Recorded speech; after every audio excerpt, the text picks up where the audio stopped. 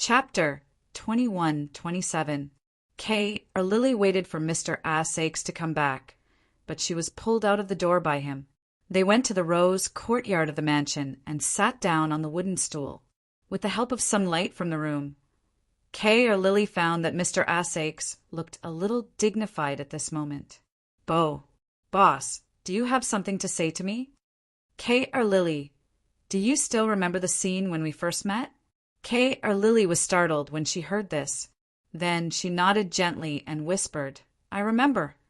I will remember it for the rest of my life, she added silently in her heart. Arthaces patted Kelly's head and chuckled. At that time, you were only as tall as my waist.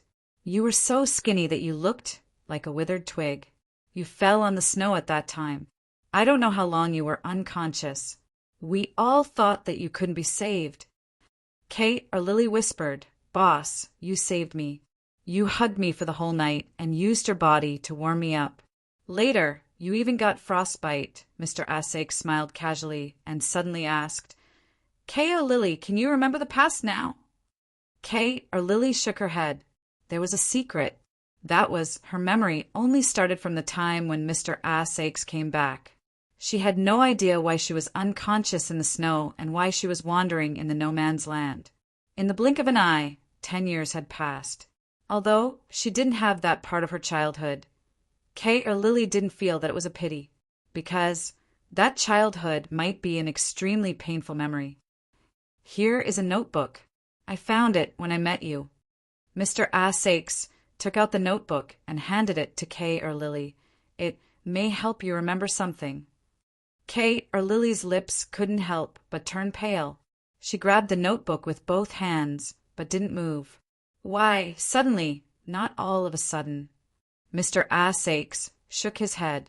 Actually, when I found you, you weren't alone. There was also a woman. There's another one. Then that woman? Mr. Aches shook his head. I'm sorry. When we found her, she's dying. She hugged you tightly with her body? I've bought you more time. She is? Could Lily subconsciously tighten her grip on the Arthaces boss' arm? I don't know. She didn't say. Mr. Aches sighed. She has bright red hair. I heard from my mentor, Calvin. Did they come from a race called the Celts?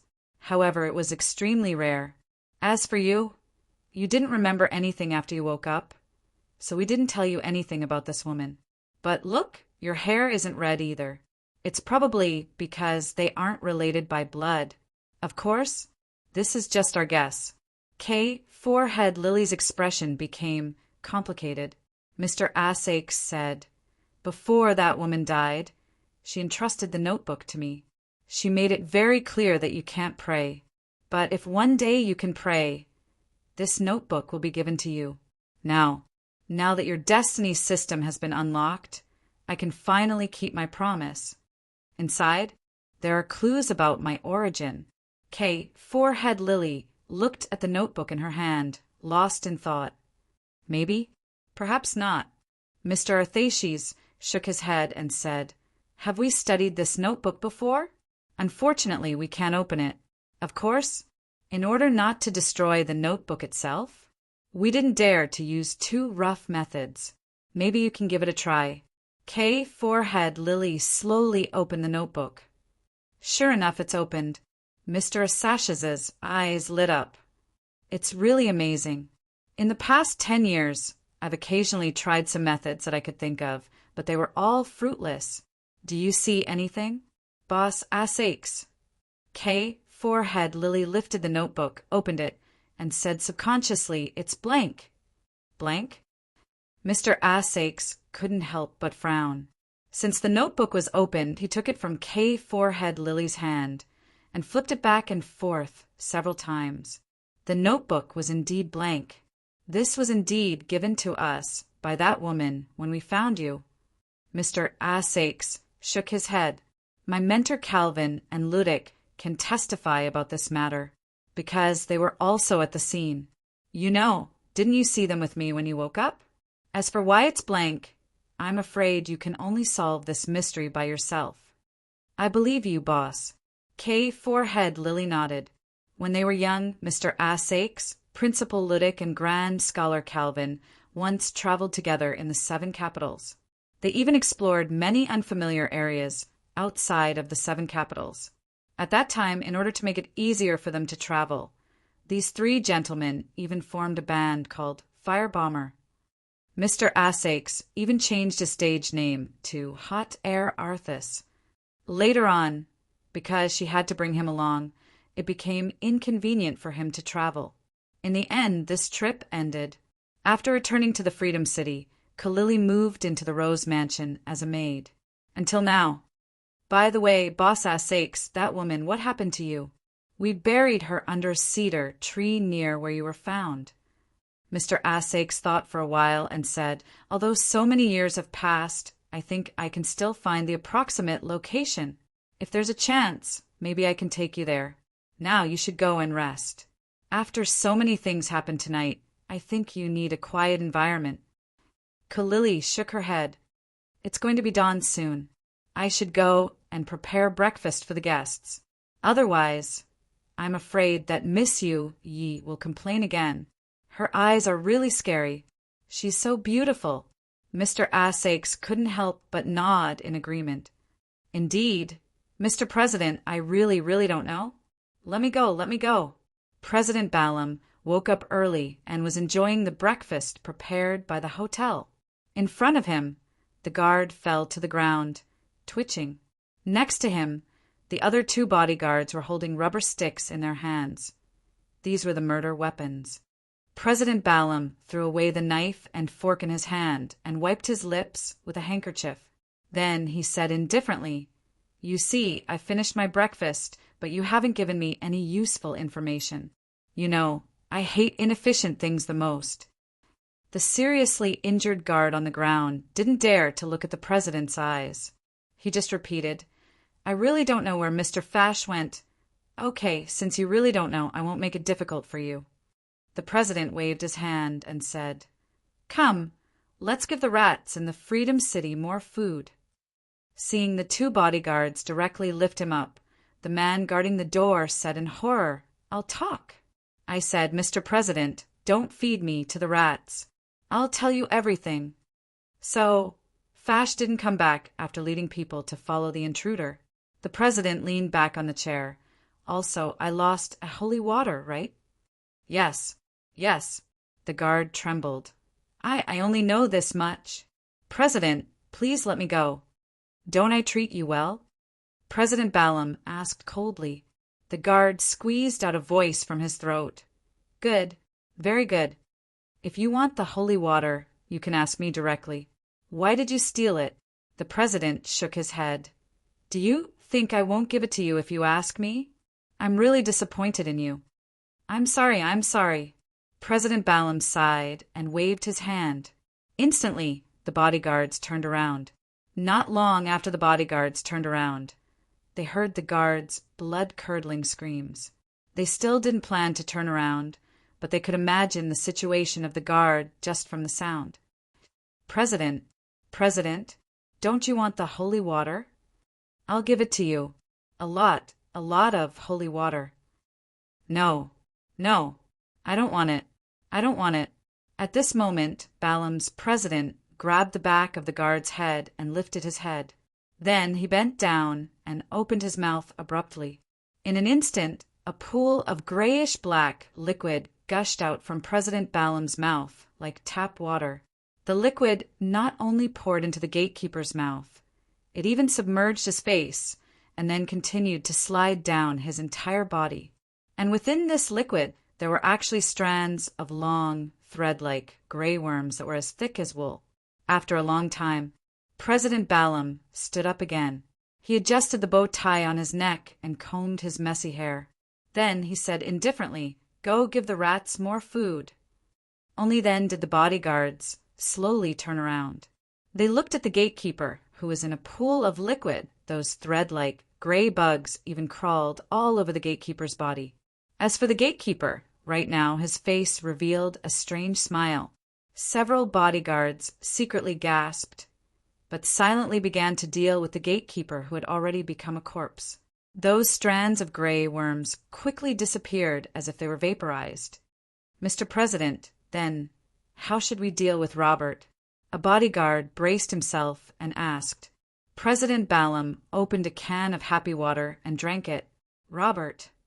Yes, after he was caught, Mr. Fash gave him the holy water.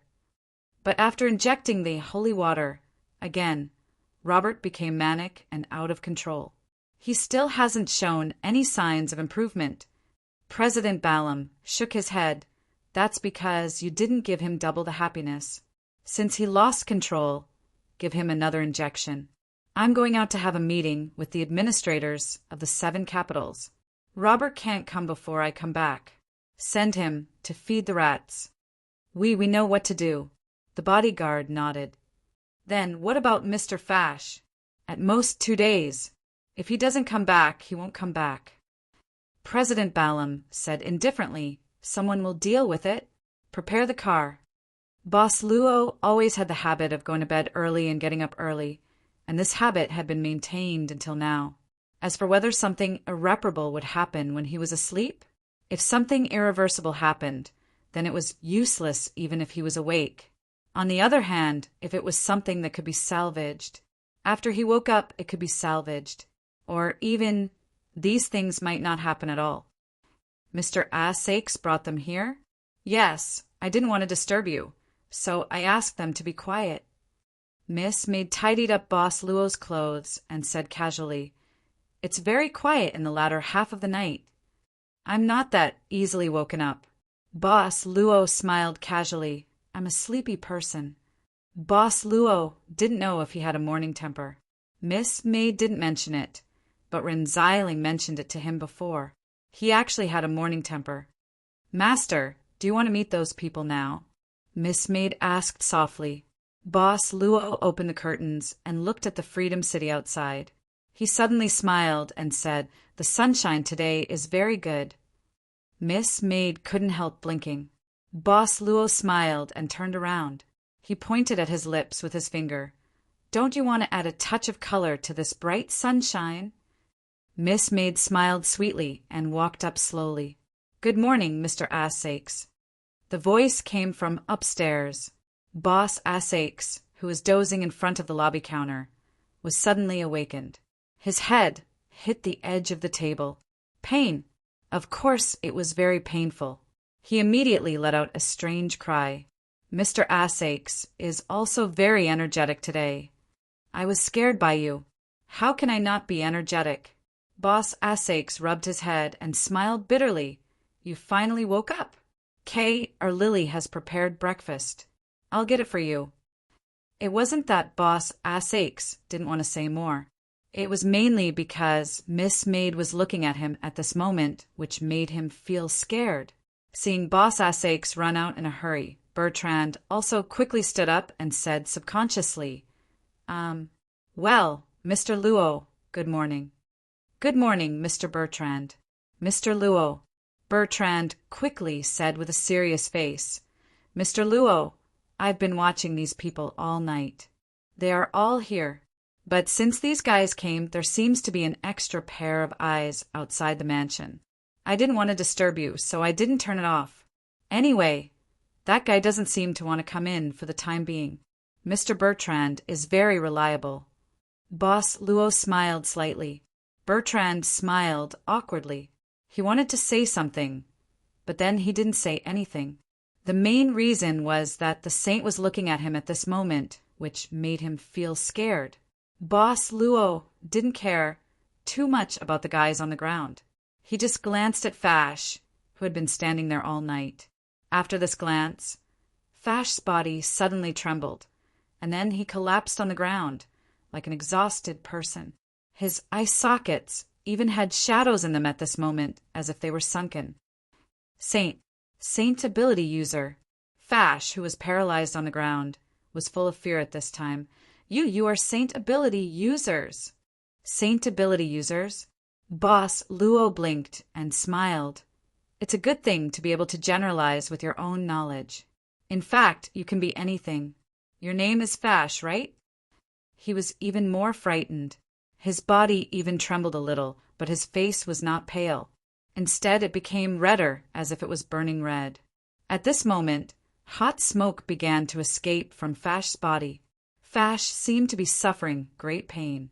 His eyes swept around frantically, then stared at the coffee table. On the coffee table, there were all the things that Bertrand found.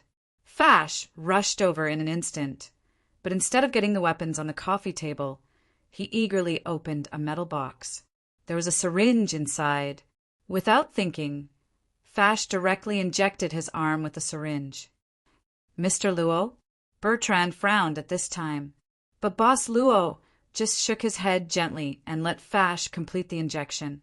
At this time, Fash, who had completed the injection, knelt on the ground at once, but the painful expression on his face gradually faded. Instead, he showed a strange and satisfied smile.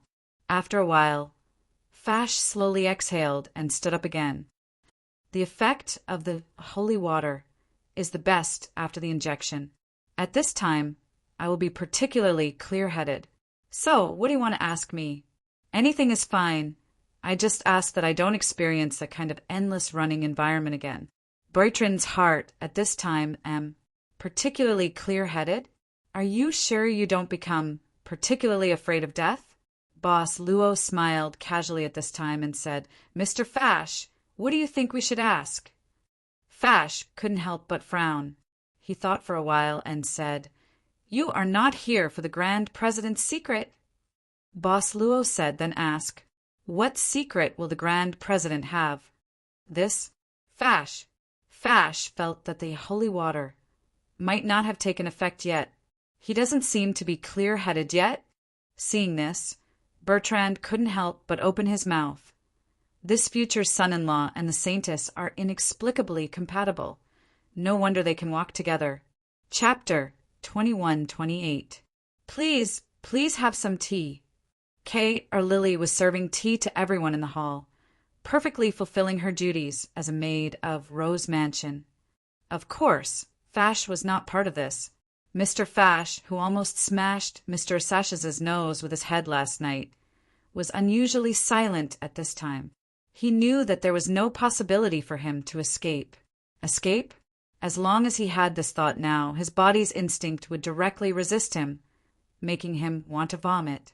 In that endless world of running, Fash had vomited countless times. But if he didn't want to die, he could only continue to run. That was an experience that even his rationality would want to seal away. But in fact, everyone's eyes were more on Boss Luo at this time. This mansion was a Sash's property, but unknowingly, Boss Luo was more like the owner here. He had the strange power to become the center of attention and the center of everything. Bertrand was silent. He had to admit this because he himself had unknowingly become one of the affected ones. Bertrand suddenly had a strange feeling at this time. If the future son-in-law was compared to the sun, then everything in the world would follow a fixed law and revolve around this sun. We are probably born to serve this sun, right? This was a very strange feeling. It even disappeared in a flash, leaving only a trace of a strange feeling of indifference.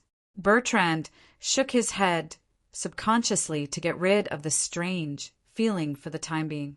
He then coughed softly and looked at Fash, who seemed to be waiting for a verdict, and said, "There is a guy outside the house who has been staring at this place since last night. Don't you want to invite this guy in to have a seat?" Outside the house? Fash was startled when he heard this, and immediately frowned. "I only brought these people, and they have been caught by you. Who else can there be?" "Not your people." Bertrand showed a puzzled look. "You really don't know?" "I have no reason not to cooperate." Fash shook his head and said, "Since you said that someone has been keeping an eye on this place, with your ability, you could have just brought him in. Whether he is one of my men or not, we will know after a confrontation." Without saying a word, Bertrand turned to the door and said indifferently, "Son-in-law, you guys talk first. I'll be back soon." It was a very swift and decisive way of doing things. Seeing this, Boss Luo moved closer to Miss Maid and said casually, "This Mr. Bertrand is very decisive. It's one of the few advantages. Miss Maid looked as usual. Boss Luo chuckled, then looked at Fash and said, "Mr. Fash, please take a seat. Just treat this as a tea party. You just said that some of the Grand President's secrets are starting to interest me." For a moment, the words crashed into Fash's ears. It seemed to be translated into this: "Suspect of a crime? Please make your statement." Fash nodded and pulled out a chair. He slowly sat down. He put his hands on the table and said, "About my previous actions? You guys saw it too." "I didn't see it." "What did you do?" Asakes suddenly raised his hand and said, "Do it again if you have the ability."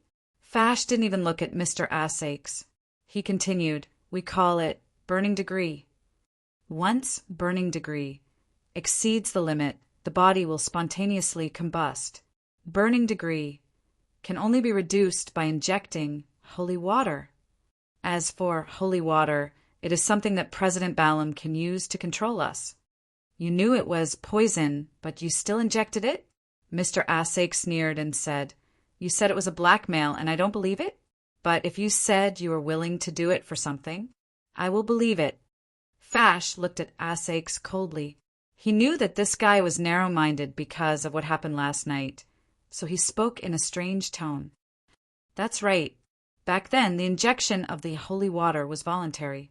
I don't deny this," Fash said indifferently.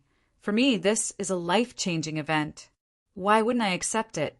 Mr. Asakes shook his head and said, "Whether it is in the capital of freedom or the capital of dawn, even the other 7 capitals, there is no better way to change one's life than to become a devout prayer. What kind of effort is this? Brother, you're going down the wrong path, aren't you? For you guys, is that really the case? But for us," Fash said expressionlessly, "for us who can't pray, not only can we not generate koja, but also have been defined as sinners since our ancestors, and the blood of blasphemers flows in our veins. Prayer, is it useful? You can't pray." Mr. Arthashi stood up abruptly, but quickly sat back down. "I can pray," Fash said indifferently. "Since I used holy water, I can already pray." Mr. Arthashis widened his eyes in disbelief. He knew what the sinner's bloodline was. It was the bloodline of those who had blasphemed against the saints and were exiled to a desolate land outside of the 7 capitals after being judged. When he, Mentor Calvin, and Ludic traveled together as an orchestra, they had come into contact with the descendants of sinners. The environment in those places was as bad as purgatory, and the descendants of sinners seemed to be suffering. But holy water could make the descendants of sinners pray again. Subconsciously, Mr. Asakes looked at Kay Airlily. The little maid of the mansion seemed to have thought of something at this moment. She gripped her skirt tightly and even bit her lips. Such a thing can't exist. Mr. Asakes shook his head. "This is a challenge to the supreme of the 7 capitals, and even the faith of the entire Holy Light Kingdom. This is heresy. It's up to you to believe it or not," Fash said indifferently. At this moment, Boss Luo suddenly asked, "Can you tell me the origin of this holy water? Since it's a method that Mr. President used to recruit you, it means that the holy water was made by Mr. President? Mr. President is the only living source of holy water." Fash thought for a moment and said, "Only he completed the transformation into a receiver of holy water. The President, that Balaam, that bastard, was able to rise from a nobody to the president of the City of Dawn in such a short period of time. You'll never know how many officials in the City of Dawn are people of the holy water system. Even I don't know. The source of holy water and the receiver?" Miss Maid thought for a moment and said, "In other words, this president is also a descendant of sinners." "Should be." Fash nodded. "But I'm not sure. I only heard Balaam talk about some things about the land of sin. But in theory, only those with sinners' bloodlines who were exiled there and their descendants would know about the land of sin. The people of the 7 capitals wouldn't step into a terrifying place like the land of sin." "What is the transformation of holy water?" asked Receiver. Miss Maid said indifferently, It sounds like a kind of research. I don't know. Fash shook his head and said, I only know these terms. Balaam said it by accident. It's even possible that it's just to mislead me. Balaam will be wary of us, even when we're under the control of holy water. He never really believed in anyone. I need a sample of holy water, Miss Maid said directly. Fash said helplessly, I don't have any more. The one I used just now was embezzled from this guy. You made me fall into that terrifying spiritual world and greatly increased my burning value. Otherwise, I could at least last until tomorrow. Don't they have it on them? Asakes pointed at the guys on the ground. They're the same as me. Fash shook his head. Balaam will give us holy water. Regularly, 1 dose each time, never more. Once something happens to the president, Mr. Fash, you won't be able to obtain holy water, so you can only protect him carefully. Boss, Luo nodded. It's like something a suspicious person would do. But telling us these things is equivalent to betraying the president. Aren't you afraid, Mr. Fash?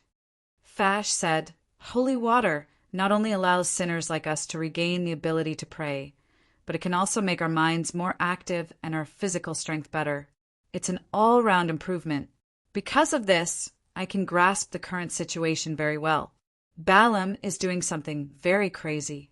I hope to see someone who can stop him. What does he want to do? Asakes asked in a deep voice. Holy water is a very special substance, Fash said in a deep voice. The saint of the City of Freedom will be resurrected on the 3rd day after the calamity. If the resurrected Holy Maiden herself was a user of the holy water, then the resurrected saint might also. Maybe what? Just like us. He's an evil blasphemer. How dare he? It's not a matter of whether he dares or not, but he's already doing it. Fash shook his head. At the very least, I know that all the candidates in the Holy Maiden ceremony have unknowingly used the holy water. No, I have to expose his evil deeds. How are you going to do that? Fash sneered. Now that the supreme beings are preparing for the resurrection ceremony, they won't care about what's going on below. You can't get them to respond to you. Currently, the City of Freedom is under the charge of the managers of the 7 capitals. I'm afraid that the other managers of the 7 capitals have already encountered problems. What did you say? According to the schedule, Balaam should be having a meeting with the managers of the 7 capitals right now. Fash said with a shrug. I'm really sorry, everyone. I was too busy last night, and I almost couldn't get up in the morning. We've just arrived, President Balaam. You're too polite. Please take a seat, the mayor of Duran City said with a smile. In the meeting room of the City of Freedom's City Hall. Other than him, the managers of the 7 capitals were also present. Today was the last meeting for the resurrection ceremony that was about to begin. This meeting will be presided over by Lord Archangel Langdo. After everyone was seated, the mayor of Duran City made a grand introduction. He looked at the young man sitting at the head of the table with an extremely respectful expression. High Archangel Langdo was probably the most respected person in the Holy Light Nation other than the supreme beings.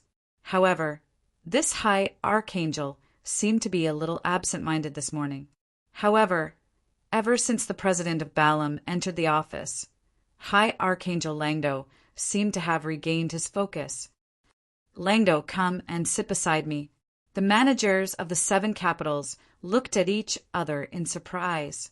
It seemed that the president of the City of Dawn was very favored by the holy light. However, it made sense since the City of Dawn had always provided the most amount of willpower. The managers of the 7 capitals sat down with different thoughts in their minds. At this moment, Langdo looked at the president of Balaam, who was sitting beside him, and said, Balaam, did you bring those candies? My mouth is a little bland. Everyone was stunned. As a high archangel, he liked to eat candies? I'm really sorry, Lord Langdo. The president of Balaam said apologetically, I left in a hurry to attend the ceremony in the City of Freedom, so I didn't bring them with me. You didn't. Langdo frowned impatiently. The president of Balaam then said, but I brought some juice. It tastes the same. If Lord Langdo doesn't mind, I can ask my subordinates to bring some over. Hurry up and bring it over. I miss that taste, Langdo said. The president of Balam turned around and looked at his subordinates. Soon, his subordinates brought in an exquisitely packaged bottle and some cups and distributed the juice to everyone. This is a very rare specialty of the City of Dawn. There isn't a lot of it produced each year. Since I've brought it here, I'll give it to everyone, the president of Balam said with a smile. What time is it? Who has the mood to care about this? A female manager of the 7 capitals frowned and pushed the cup away. Balam, this is the city of freedom, not your city of entertainment. Delicious. It's really delicious. The High Archangel finished the juice in one gulp. The High Archangel even felt that it wasn't enough. He snatched the bottle from his subordinate's hand and started gulping down the juice. Why are you looking at me? Langdo wiped his lips and said energetically, You should try it too. I believe you will fall in love with this taste. It was indescribably strange, but this was the High Archangel. After all, the city of blazing sky and this High Archangel were of the same origin. The Pope could only express his gratitude. Well, since High Archangel said so. The Pope of the city of blazing sky hesitated for a moment before picking up the cup and taking a sip. How is it? Does it taste good? Langdo looked at the Pope and asked with a smile. Indeed, it's a little novel. The Pope nodded. He drank the juice as if he didn't drink it at all. He couldn't taste anything at all. The female manager of the 7 capitals picked up the cup and drank, gulped down half of the juice. Then she said, I've drunk the juice. High Archangel Langdo, can we start today's meeting? We don't have much time. Then let's start. Langdo nodded like a spring breeze. Chapter 21-29. You mean to say that the managers of the 7 capitals will soon become slaves that rely on the holy water? Mr. Shea's expression became agitated. Even though the Holy Light Kingdom's universal concept was to teach people to be kind, it didn't mean that the people of the Holy Light Kingdom didn't know the consequences of doing bad things. Once the managers of the 7 capitals were affected by the holy water, they would refuse to obey and self-combust due to the high degree of burning. The 7 capitals would fall into chaos. In other words, the administrators of the 7 capitals had no choice but to obey President Balam, who controlled the source of the holy water.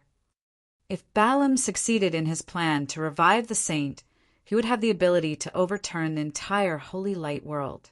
In fact, according to the time, I'm afraid it won't be as simple as it seems. Fash said calmly, At least, in my opinion, Balam has no reason to fail. Mr. Asakes sat down helplessly. If it hadn't happened, he might have been able to struggle. But since it had happened, he had no way to do anything. Rushing to the city hall now. The entire Freedom City's city hall would probably become President Balam's backyard. The sage. Why would the sage die at this time? Mr. Asakes smiled bitterly. If the sage was still around, there wouldn't be so many problems.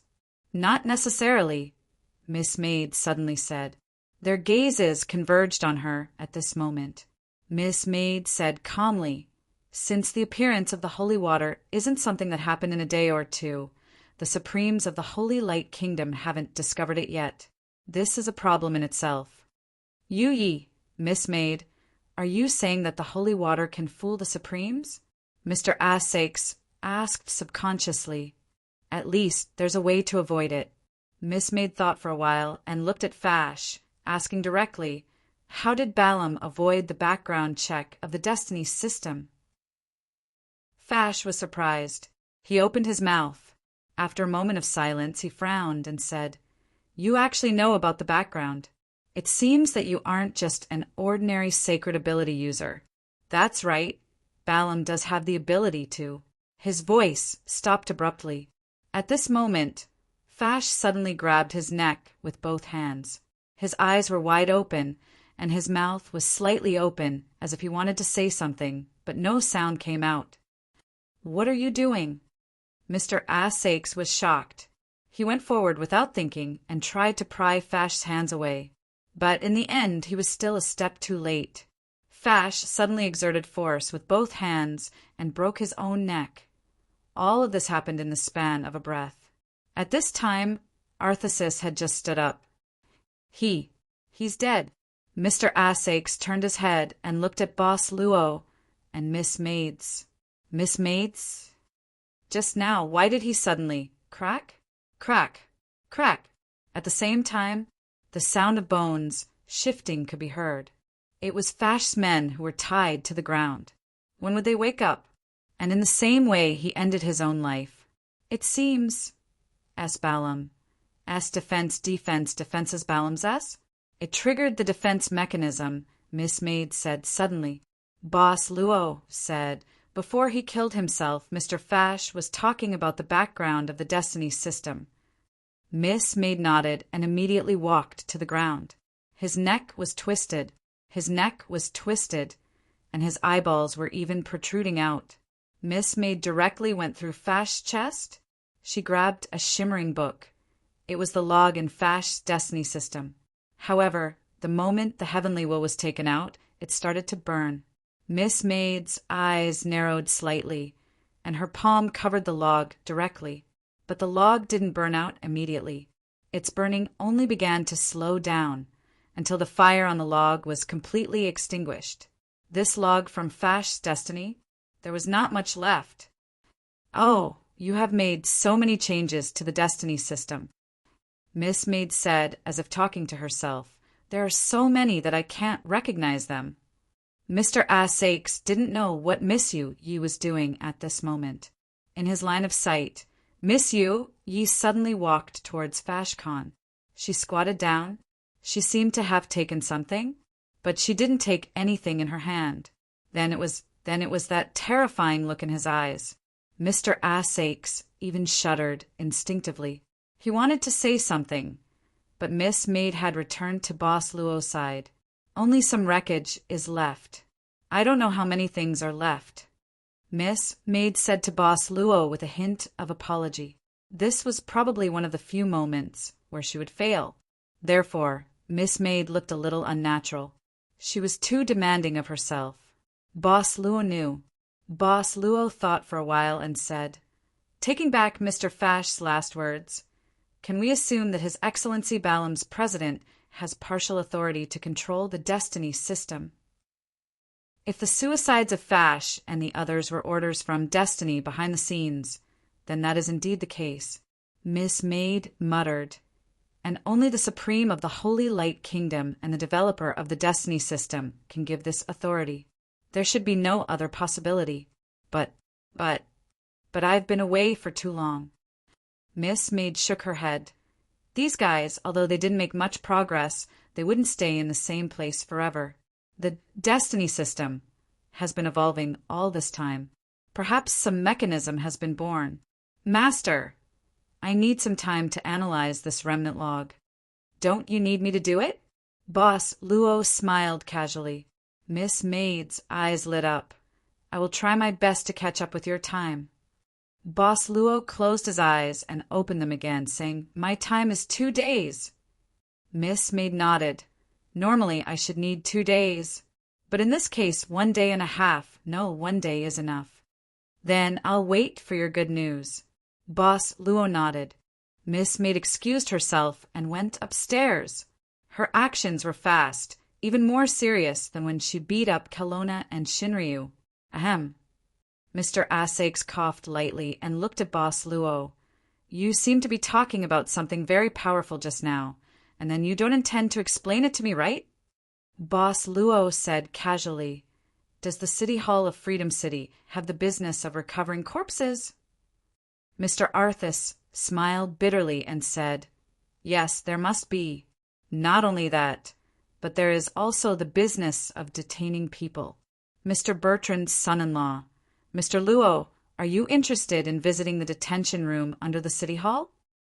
Boss Luo smiled and suddenly said, I need to prepare for the selection of the Holy Maiden's ceremony tonight. Boss Asakes, please excuse me. Wait, these guys. What about the corpses? Asakes was shocked.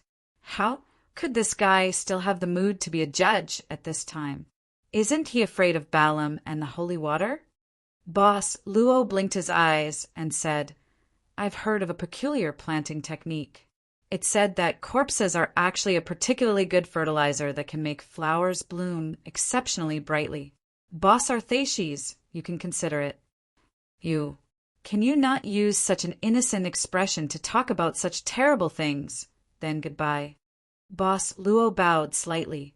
Since Dong Remy village, perhaps earlier, Mr. Asakes felt that as a traveler, whether it was Miss Yu Yi or Mr. Luo, there was something wrong with them.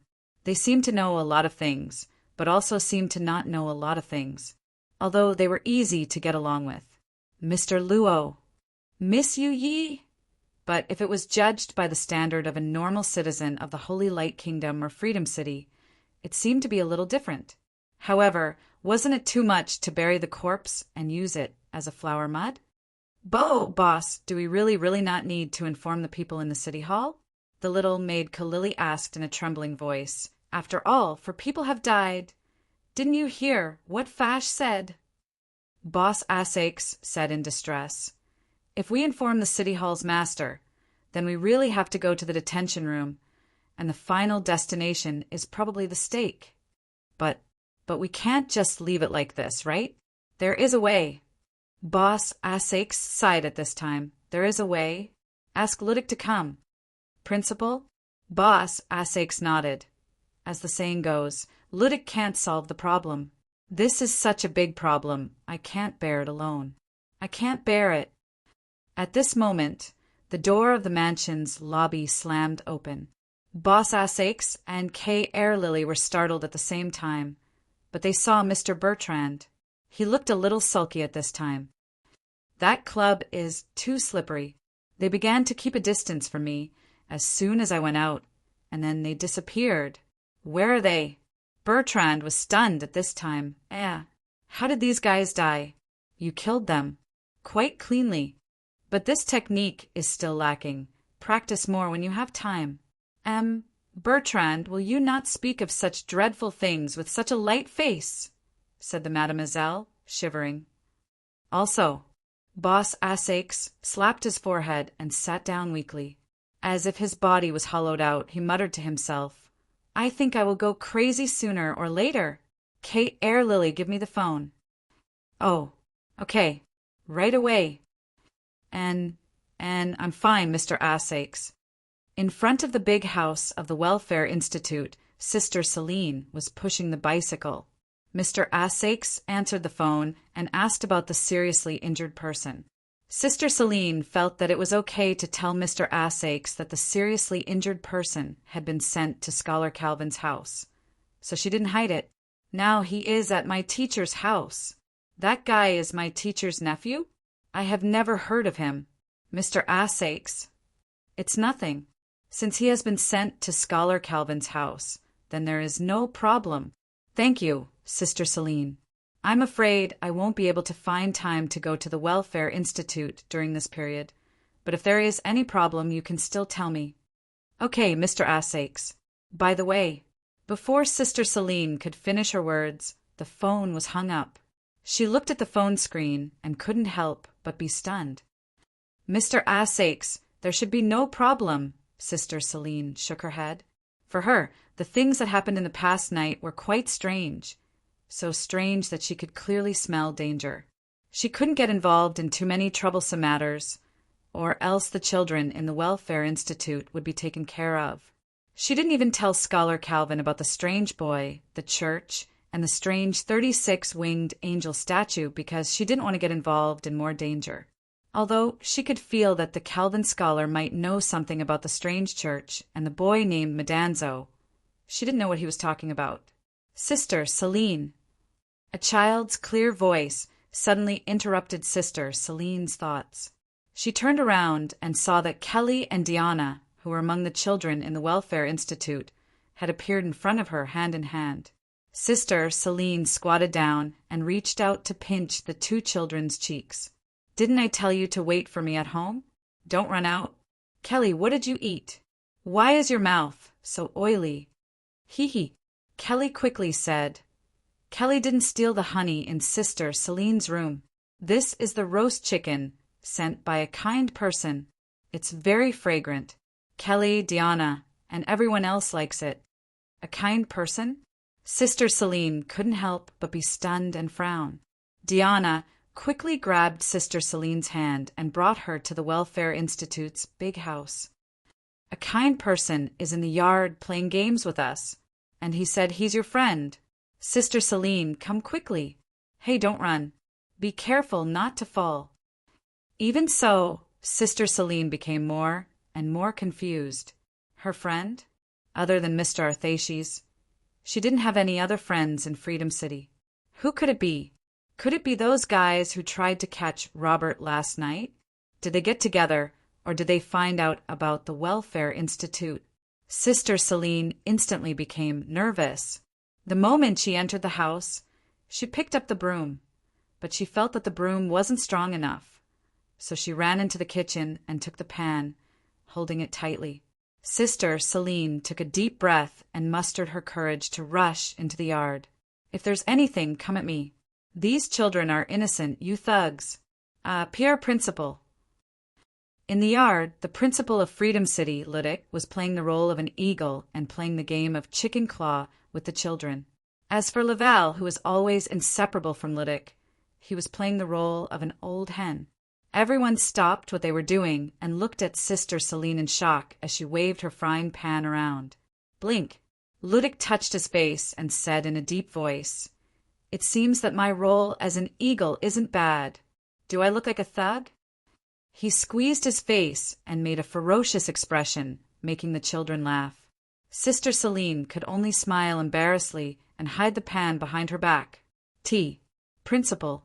After Sister Celine served the tea, she stood aside anxiously. Ludic turned the teacup and said with a smile, "Celine, you've been absent from school for almost a year, right? You haven't come to school since the last Holy Maiden ceremony." Sister Celine opened her mouth and said with a bitter smile, "I'm sorry, I know what I'm doing is wrong.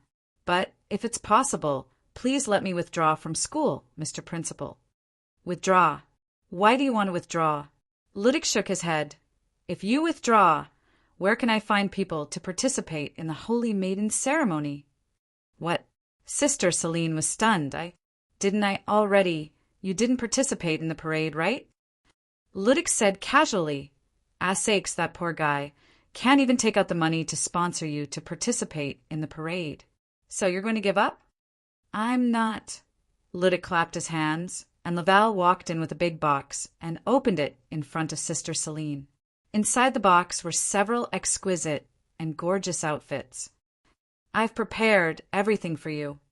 Ludic said directly, "I hope to see you tonight, Celine.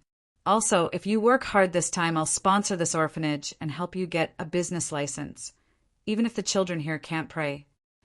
Chapter 2130. You killed these people? You are quite nimble. It seems like you have done this a lot. Hearing this, Mr. Sakes almost pressed the guy in front of him onto the sofa and strangled his throat. Ludic, this guy grew up with him as a child, but now their paths were completely different. Don't mess around. I have something more important to tell you. The principal had just arrived at the Rose Mansion. Originally, according to his schedule, he was supposed to return to the City of Freedom Academy after leaving the orphanage, but he was called by sakes. He used that kind of, "if you don't come, you will regret it," humph, this kind of tone. In fact, the principal had come because he felt that Arthashes's final word was very spiritual. His heart had been touched, so he had come. Mr. Sakes directly pulled Ludic into the side hall. "Mr. Levi, please have some tea." "Thank you, Ms. Kay or Lily."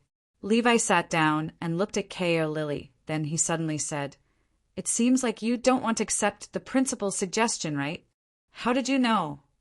The maid was surprised. Levi said calmly, "If you agreed, you wouldn't look so relaxed. Instead, you would look more nervous. Kay or Lily subconsciously touched her face. This kind of thing could be seen from her expression. It's good that you don't agree. Levi shook his head. Just pretend that this didn't happen. It's good for everyone. Kay or Lily hesitated and asked in a low voice, "But will the principal blame me?" "He doesn't only have one choice." Levi said casually, "Of course, if you agree, he will have two choices, and it will be safer." Kay or Lily couldn't help but bitterly smile. The world of adults is really complicated. The world of adults is not complicated. However, Revere said, the world of the adults is just more direct. Oh, right. Where are the guests of the mansion? Are they all gone? Kay or Lily couldn't help but reveal a distressed expression. She sighed and said, "How should I say this? In short, we don't have the right to ask where the guests are going." The boss of Arthashis had always been abiding by a basic rule. He ran a hotel. When the guests came, they would check in. When the guests wanted to leave, they would check out. He would not take the initiative to ask the guests where they were going during the day. He would just keep the lights on in the main hall of the mansion. Either it was Kay or Lily or himself. There was always someone waiting to open the door. After about 20 minutes, Mr. Assakes and the principal came out of the room. The campus principal looked the same as he did when he entered. Only Mr. Assakes seemed to be rolling his eyes. "Revere, call a few people over and deal with these bodies," the campus principal said directly at this moment. What surprised Kalili was that Mr. Levar did not hesitate at all when he heard her order. He immediately made a call. This was a corpse, not some random object. Only Mr. Assakes frowned and asked, "Deal with? How are you going to deal with it?"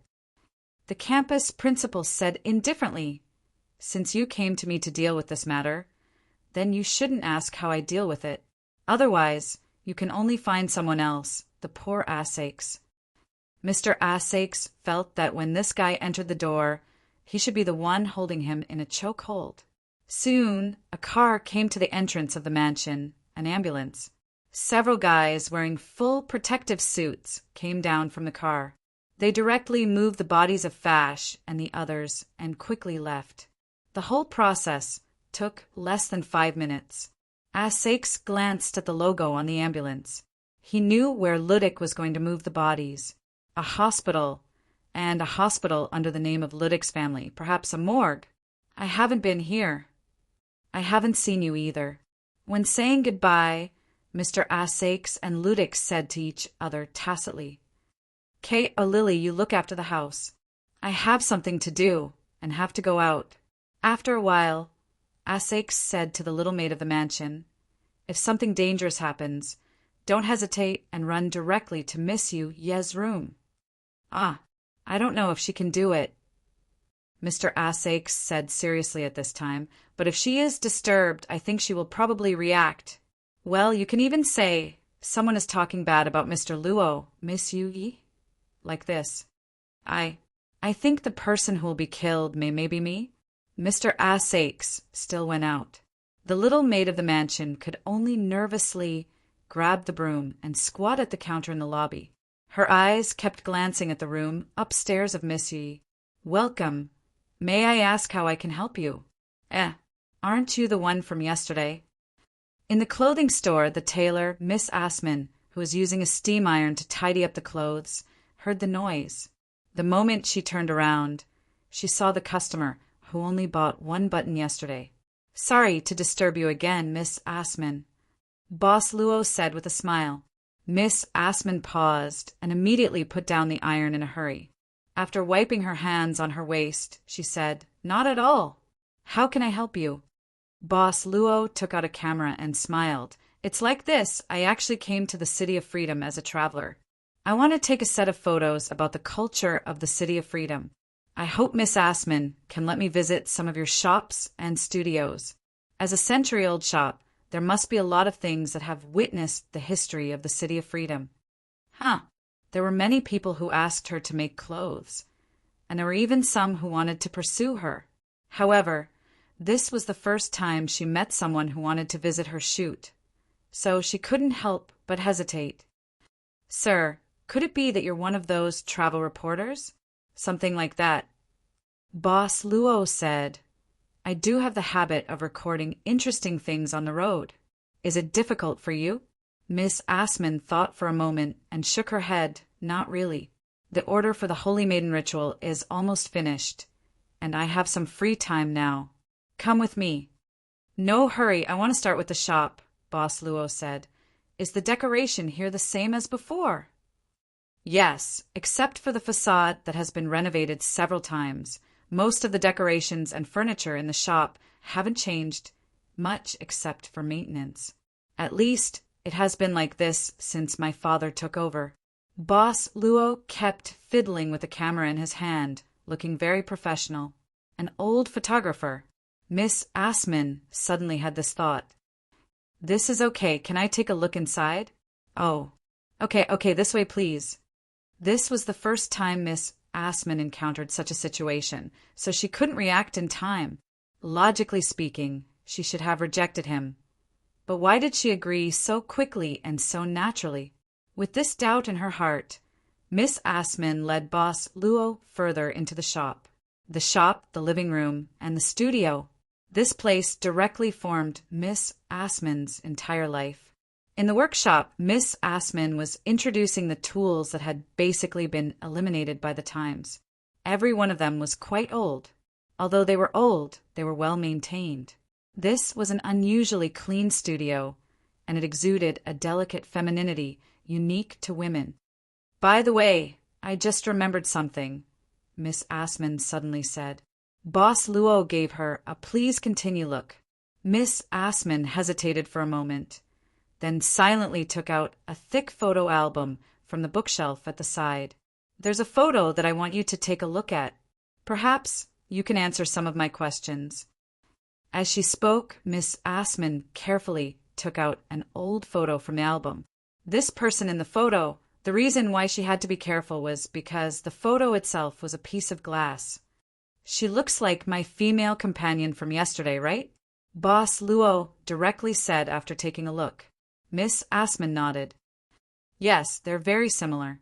Even their body shapes are basically the same. But this photo album has been passed down since my grandfather. Before my grandfather, I don't even know how long it has been in existence. This is a work of wet photography. It can be maintained for at least 100 years. Boss Luo smiled slightly. 100 years is enough to show its value. Miss Assman shook her head. I don't know much about this. I only know how to tailor clothes. Boss Luo said casually, since this photo could be from 100 years ago, Miss Assman, do you think it has anything to do with my female companion?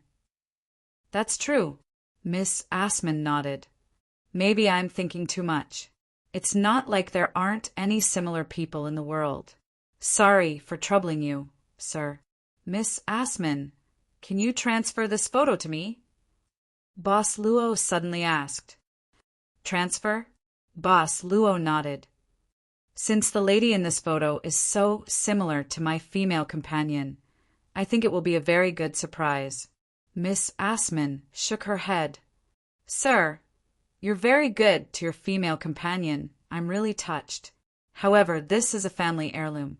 Although it's not valuable, I think I have the obligation to preserve it. You've decided so quickly, Miss Assman, Boss Luo said. Since I said transfer, don't you want to hear my price? This. Miss Assman frowned, but still said patiently, Okay, sir, what price do you plan to offer? What do you think of this thing? Boss Luo pointed at the workbench beside him. Miss Assman looked over subconsciously. When did this box appear? Why didn't I know? She looked at this strange, traveling photographer hesitantly. Open it and take a look. Like a whisper from the depths of her heart, Miss Assman subconsciously walked to the workbench and slowly opened the box in front of her. This is a shoe? She saw what was inside the box. It was a pair of shoes, a pair of delicate, transparent glass shoes. This pair of shoes has a magic attached to it. It can make you stand out. Boss Luo's voice sounded softly, but the magic will lose effect at midnight. Of course, if you use it well, maybe it can make you do something you want to do. Sir, you really know how to joke." Miss Assman shook her head, but when she turned around, she found that Boss Luo had disappeared. She was shocked and hurried to the table where the photo album was placed, but she found that the photos in the album were not missing, especially the photo made of glass, which was intact. Miss Assman frowned and quickly walked out of the workbench, but she couldn't find him even after searching inside and outside the clothing store. She could only return to her workbench with a puzzled expression. At this time, Miss Assman subconsciously looked at the box. The pair of glass slippers was still here. Glass shoes with magic. Cinderella's glass shoes? Miss Assman shook her head, thinking that this was a bit strange. She closed the box and put it aside. She planned to return it to this strange photographer the next time she met him. He should be back, right? Miss Assman thought and walked out of the workbench. Creak! The door closed slowly. But when the door was completely closed, it suddenly opened again. Miss Assman walked quickly to the box and pressed her hands on it. She bit her lip, and her fingers quickly tapped on the box.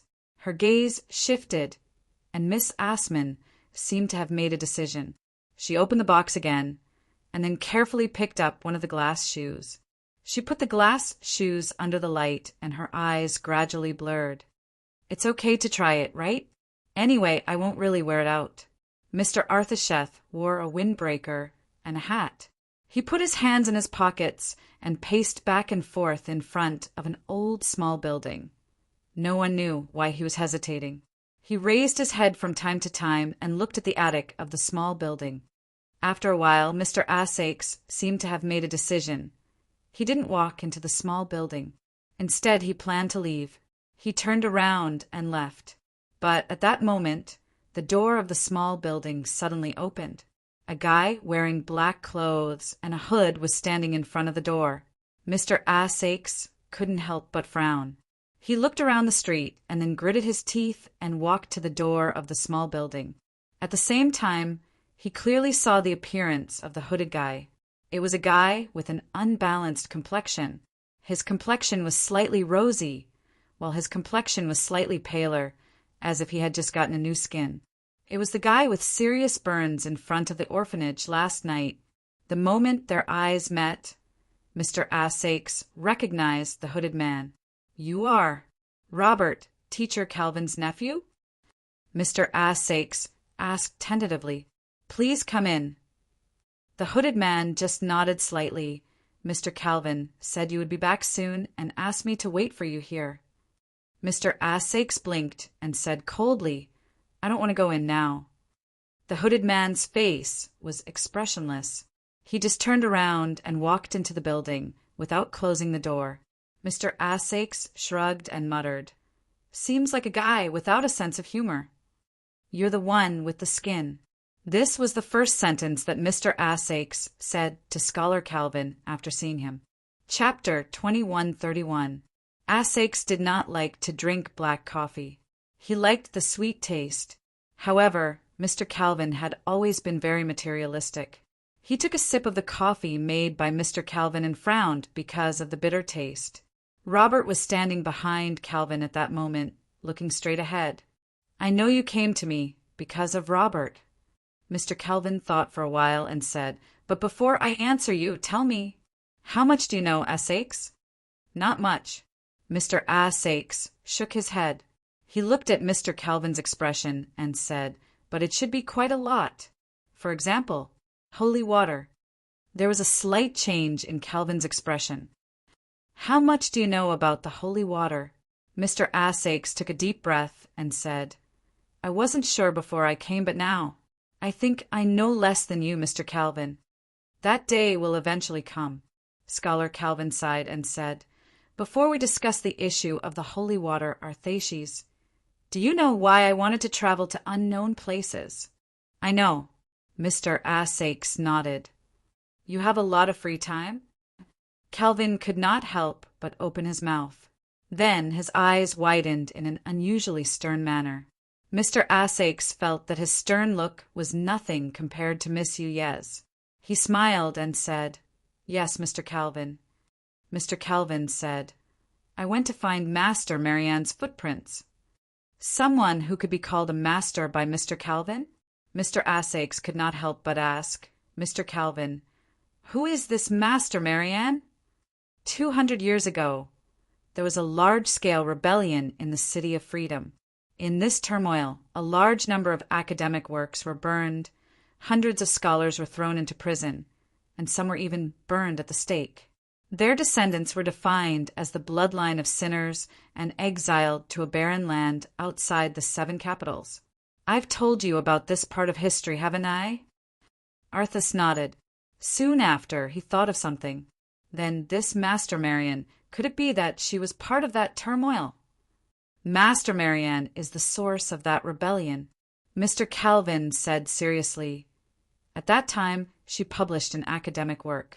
However, this work did not bring her honor. Instead, it brought her disaster. What about this work? It has something to do with holy water, Mr. Calvin said seriously. It might even be the method to make holy water. We were able to discover from some of the remaining information that holy water seems to have the ability to help people increase the level of divine favor and even the level of praying and sanctification. Mr. Asakes remembered Fash's description of holy water. This thing could even allow people with sinners' bloodlines to regain the ability to pray. It can increase the level of divine favor and even the level of praying and sanctification. Isn't this a good thing? Why is it forbidden and even regarded as heresy? Mr. Asakes could not help but shake his head.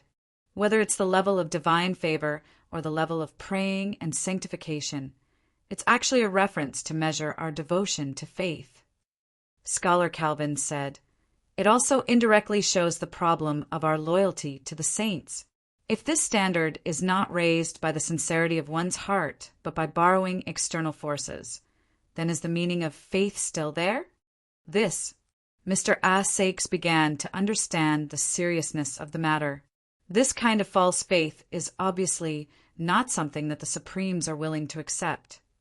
Mr. Calvin sighed and said, "But the reality is that praying by consuming holy water can produce even purer willpower." Purer? How is that possible?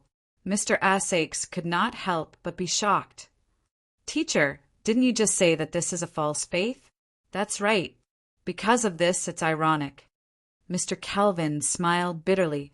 "We pray devoutly every day, and the ascetics even admonish themselves for many years. But the result is not comparable to some things that are obtained without any effort.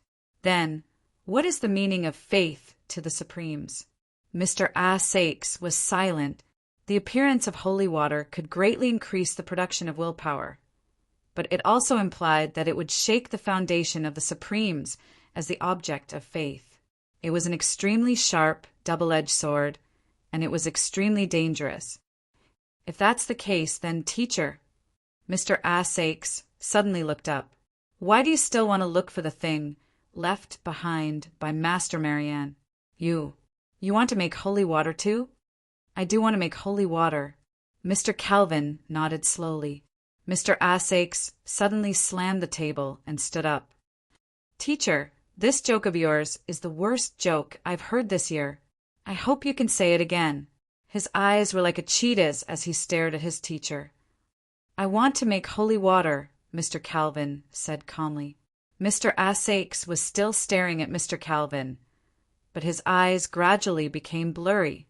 He shook his head hard and felt a strong sense of dizziness. Thump!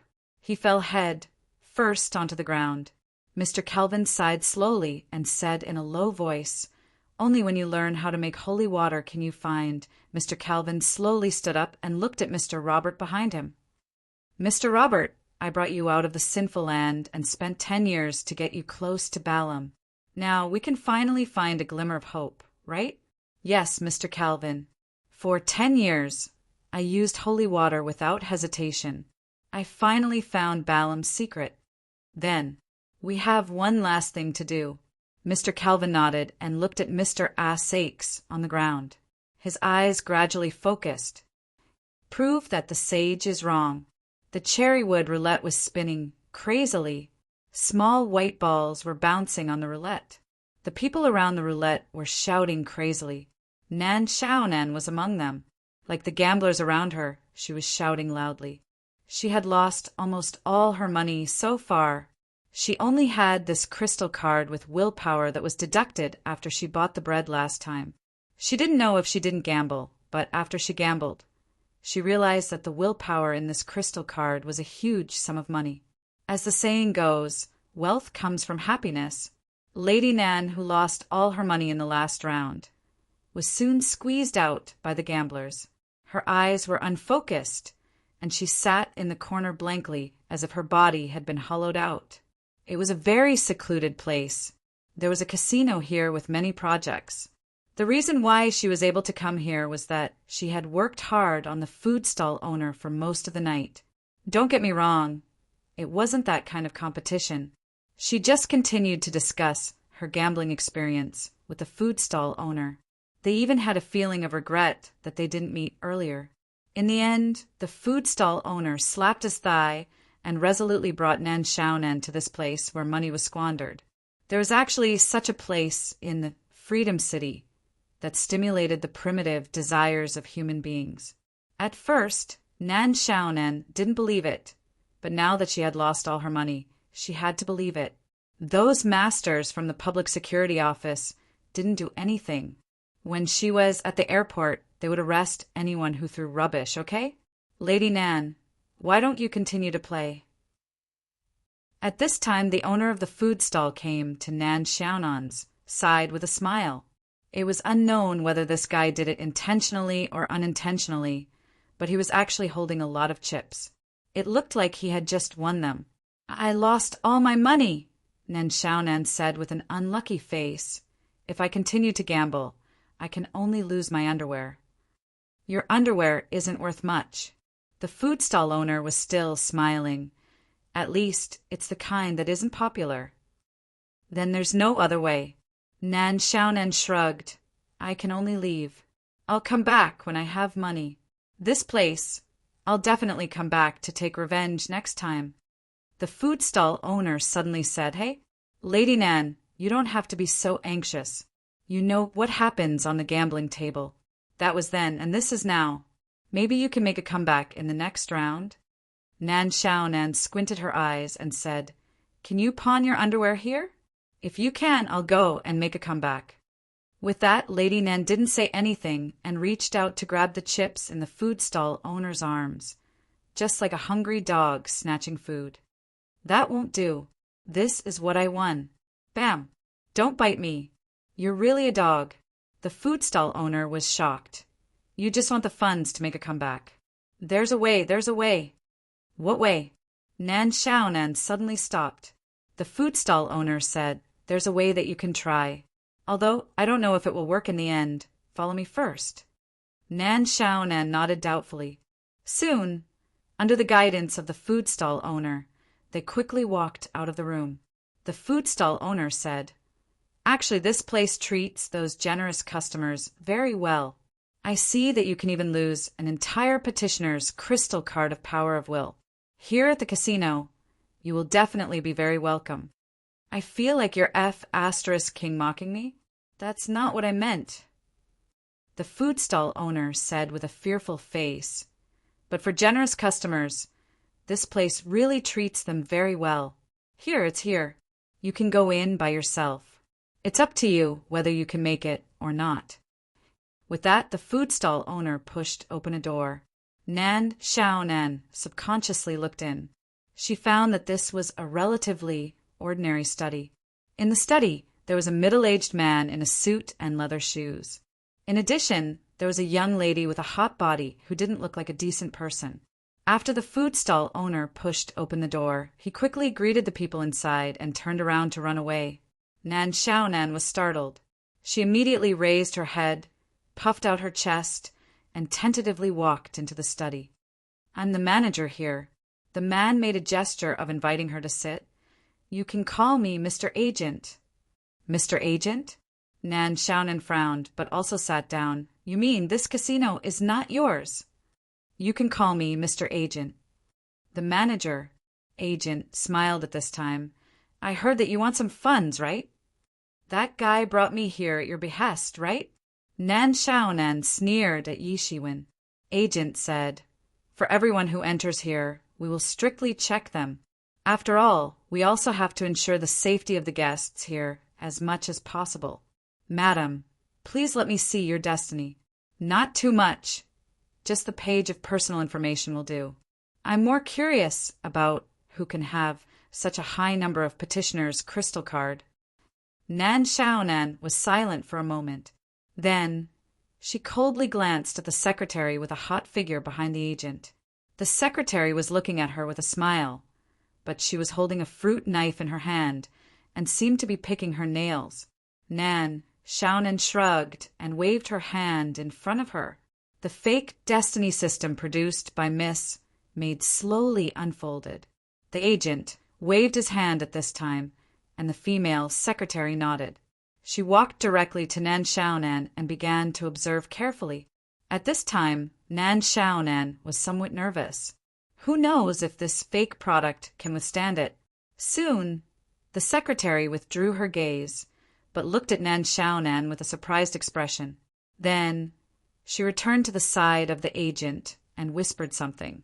After a while, the agent frowned. Nan Xiaonan felt that things were getting a little bad, so she wanted to grab the pen on the table, but the agent showed a bright smile at this time. It turns out that you are a member of that family. No wonder you have such a high number of crystal cards. I'm sorry, Lady Nan. This is just a necessary procedure.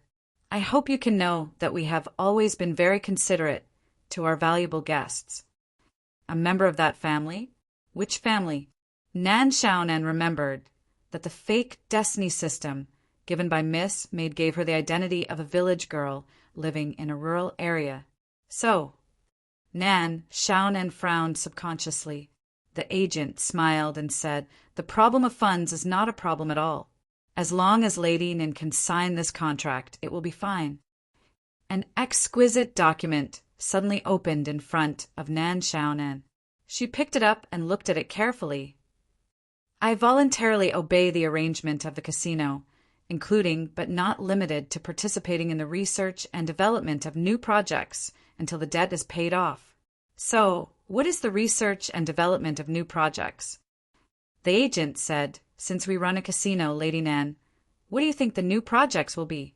Of course, it is a project to better serve customers. Oh, Nan Xiaonan suddenly sneered. Do you think I'm stupid? I'll just stop gambling. Goodbye. Nan Xiaonan stood up and turned to leave. But at this time, outside the door of the study, there were already 4 strong men. Nan Xiaonan blinked her eyes. Isn't this script a bit old-fashioned? As long as it is useful, the agent said with a smile. So Lady Nan attacked without saying anything. Then Lady Nan was carried back. I thought you had some skills, but it seems that you are just SOSO. Then the agent grabbed her finger, dipped it in Indonesian, and pressed it on the contract. Take her away. You can't do this. You will be sent to the stake. Lady Nan finally screamed at the top of her lungs. Chapter 2132. The place where she was thrown down was similar to a dungeon. The posture was wild goose landing on flat sand, XX upward. Lady Nan quickly got up, rubbed her chin, and then symbolically cursed a few words to greet the men in the house. After getting no response, she began to look around. Don't shout, it's useless. Those guys won't pay attention to you. You are? There are quite a few dungeons, at least 100 or so square in size. At this moment, there were a few lonely figures curled up at the edge. They were all women, and their expressions were lifeless, as if they were empty shells. At this time, a woman quickly walked in front of Nan Xiaonan from the darkness, different from the other women. Although this woman looked haggard, at least her eyes were somewhat lively. It was also this woman who talked to Nan Xiaonan at the beginning. How long have you been locked up here? Were you also caught by the casino's agent? Lady Nan quickly asked. I can't think of anyone else except that guy. The woman smiled bitterly. You're good, really. At least I've seen a lot of people who are caught here. You're the only one who is so calm. After all, she came here with a purpose.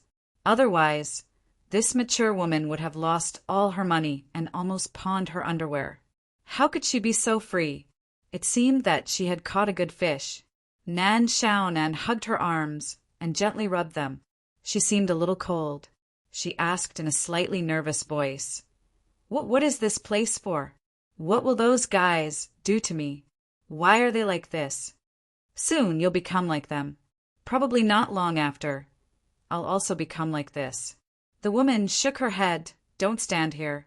Go to the side if you don't want to be splashed with food and then licked by the women here. Nan Xiaonan looked up at the entrance where she was thrown in. It seemed that there was only one exit in this dungeon. What's your name? Yulia, the woman said in a low voice. Perhaps you've heard of my name. This name sounded very familiar. Nan Xiaonan frowned and subconsciously said, the hot topic of this year's Holy Maiden ceremony, the fourth place of the previous ceremony. You're that Yulia? I'm just a prisoner now.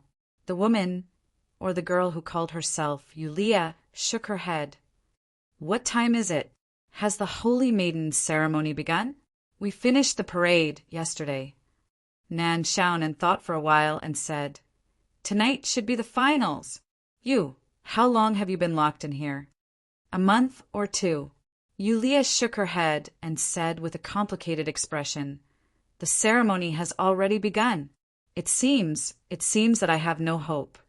You're already locked up in this place, and you still have the mood to think about the ceremony?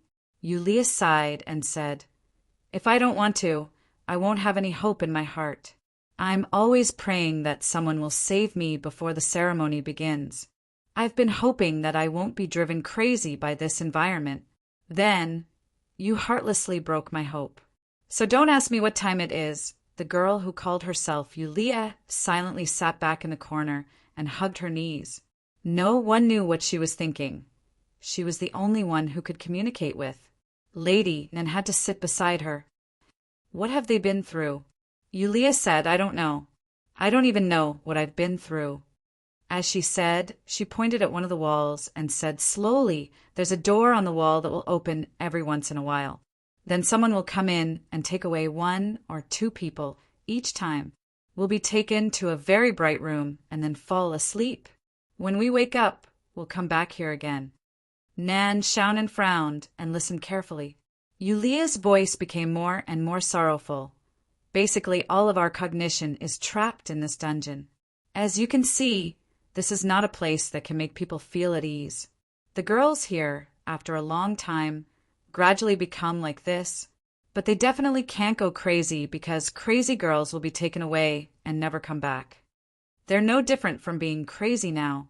Nan Xiaonan shook her head. Maybe they just didn't shout and scream, but they had already lost their minds.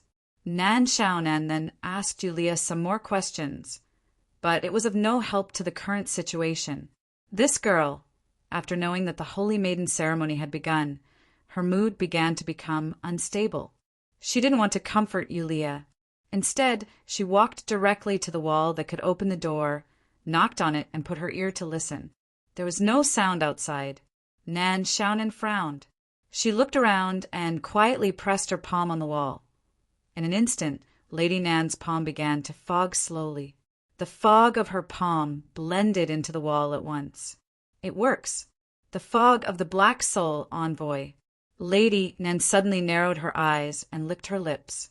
She put more strength into her arm and directly inserted it into the wall. Then her arm was stuck in the wall. Nan Xiaonan couldn't help blinking her eyes. Why was the ability of the Black Soul envoy so difficult to use? She didn't think that she had only become a Black Soul envoy for a few days, and she didn't even take the initiative to exercise. Miss Maid didn't arrange an internship for her, nor did she arrange other Black Souls to teach her. This fog of her ability was comprehended by herself. In Dong Remy village, she almost drained her spiritual power to fight against the Dragon Witch, and this ability was unlocked. What are you doing? This door can only be opened from the outside. Don't waste your strength. Yulia's voice came from behind. Lady Nan pulled her arm out of the wall. She shrugged and sat down directly against the wall, then closed her eyes. Yulia didn't pay attention to her and just buried her face between her knees. The vision here was dim. What she didn't know was that Nan Xiaonan's skin began to move slowly. In the dark room, Mr. Agent was contacting a very important person to him. But in fact, Mr. Agent hadn't been able to contact that person for several days. Even now, the Holy Fall happened in the Freedom City, but because of the appearance of the Supreme Beings and the Holy Maiden ceremony, there was no loss of control caused by the Holy Fall. But after all, it was good, except that he couldn't contact that person. Everything seemed to be peaceful. The special communication device in the dark room still didn't work. This was probably another day where he couldn't contact that person, the real owner of the casino. He didn't dare to guess if there was something wrong with that person, so he couldn't contact him. For the agent, the only thing he could do now was to operate this secret casino as usual. Since that person didn't give any instructions before they lost contact, it meant that there was no problem in operating the casino as usual. The agent soon returned to the study room. In fact, the dark room was also in the study room, but it was separated by a secret door. How is that, Lady Nan? The agent looked at the secretary calmly. Except for a few words at the beginning, it seems to be quite peaceful now. The secretary thought for a while and said, "But since this woman is from that family, isn't it a bit risky for us?" "Since there is no problem with fate, it doesn't matter." The agent shook his head. "Since she is only from the branch family of the Mother of Saints, not many people will care about her. Even if they find out, it will be a long time later. Besides, the City of Freedom Academy isn't peaceful now. Mr. Campus Principal is probably in a terrible situation. How can he have the time to care about a distant relative who ran away from his hometown? You know, everyone's eyes are focused on the ceremony, waiting for the resurrection day. Besides, since this woman is here, we can't let her leave, no matter whether she did it intentionally or not. What do you plan to do with her? Since there is a new one, what do you think we should do with her?" The agent suddenly sneered. "I know what to do." The secretary nodded. The agent stood up and walked to the mirror. He tidied up his clothes and said with a smile, "I will leave this matter to you for now. I should also prepare to attend the final of the Holy Maiden ceremony as a judge." In the dungeon, Lady Nan slowly opened her eyes. She stealthily flipped her palm, only to see that her palm was already able to switch between virtual and real with great proficiency. Nan Xiaonan lightly laughed. This unique ability was extremely strange and powerful, even to the extent of being immune to almost all physical attacks. Although this ability was far beyond her imagination, it wasn't hard to master it after she mastered the method. After all, she came out of the subworld of annihilation. No matter how bad her understanding of power was, she was much better than many people. As for the further development of the black soul body, she could only leave it for later. Currently, she had mastered the ability to turn into mist, which was enough for her. She rubbed the bangs on her forehead and thought about her next move. In fact, she still hadn't found the right direction. Even though she had slipped out of the mansion for a long time, the boss didn't seem to want to call her back. The degree of freedom was indeed high. While pondering, Nan Xiaonan subconsciously glanced at Yulia, who was curled up in a corner. Yulia, according to the food stall owner, was a hot contender for the Holy Maiden ceremony this time. The odds were even 1-1-0-3, which was good just by looking. Wait. Nan Xiaonan suddenly stood up and walked quickly to Yulia. Hearing the movement, Yulia raised her head hesitantly, but her expression was gloomy. "Are you really Yulia?" Nan Xiaonan squatted down and stared at her. "The popular candidate for the Holy Maiden ceremony?" "Not anymore." The girl said sadly, "Those who can't attend the ceremony are nothing. If you are really Yulia, then who is the one outside?" Nan Xiaonan's eyes suddenly narrowed. What did you say? Yulia, let's go for a float. Nan Xiaonan quickly said, Yesterday there was a Yulia on the parade. Everyone on the street can prove it, but you can't prove yourself. So who are you? How can this be? How can I be on the parade? Impossible. Yulia shook her head. Absolutely impossible. Nan Xiaonan directly grabbed the girl's wrist and used a little force. Yesterday, were you taken out? Out of this dungeon? Yesterday. Yes. The girl thought for a while, but I didn't leave for long. It feels like.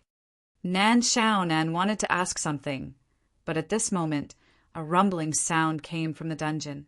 The girl who called herself Yulia was shocked and said with a trembling voice, They are here! Not only this girl, but all the other women in the dungeon seemed to have a reaction to this sound. They curled up even more and even began to tremble. They almost buried their faces and didn't dare to look forward. The wall slowly moved away, and the strong light from outside penetrated into the dungeon. It was very dazzling. Several figures were standing in front of the open door. This one and that one, bring them out. It was the voice of the enchanting secretary beside the agent. Lady Nan narrowed her eyes. She was one of the two people to be brought out.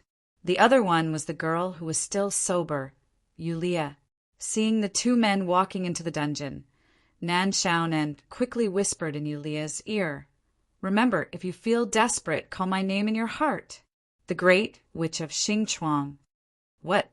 The girl looked at her strangely. At this time, Nan Xiaonan had already stood up, and with an unkind look on her face, she walked towards those two strong men. You seem to have not been taught a lesson. One of the two burly men chuckled. He even cracked his knuckles, making cracking sounds. At that time in the study, Lady Nan was raped, and then she was carried back by the man who chuckled. At this time, Nan Xiaonan blinked her eyes at the two strong men and revealed a brilliant smile.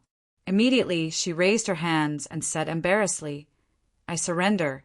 The two men couldn't help but be stunned. The enchanting secretary in front of the door also couldn't help but open her mouth. The secretary suddenly frowned and said, What are you doing? Hurry up.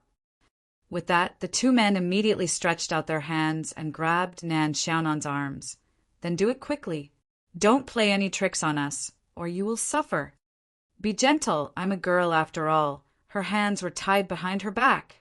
Seeing this, Yulia couldn't help but smile bitterly, but she saw Nan Xiaonan blinking at her at this time, and her lips moved slightly, as if she was saying, Remember what I just said? She can't even protect herself. Chapter 2133. An ordinary-looking van shuttled through the streets and gradually drove to a remote place. It had already arrived at the edge of the city and then stopped in an abandoned factory. The door opened, and a few men in black quickly walked out, and a coffin-sized box also came down. Hurry up! Several men in black quickly carried the box to the front of a manhole cover in the factory. They opened the box and saw a man wrapped in bandages all over his body. Even his hands were bound and bandaged like a mummy. Even so, the guy in the box still struggled fiercely and even let out beastly howls. Don't blame us, Robert. You can't wake up. We can only feed you to the rats. With that said, several men worked together to move the thing in the box out, and then quickly threw it into the sewer with the manhole cover open. They had no idea how many sewer creatures there were down there, but it was obvious that such a dirty place was not rare. In such an underground sewer with high levels of bacteria, a normal corpse would quickly rot. As for what kind of pain they had to experience before death, they couldn't imagine it. If they didn't follow President Ballin's instructions, they would likely be the ones to experience this pain. The manhole cover was quickly closed, and the men quickly got into the van and left the semi-abandoned factory. However, the people in the van didn't know that not long after they left, a drone slowly landed. Not long after, this semi-abandoned factory welcomed another tenant. A Holy Light Nation's latest commercial vehicle slowly stopped, and a young man got out of the car. The young man looked thoughtfully at the direction the van left and quickly found the place that had been tampered with. The young man came to the manhole cover, squatted down, and reached out to touch the manhole cover. Coagulant? It seems that they want to seal this place. They really did it. The young man shook his head and quickly found an iron bar that temporarily acted as a crowbar to pry open the manhole cover again. Suddenly, an indescribable stench assaulted his face. The young man frowned and covered his mouth and nose with a handkerchief. Then he turned on the flashlight of his mobile phone and looked at the movement in the sewer. Under the bright light, the young man easily saw the scene below. A person whose entire body was wrapped in bandages, most of his body currently soaked in ink-like sewage, and all around him, even his body, were already covered in many rotting rats. They were crazily gnawing at him. The young man couldn't calm down and felt his scalp go numb. At this moment, the young man's mobile phone suddenly rang, and he quickly picked it up. "LeVar, what's the situation?" This young man was the private secretary of the school principal, LeVar. According to what Mr. Arthashes said, I sent people to watch the entrance of the hotel and discovered some people quietly driving out. After following them, I indeed found the person that Mr. Arthashes mentioned, the one who was wrapped in gauze. Is he dead? Not yet. Laval shook his head. But I'm afraid he's feeling worse than death right now. He was thrown into the sewer, and the rats are biting his body. Got it. Since he's not dead, let's save him first. Okay. LeVar heaved a sigh. He disliked this job from the bottom of his heart, but for the sake of saving people, he should respect life. This thought flashed in LeVar's mind. He took a deep breath, held his breath, and climbed into the sewer directly. Lady Nan didn't cry or make a fuss. Her unexpectedly cooperative attitude surprised the enchanting secretary, but she knew that Nan Xiaonan couldn't escape even if she had wings. So she just thought that Nan Xiaonan chose to be obedient because she didn't want to be tortured. After being brought out of the dungeon, Nan Xiaonan and Yulia were separated from Yulia. She was brought to a bright room and placed on 2 tables that looked like operating tables. Their limbs and waists were shackled by metal buckles. Looking at the blinding surgical lights above their heads, it was easy to imagine horrible things. For example, a dentist who was slowly approaching them with a buzzing electric drill. What are you going to do to me? Nan Xiaonan asked in a trembling voice. Even her teeth were trembling. I thought you would keep quiet. The enchanting secretary stroked Nan Xiaonan's face with her finger. Since we still have some time to prepare, why don't you guess what we are going to do to you? I don't think I have any tooth decay. Lady Nan decided to be naughty in this situation to ease the atmosphere. What an interesting guy. The enchanting secretary suddenly chuckled. At this moment, a few guys wearing masks and protective suits came in with a few carts. The secretary didn't talk to Nan Xiaonan anymore. She just greeted them and walked into another room. The 2 rooms were separated by a huge glass door. Excuse me, Miss Secretary, I'm already like this. Even if I die, can you explain it to me? Lady Nan wanted to cry, but had no tears. In another room, the enchanting secretary smiled faintly and said, Don't worry, you will be an important asset no matter what. We won't let you die so easily. We just plan to put a little something on you. What do you want? The enchanting secretary didn't answer. At the same time, the people in the other rooms started to move. Some prepared the syringes, some prepared the knives for surgery, and some started to adjust the instruments. Seeing that one of them was about to put a respirator on her, Nan Xiaonan suddenly shouted, Wait a minute! Everyone in the room stopped and looked at the enchanting secretary on the other side of the glass partition. What else do you want to say? The secretary frowned. At this time, Nan Xiaonan quickly said, Do you really think that I'm just a woman who gambles and loses? Since I'm from that family, why don't you think about why I'm here? The secretary's eyes narrowed. From the beginning, she was against the agent catching this woman. However, the casino couldn't be exposed. Even if they didn't leak the information about the dungeon, Just the illegal operation of the casino would bring some unnecessary trouble. She shouldn't be caught, but she shouldn't be let go. In for a penny, in for a pound. Pushing this woman to the operating table was one of the best options. "Why did you come here?" the secretary asked slowly. Nan Xiaonan immediately sneered. "What? You're really surprised? Don't tell me that no one knows what you've done here? The Freedom City is so big and there are so many capable people. Do you really think that you can hide from everyone? Now that several Supreme Masters are here, you still dare to commit crimes. Should I say that you're fearless or brainless?" "So what?" the secretary said indifferently. "As long as you don't leave here, no one will know what happened here. And you can't leave here. Lady Nan, it seems that you don't have enough bargaining chips. Since I'm here, I can't act alone." Nan Xiaonan chuckled. "Seeing that I've been here for so long, there are still people looking for me, and they won't give up until they find me. You must know the power of our family, right? God knows what background Miss Maid wrote for me when she made this fake destiny. Anyway, it's true that she had scruples about it. However, the secretary said with a smile, as long as you don't get out, the people outside will find you. Otherwise, they won't give up. That is to say, as long as you appear, there won't be any problem." Lady Nan couldn't help blinking her eyes. She was the one who said the reason. It sounded so reasonable. How could she refute herself? "You'll be able to get out soon." The secretary sneered and waved her hand. "Start the operation, quickly. We have to let this lady leave here as soon as possible." With the order, someone covered Nan Xiaonan's mouth and nose with a respirator. The gas was released. Nan Xiaonan's eyes rolled up and then closed. Heartbeat is normal. Blood pressure is normal. The target is in good condition. Then start the implantation of the chip. The estimated time to complete the operation is 40 minutes. Soon, the operation table was turned over. Then, as if a small tuft of Nan Xiaonan's hair was lifted, a pair of scissors was taken out. The secretary in the opposite room glanced at it casually and then sat aside. Then she picked up a magazine and started reading. There was nothing interesting about this kind of operation. She had seen it many times.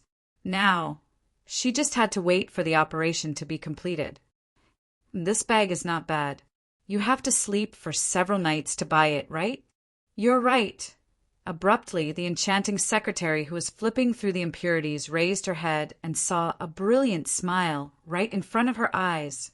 The secretary sucked in a breath of cold air and instinctively jumped up.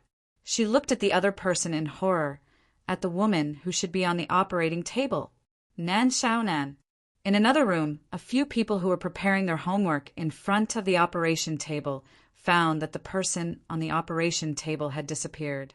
They were also panicking. How did you come here?" "How did I come here? Of course I walked here." Lady Nan's eyes were now curved into crescents. "Just like this." As she spoke, Nan Xiaonan's body began to gather and become translucent, as if it was condensed by smoke. "You are a Saint Power user?" The enchanting secretary's pupils contracted instantly. In a breath, the enchanting secretary reached out and jumped back nimbly. The distance she jumped back was about 2 or 3 meters, which was not a distance that ordinary people could jump, and it was so easy and natural. The moment she landed, the secretary immediately pulled up her skirt and pulled out a short pistol from the inner holster of her thigh. Without saying anything, she began to shoot at Nan Xiaonan. Bang, bang, bang. The bullets easily penetrated Nan Xiaonan's body and even caused a few wisps of smoke to flow, and then directly shot into the wall, until all the bullets in the pistol ran out. At this time, Nan Xiaonan picked her ear, narrowed her eyes, and smiled. "Originally, I wanted to rely on my talent to make a living, but the reality is always like this. I have to cheat to play. I'm also very distressed." This really reminded the secretary of the tone of a very annoying school in the City of Freedom. The scholars of Versailles Palace. A Saint Power user? The secretary shook her head at this time. "So what?" I'm also a Saint Power user. After saying that, a crackling sound suddenly sounded. The enchanting secretary's muscles began to grow rapidly in an instant. But in an instant, her enchanting body even doubled in size, just like a King Kong Barbie. Under the support of the muscles that broke the clothes, the secretary sneered and directly punched violently with her legs. The Black Soul's atomization was the least afraid of this kind of physical attack. Nan Xiaonan had just learned this new ability. At this time, after passively taking a few punches, she instantly turned into a wisp of smoke and entangled the secretary's body. Her neck was very long, like a snake, and after a few rounds, she detoured to the secretary's front. The smoke tightened and turned into a rope, instantly constricting the secretary's hands and making her unable to move. "Let me go! Let me go! It seems that after the clothes burst, the IQ will drop. Let me go!" Even though she was entangled by the smoke, the secretary didn't stay idle. She directly used her body to hit the surrounding walls, trying to knock away the smoke that entangled her body. Nan Xiaonan didn't bother to pay attention to her. She was more and more aware of the benefits of this Black Soul's body. Physical immunity, in a sense, was simply immortal. But she didn't know what the upper limit of this immunity to physical attacks was, for example, whether it had any effect on the kind of fist that could break space and so on. Of course, as the king of the dimensional crack, she wouldn't find someone to test it on. At this time, under the constant collision, the secretary even saw stars. She fell to the ground. Gasping for breath, the violent body gradually returned to its original enchanting appearance. Nan Xiaonan's neck was still high in front of the secretary's face. She said with a smile, so according to the general development of the script at this time, in order to not leak the secret, you should resolutely choose to commit suicide. With that, the smoke separated and turned into a sharp thorn, slowly pressing in front of the secretary's forehead. The secretary's eyes widened. Lady Nan chuckled. "Come on, don't beg for mercy. Don't make me look down on you. You're the one who doesn't follow the script, okay?" The secretary only felt cold all over. The sharp thorn on her forehead, even though it was still a few millimeters away, vaguely sent a tingling feeling to her. At this time, Lady Nan suddenly stopped and muttered. Did she really shout? Great, witch of Xing Chuangyin Nan Xiaonan's heart. Yulia's call suddenly appeared at this time. Am I going to start my first business as a Black Soul envoy? Chapter 2134. This made people despair. It was clearly so bright, as if the room was filled with holy light. When the light shone on her body, she could even feel its warmth. Yes, it brought warmth. However, Yulia did not have any more memories of this room. Every time she walked into this room and woke up in the dungeon, she did not know what happened in between. She had been living like this for dozens of days. At first, she had the habit of silently counting the time, but later she found that this behavior seemed to be meaningless. Counting the time meant that she could know what day it was outside, especially when it was that important day. She felt that she would really go crazy. Today, Yulia was struggling very fiercely. At least, for those who often captured Yulia from the dungeon, she was indeed more agitated than usual. However, they had many ways to deal with this situation. For example, they could punch her in the stomach. "What are you doing?" A reproachful voice suddenly sounded. "If you hurt her, how are you going to explain it? She is too noisy. She just needs to be quiet and obedient. You knocked her out. Isn't it better if she fainted? Since we have to knock her out anyway, it's better to save some effort now." Yulia did not move. She knew that she was different from usual today. Since the newly captured woman said that the Holy Maiden ritual had begun, and there was a girl named Yulia outside, she knew that she was not normal. She closed her eyes tightly and tried to make herself look like she had completely fainted. She did not know if this was effective, but it seemed to be effective. The people in the room did not take any further action. Based on her sense of touch, Yulia felt as if she had been lifted to a cold and hard place. The cold air even caused her pores to react. A shiver involuntarily rose up in her body, but she didn't dare to make any movements. When the people in the room seemed to have relaxed their vigilance, Yulia opened her eyes a little hesitantly. She really felt that she had never been so bold before. Her heart was pounding as if it was about to jump out of her chest. In her narrow vision, the people in the room were preparing something behind her back. Yulia couldn't see anything else, so she could only listen more attentively. She wanted to know more about what would happen after she fainted. "Are you still going to let her out today? It should be. Didn't Mr. Agent already arrange it? I hope you don't have to accompany some guy. Don't ask us to clean it again, like yesterday. Really, I hate cleaning other men's things in women's bodies. If it's tonight, it definitely won't happen." His companion said casually, "Ready, let's begin." He turned around with the usual silver syringe in his hand. The guy with the syringe casually came to Yulia's side. Without looking at her face, he lowered his head and pulled open the clothes on Yulia's arm, then slowly injected the syringe into her blood vessel. But at this moment, a hand suddenly grabbed the man's wrist. The man was stunned subconsciously. He saw that Yulia, who should have fainted on the table, opened her eyes. The man seemed to have never encountered such a situation, so he couldn't make an effective response in an instant. But at this moment, Yulia had already grabbed the man's wrist with both hands and pushed the syringe into the man's thigh. Damn it! The man was instantly furious, covering his thigh with both hands. After the anger, he turned pale with fright. "She's awake?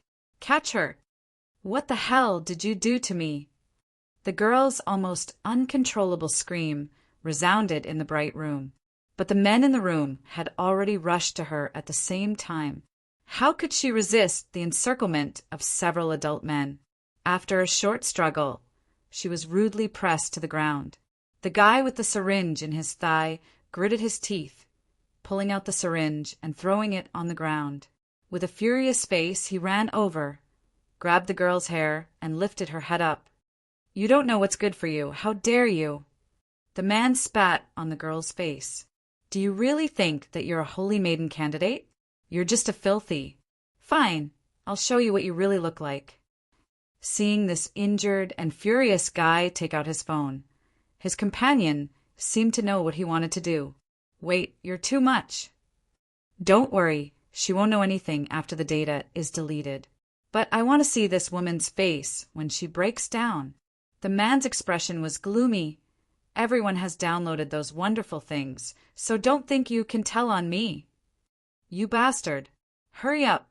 The phone was slowly placed in front of the girl's eyes. The man squinted his eyes. "Don't you want to know what happened to you? Open your eyes wide. Don't miss a single frame." Light and shadow began to intertwine on the girl's face. The girl gradually felt cold. She felt as if she had become stupid, unable to think. Her mind had become blank. As for the man's unrestrained and joyful laughter, it was far, far away from her. Ah, this is really a room full of despair. Done. The man's companion directly grabbed the man's arm, snatching the phone from his hand. Frowning, "That's enough! You're really going to break this guy." He released the girl, but she didn't move at all. Her appearance was no different from those girls in the dungeon. "Inject her with hypnosis again, in case she pretends to faint this time." "Humph." The man snorted. "This time I'll do it myself." When did the door open? On the wall of the bright room, the door had been raised, but there was no one at the entrance. The men in the room frowned. At this moment, a figure suddenly appeared at the entrance. It was the enchanting secretary, but the secretary lowered her head, so no one could see her expression. But the people in the room, especially the man who hadn't calmed down, turned pale. I didn't do it on purpose. I was just impulsive. Sorry, I won't do it again." He was panic-stricken, hurriedly explaining something, but the secretary in front of him suddenly rushed forward. Plop! The secretary directly fell to the ground. Then an arm stretched out from the door, greeting her. "Hi." With a hi, Lady Nan directly walked into the bright room. "Weren't you sent to?" Nan Xiaonan actually didn't resist killing people when it was necessary. Of course, most of the time, she didn't need to have a deep hatred with people, because the weak ones would be killed by her, and she would also hide from the strong ones. Except for the secretary, who still had a weak breath. The other guys in the room had already stopped breathing. Of course, the secretary was kept for more information. Anyway, the weak ones couldn't get anything useful from her, and only the elite ones like the secretary could. At this moment, Nan Xiaonan clapped her hands. She glanced at Yulia, who was lying on the metal platform, expressionlessly staring at the ceiling without blinking. She subconsciously frowned. She picked up a cell phone from the ground, swiped it casually and looked at it carefully. Then, she had a general understanding of the situation. The enchanting secretary moved at this time. She struggled to get up, but her arms couldn't support her and she fell to the ground again. Lady Nan came to the secretary, squatted down, and shook the cell phone in front of her. "Is this why you caught so many girls?" "Humph! Didn't you see it?" The secretary sneered. "You're really stubborn. I'm going to drill a hole in your head, but you still don't say anything." At this time Nan Xiaonan sighed. "But I don't know if the other guys here will be as tough as you." "What do you want to do?" She felt an ominous feeling was approaching. Nan Xiaonan narrowed her eyes. "The operation you want to do on me, there should be more than 1 or 2 people here who can do it, right? I don't know what kind of effect it would have on you. How about I let you experience the full set here?" With that, Lady Nan quickly turned the screen of the cell phone in front of the secretary. Light and shadow quickly intertwined on the secretary's face. She was completely stunned. "It seems that you're looking forward to it?" Lady Nan smiled. "Then I won't be polite. Don't worry, I'll record it and let you enjoy it." She didn't know whether this terrifying woman would really do such a thing, but obviously, she didn't dare to bet on this possibility. Wait a minute, don't mess around. I'll tell you what I know." "Is this the thing that manipulates the consciousness and bodies of those girls in the dungeon?" Between Nan Xiaonan's 2 fingers, there was a chip the size of 2 fingernails. Through the implantation of this chip, she could directly control the girls' movements. Nan Xiaonan understood that this was a temporary fabricated personality to replace the original personality of those girls. "Why do you do this?" I don't know." "Oh, arrangement?" "Wait, I really don't know." The secretary said in a panic, "The agent never told me what the real intention was. Although we can know what these girls did according to the records after they came back, I really don't know what the real intention is behind this." Nan Xiaonan pondered and casually operated the instrument here. There were many records on the instrument, not only about Yulia, but also about those girls in the dungeon, and some of them were not seen in the dungeon. Those who were not seen might have been disposed of. "Here, why are some of the records blank?" "I don't know, it happens occasionally." The secretary said in a low voice, "Basically, every individual will have a similar situation. Once at most twice. After they go out and come back, the record will disappear. Even the agent doesn't know what these blank records are." "Are there any standards for the girls you choose? For example, Holy Maiden candidate?" Nan Xiaonan thought and asked directly. The secretary shook her head. "There's no special criteria. Although Yulia is a Holy Maiden candidate, the others aren't. Other than the fact that they're all young and beautiful girls, there shouldn't be any other connection. Moreover, every time the agent gives the target to us, and then we get the target. Aren't you curious?" Nan Xiaonan looked into the secretary's eyes. "I am curious." The secretary gritted her teeth. "But I won't ask. This is the way of survival." "Why? I have the blood of sin that can't pray." The secretary shook her head. "Most of the people here are the same. We can't appear in the open. The agent can give us a place to stay." Nan Xiaonan suddenly grabbed the secretary's hair and snorted. You are lying. You can see my destiny. I can't, the secretary said anxiously. I can see destiny only because I am a holy ability user. I really can't pray, and I can't open the destiny in my body. What is a holy ability user? You are one yourself, don't you know? The secretary was stunned. Arrangement. Holy ability users have different bodies from ordinary people. Almost all of them are born with it. We have some abilities that ordinary people don't have. The secretary said hesitantly. In addition, holy ability can't be used too often. It will speed up our aging. Those who use holy ability too much will eventually have their body damaged.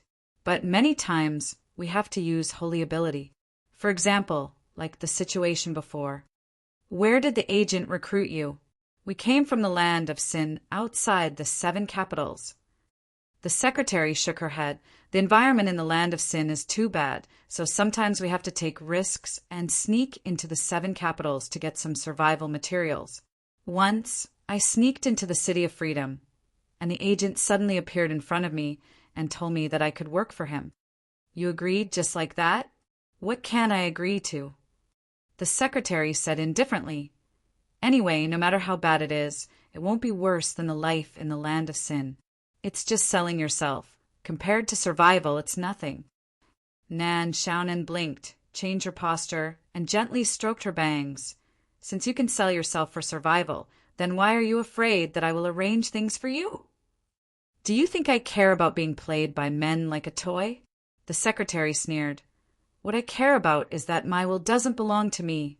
Even if I fall into hell, my body and my soul must be the same. This is the only belief we have as people from the land of sin. That sounds nice. Miss Nan shrugged noncommittally. After that, she didn't ask the secretary any more questions. Instead, she walked in front of Yulia and looked at this body.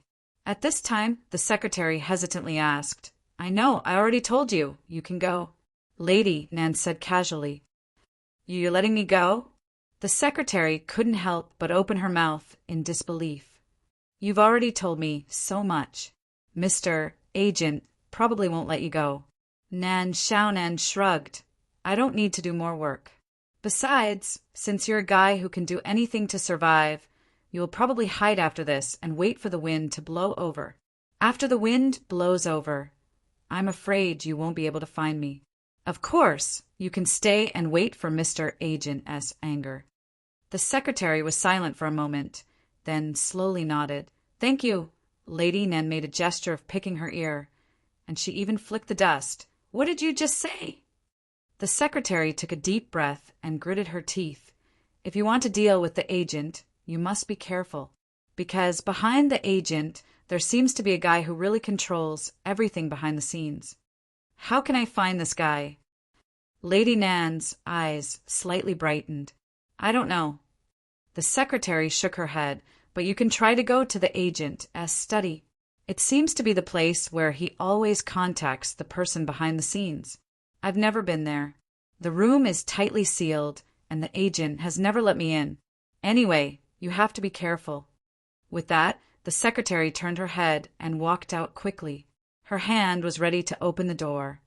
But at this moment, a pool of blood like a dahlia bloomed in her chest. Her heart was instantly pierced. It was the spike formed by the twisted smoke. The secretary looked at the blood on her chest in disbelief. She twisted her body with difficulty, wanting to see the woman who went back on her words.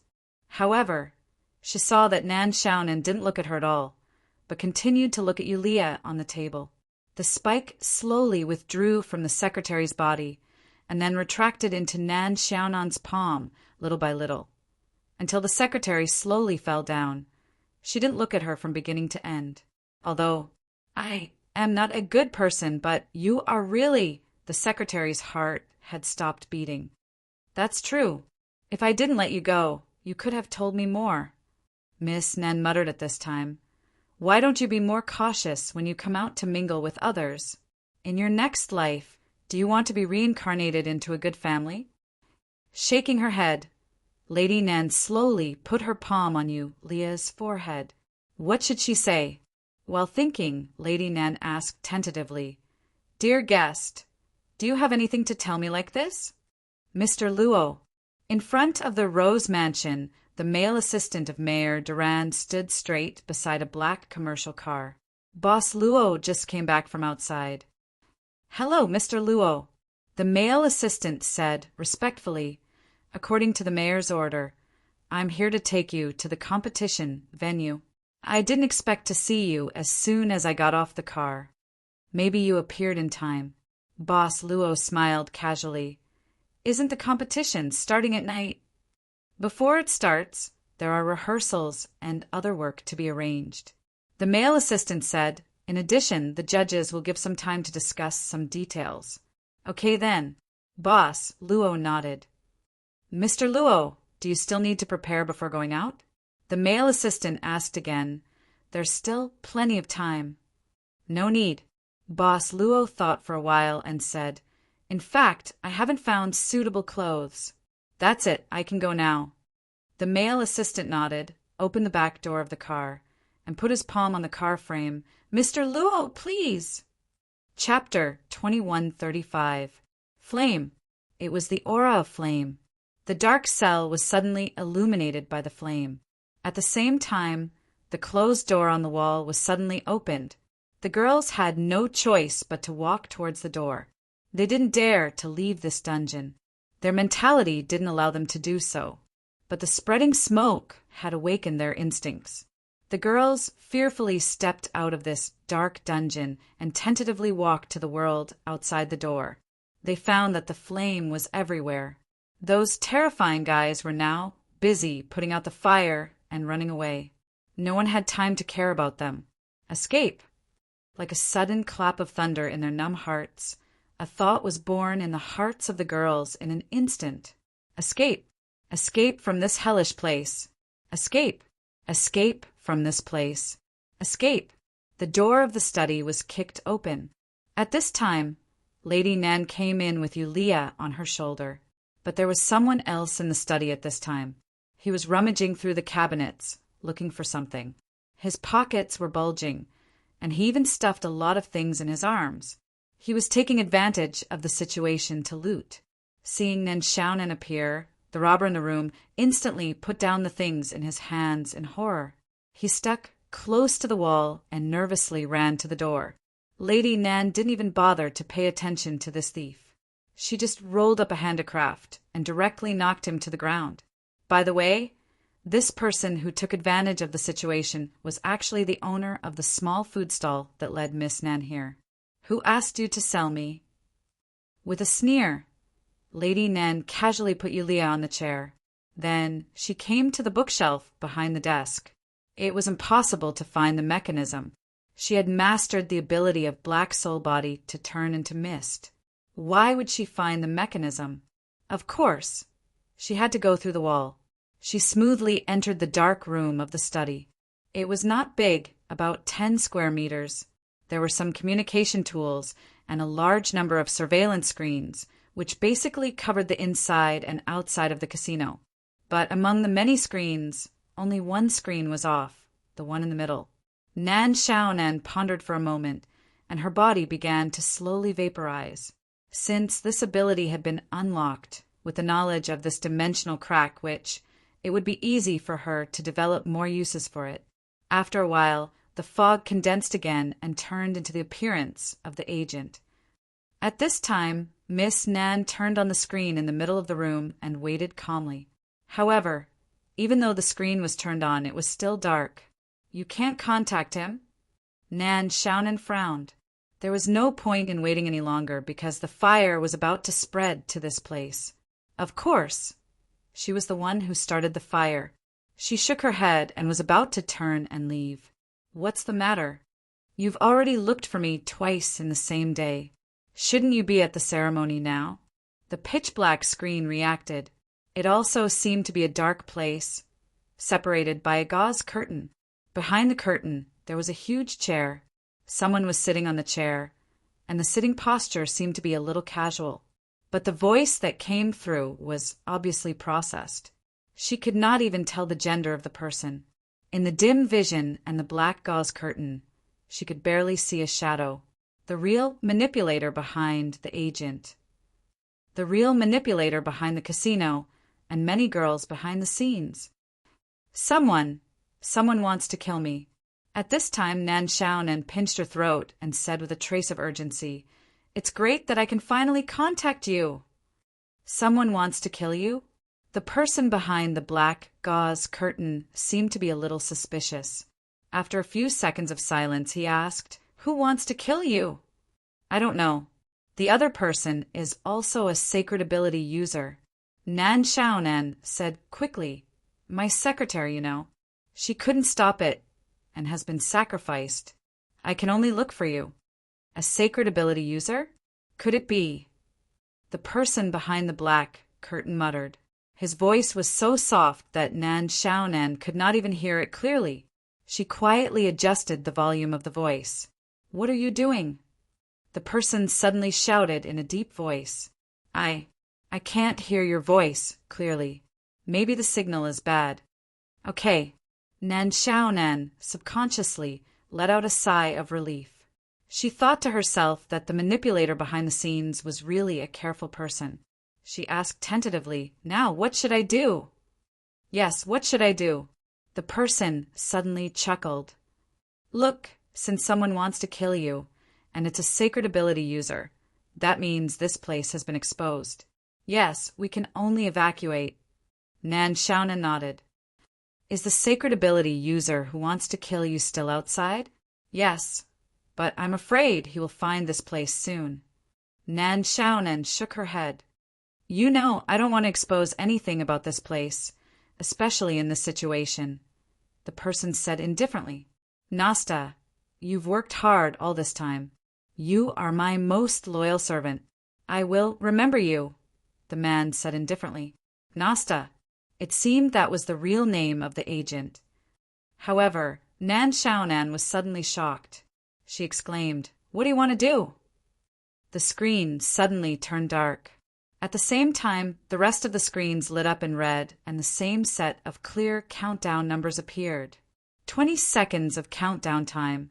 You are even more ruthless than me. At this time, Nan Xiaonan only had time to curse. In the next moment, she directly turned into mist and rushed out of the dark room. In the study, she directly rolled up Yulia. She could not pass through walls with Yulia, so she could only run for her life. However, 20 seconds passed in the blink of an eye.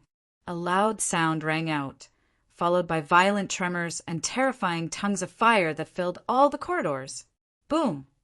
Bang! Bang! Bang! Pink fireworks exploded in the air.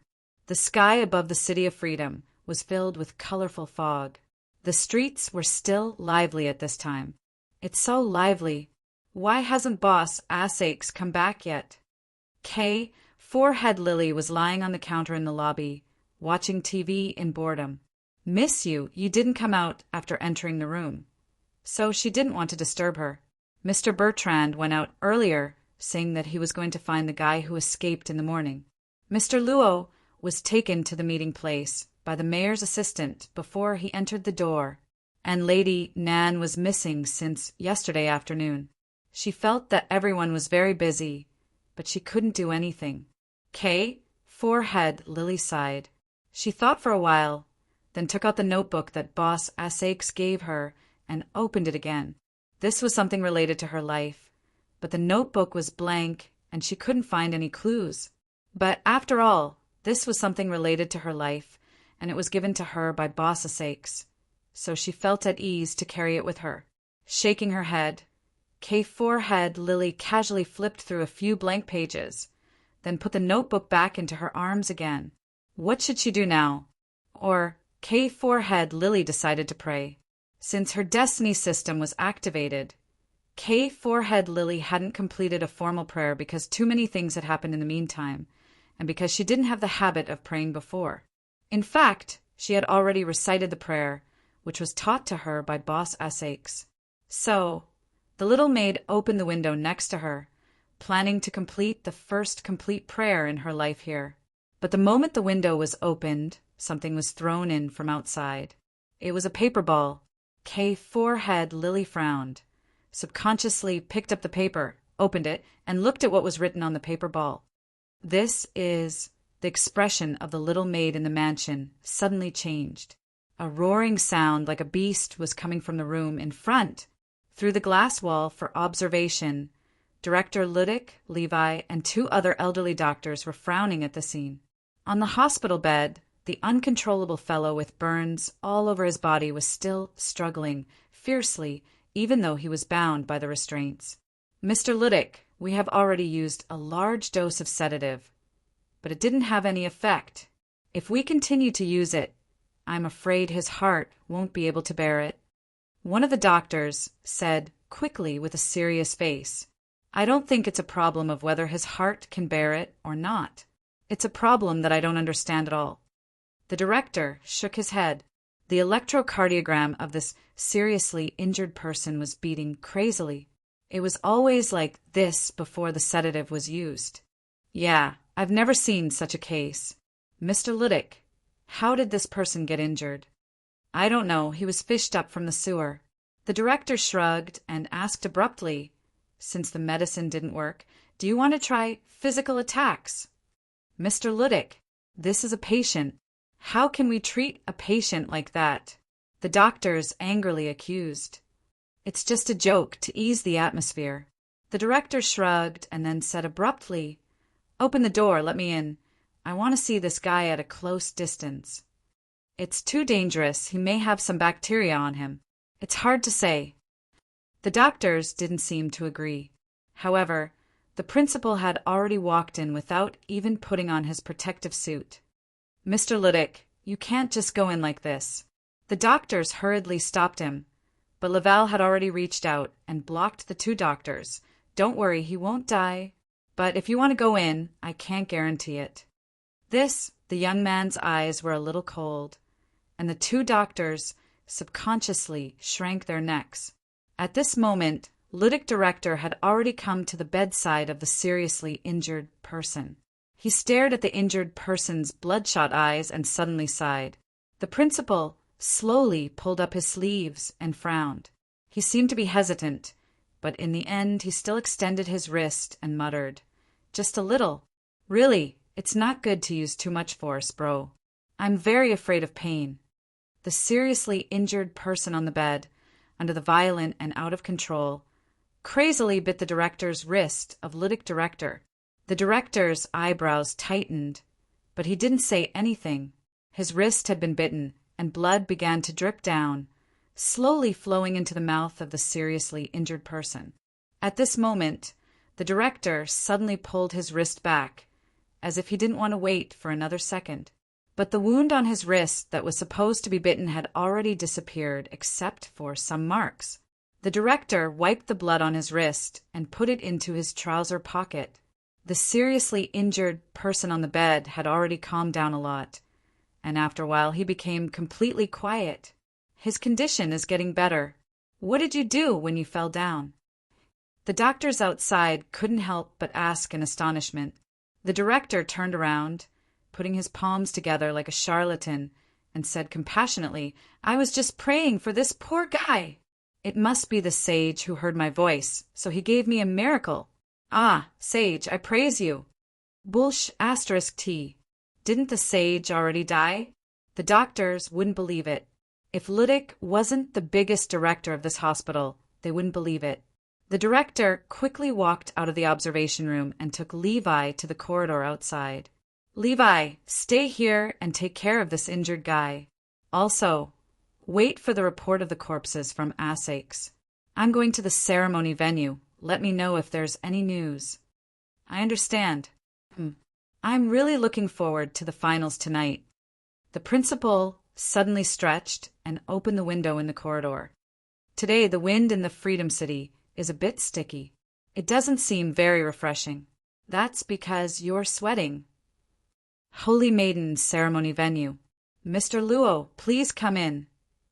The male assistant stood in front of a door and opened the door for Boss Luo and made a gesture to invite him in. The room inside was actually a dressing room and a lounge for the judges of the competition. As for the holy maidens, there was another dressing room and a lounge. There were already several people in the lounge. Obviously, they were the judges of the finals tonight. Boss Luo saw Isabel, who was wearing a white men's suit at Miss Assman's clothing store. Today, she wore a more conservative evening gown. That's Ms. Isabel, the teacher of the Holy Rites class in Freedom City Academy. She's also an authority in this field. The male assistant led Boss Luo to his seat and introduced the judges in a low voice. The one next to her is Mr. Nasta. He's the head of the famous Purcell School in Freedom City, one of the famous scholars. Boss Luo followed the male assistant's gaze and saw the man sitting in front of the dressing table. The man seemed to feel the gaze and looked over as well. Then he showed a polite smile and nodded. Boss Luo had already sat down, and he asked curiously, "Won't the managers of the 7 capitals be the judges this time?" "They won't," the male assistant respectfully replied, "but the city lord and other managers will be the guests of honor." At this moment, the head of the Purcell School, Mr. Nasta, suddenly stood up, even scaring the makeup artist next to him. Looking at the shocked gazes of the crowd, Mr. Norsta sighed and said calmly, "Excuse me, I need to go to the bathroom." "Oh, okay." The male assistant quickly nodded. "Mr. Nasta, I'll take you there." "No need, I know where it is." After saying that, Norton walked out of the restroom. He seemed to be in a hurry. Chapter 2136. Seeing the Purcell School's sect master leave in a hurry. Lady Isabel, who was not far away, said in a joking tone, "That guy Nasta is still the same as before. Even small matters can make him nervous." The makeup artist beside her did not dare to continue the topic. She only dared to carefully put on makeup for Ms. Isabel, her eyes. However, Ms. Isabel waved her hand casually. "No need. I'm not the weird president of the City of Dawn. It's almost done. You can leave now." The makeup artist still did not dare to continue the topic and nodded lightly. "Okay, Ms. Isabel. If you need anything, just let me know." Ms. Isabel stood up at this time. She looked around the backstage lounge, and a smile appeared on her face. She walked to Boss Luo's place in another position. "We've met before in Assman's shop. Do you still remember?" She sat on the table in front of Boss Luo and tilted her head slightly. Her straight hair hung down, and on the other side was a very eye-catching earring. Her red lips were the color of flames, and her lip lines seemed to be alive. There was also the smell of perfume. The woman's thighs were even exposed through the gap of her skirt, smooth and flawless. This was a mature body with a body that could make men restless. The male assistant of the city, Lord of Durand, was beside him. He had to endure a lot of pressure and tried his best not to look at Ms. Isabel. The reason why he was still here was because the city Lord of Durand had ordered him to be polite to Mr. Luo, who was invited from Rose Mansion, and try his best to satisfy the other party's requests. This was a privilege that the other judges did not have. Although he did not know why the city lord would treat this young man so well, since it was the city lord's order, he would just follow it. However, this Mr. Luo seemed to know Ms. Isabel. Isabel's identity to the outside world was the sacred ritual instructor of the city of Freedom Academy. However, everyone in the core circle of the Freedom City knew Isabel's identity. She was Ludwig's cousin and the true heir of the Mother of Saints family. Unlike the descendant of the father of the saints, Arthaces, who was getting worse and worse, the Mother of the Saints had a much bigger family. After so many years of development in the Freedom City, the Mother of the Saints family had already infiltrated into various industries. I remember. Boss Luo looked at himself in the mirror and smiled. "Ms. Isabel, you're so beautiful. It's hard to forget. I like honest guys." Isabel lowered her body a little, and almost half of her body was exposed through the collar of her gown. She was so close to Boss Luo's ear that she whispered, "Especially good-looking guys." At this time, Boss Luo casually turned his head to the other side and looked at the city lord's male assistant. "Is my makeup artist not here yet?" He should be here soon. I'll go and take a look. The male assistant braced himself and quickly walked out. He knew that Mr. Luo purposely used him, but the problem was that he didn't want to make Ms. Isabel unhappy. He even saw Ms. Isabel's warning gaze. The male assistant could only pray in his heart that the young man from Rose Mansion could deal with Miss Isabel, who was a big trouble. But didn't they say that Isabel wasn't interested in adults? Very few people will reject me. Why? Boss Luo blinked and asked curiously. Maybe because I have something that they want but don't dare to say. Isabel chuckled. For example, some things that are not prohibited in the holy rules but are not allowed either. Some things that are on the edge of the holy rules. Isabel. Boss Luo suddenly called this name softly. Isabel stroked her hair and chuckled. Has any woman ever told you that when you call her name, it will make her heart flutter? Boss Luo acted as if he didn't hear it. This name, if I remember correctly, is also the name of the Mother of Saints. Isabel shrugged and said indifferently, It is indeed the same name. Before I was born, it was casually decided by my parents. You don't like this name? I don't like things that I can't decide, Isabel said calmly. Isabel said calmly, but the truth is, no matter how much you dislike it, there are always some things that you don't have the ability to change. You can only accept it passively. For example, the name your parents gave you, or the body they gave you. Perhaps they decided on this name for you to take away some special expectations. Isabel said mockingly, Expectations are not my expectations, but they're expectations for this name itself. Don't you think it's boring? The Mother of Saints married with the ancestor of the Dark family to give birth to the saint. In fact, she doesn't have much of a blood relationship with our family. Probably it's just a title, but some people are willing to accept it. But Miss Isabel, you enjoy everything that these people brought you. That's why I said that even if you don't like it, you can only accept it passively. Isabel narrowed her eyes and said, Of course, I'm not a pretentious person. I enjoy the things that they arranged for me, so naturally I will respond to what they want. Besides, I don't have a reason to reject these things. Who doesn't like to be treated well? Miss Isabel. Boss Luo suddenly looked into Miss Isabel's eyes and said softly, In this beautiful and moving body, there is a soul that is indulgent. Can you see my soul? Isabel imitated him and blinked her eyes, looking very curious. Basically, Boss Luo nodded affirmatively. She was startled, then immediately laughed. I heard that souls have colors. Then, tell me, what color is my soul? It's not very bright, but it's not dim either. Boss Luo said seriously, It's white, but it's very firm. I'm quite satisfied with this firm feeling. Why is it white? Isabel was even more curious. Boss Luo smiled casually. Black always gives people a mysterious feeling. Say it again. I don't give people a mysterious feeling. Little friend, you won't be able to coax a woman into your bed like this. Isabel shook her head, then lightly bit her lips and looked at him seductively. But if it's the sofa, it shouldn't be a problem. Right at this moment, the door to the backstage lounge opened again, but the person who entered was not Mayor Durand's assistant, but Ludic. Today's Principal Ludic wore a very flirtatious pink suit, and he had a very bright smile on his face. The troublesome guy is here, Miss Isabel suddenly whispered in Boss Luo's ear. Then she directly left Boss Luo's seat and said in a lazy voice, Makeup artist, help me touch up my makeup and give me an eye massage. There are some people I don't want to see. As if he did not hear Isabel's high-profile words, Principal Ludic walked straight to Boss Luo. When Asakes told me, I still didn't believe it. Ludic looked at Boss Luo in surprise, as if he was looking at a rare animal in the zoo.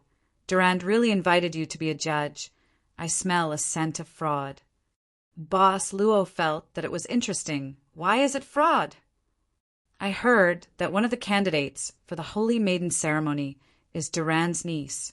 The administrators of the 7 capitals can't participate, So I suspect that you have been bribed by Durand to help his niece cheat, Principal Liddick said seriously. So, why did Durand invite you? Strictly speaking, Principal Liddick and Boss Luo did not have a formal conversation. When they were in Dong Remy village, Liddick was basically lying down. However, whether it was Liddick or Isabel, the members of this family seemed to like to chat up.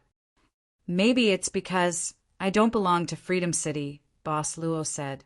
Liddick pondered and nodded. You don't belong to Freedom City, and you don't belong to anyone. It seems that you are the one with the most freedom. Boss Luo did not know if Principal Liddick had misunderstood something, but he did not intend to explain. Where is Mr. Laval? He has something to do, so he can't come for now, Principal Liddick said casually. The principal said casually. Then he bent down slightly and whispered, I'm talking to you right now. My cousin will probably find a chance to find out what I said to you later. Then how should I answer Ms. Isabel? Just say that I didn't say anything. Principal Liddick blinked his eyes slyly. In fact, I really didn't say anything, and you didn't lie, right? That's true. Boss Luo smiled. Mr. Liddick, your family members have a very special way of getting along. The principal chuckled softly. I heard that this cousin of mine is very good. If you have the chance, you should try it. Also, she has a lot of collections. Maybe you can even get a big gift bag. It's very cost-effective. He looked like a pimp, a man full of bad ideas. Boss Luo just shook his head slightly. Principal Liddick did not mind. He knocked on the dressing table lightly. See you later. See you later, Mr. Liddick. More and more judges came in.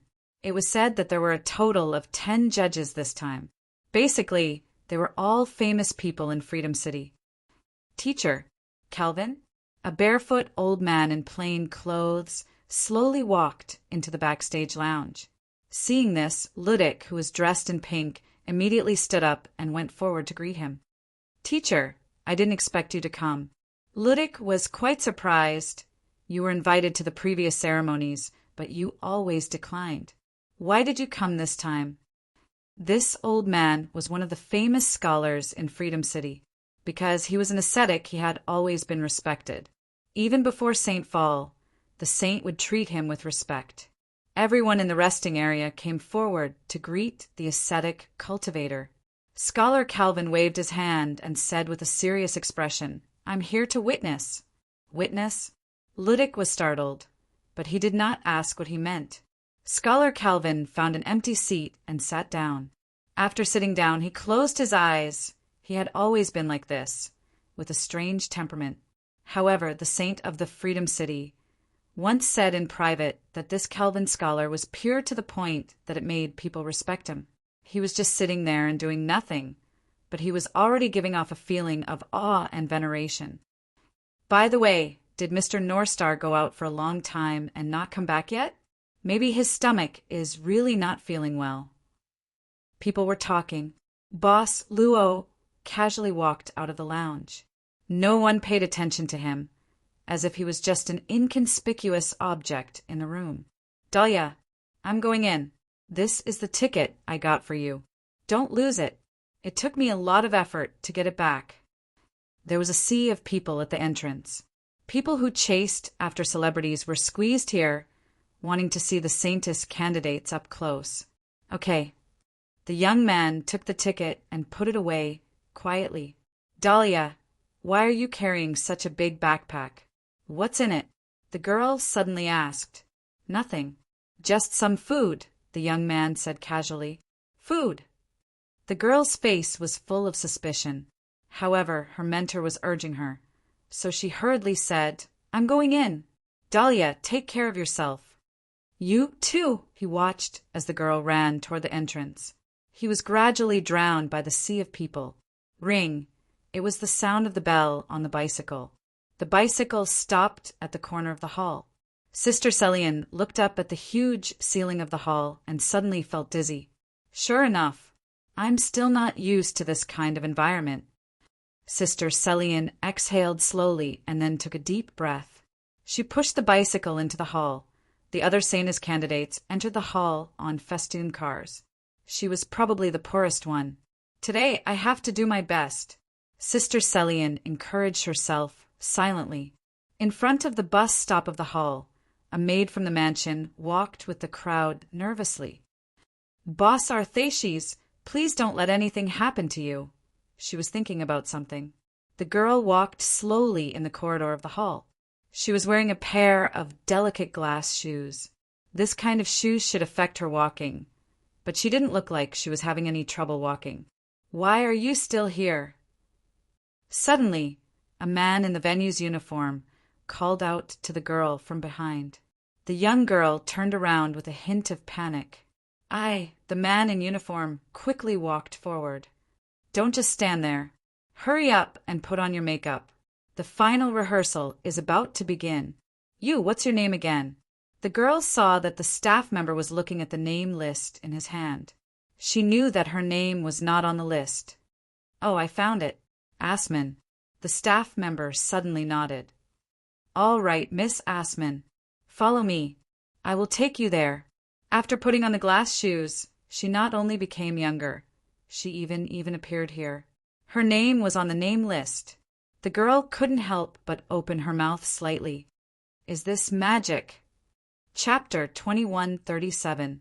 The curtain wall of the skyscraper was also a huge projection screen. On the screen, the PV of the Holy Maiden ritual was flashing quickly. People were immersed in this beautiful PV, and the entire city of Freedom was full of expectations. It's about to start. The Holy Maiden ritual.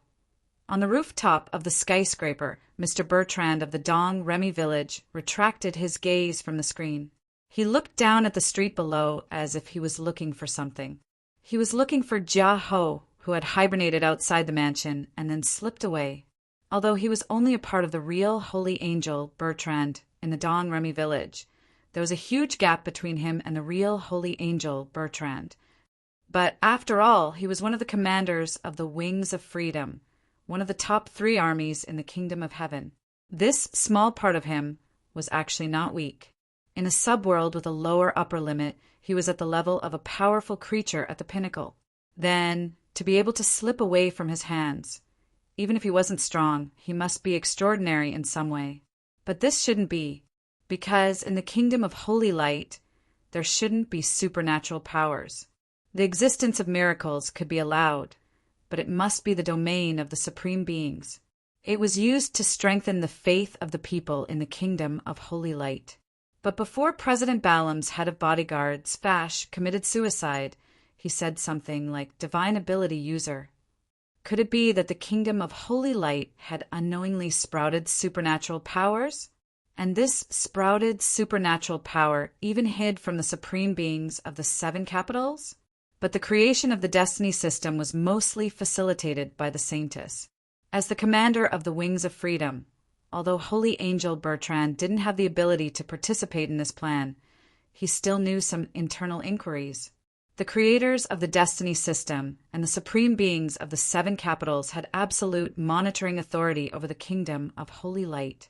With such authority, how could they not discover the sprouted supernatural powers in the Kingdom of Holy Light? Logically speaking, this sprouted supernatural power should have been nipped in the cradle early.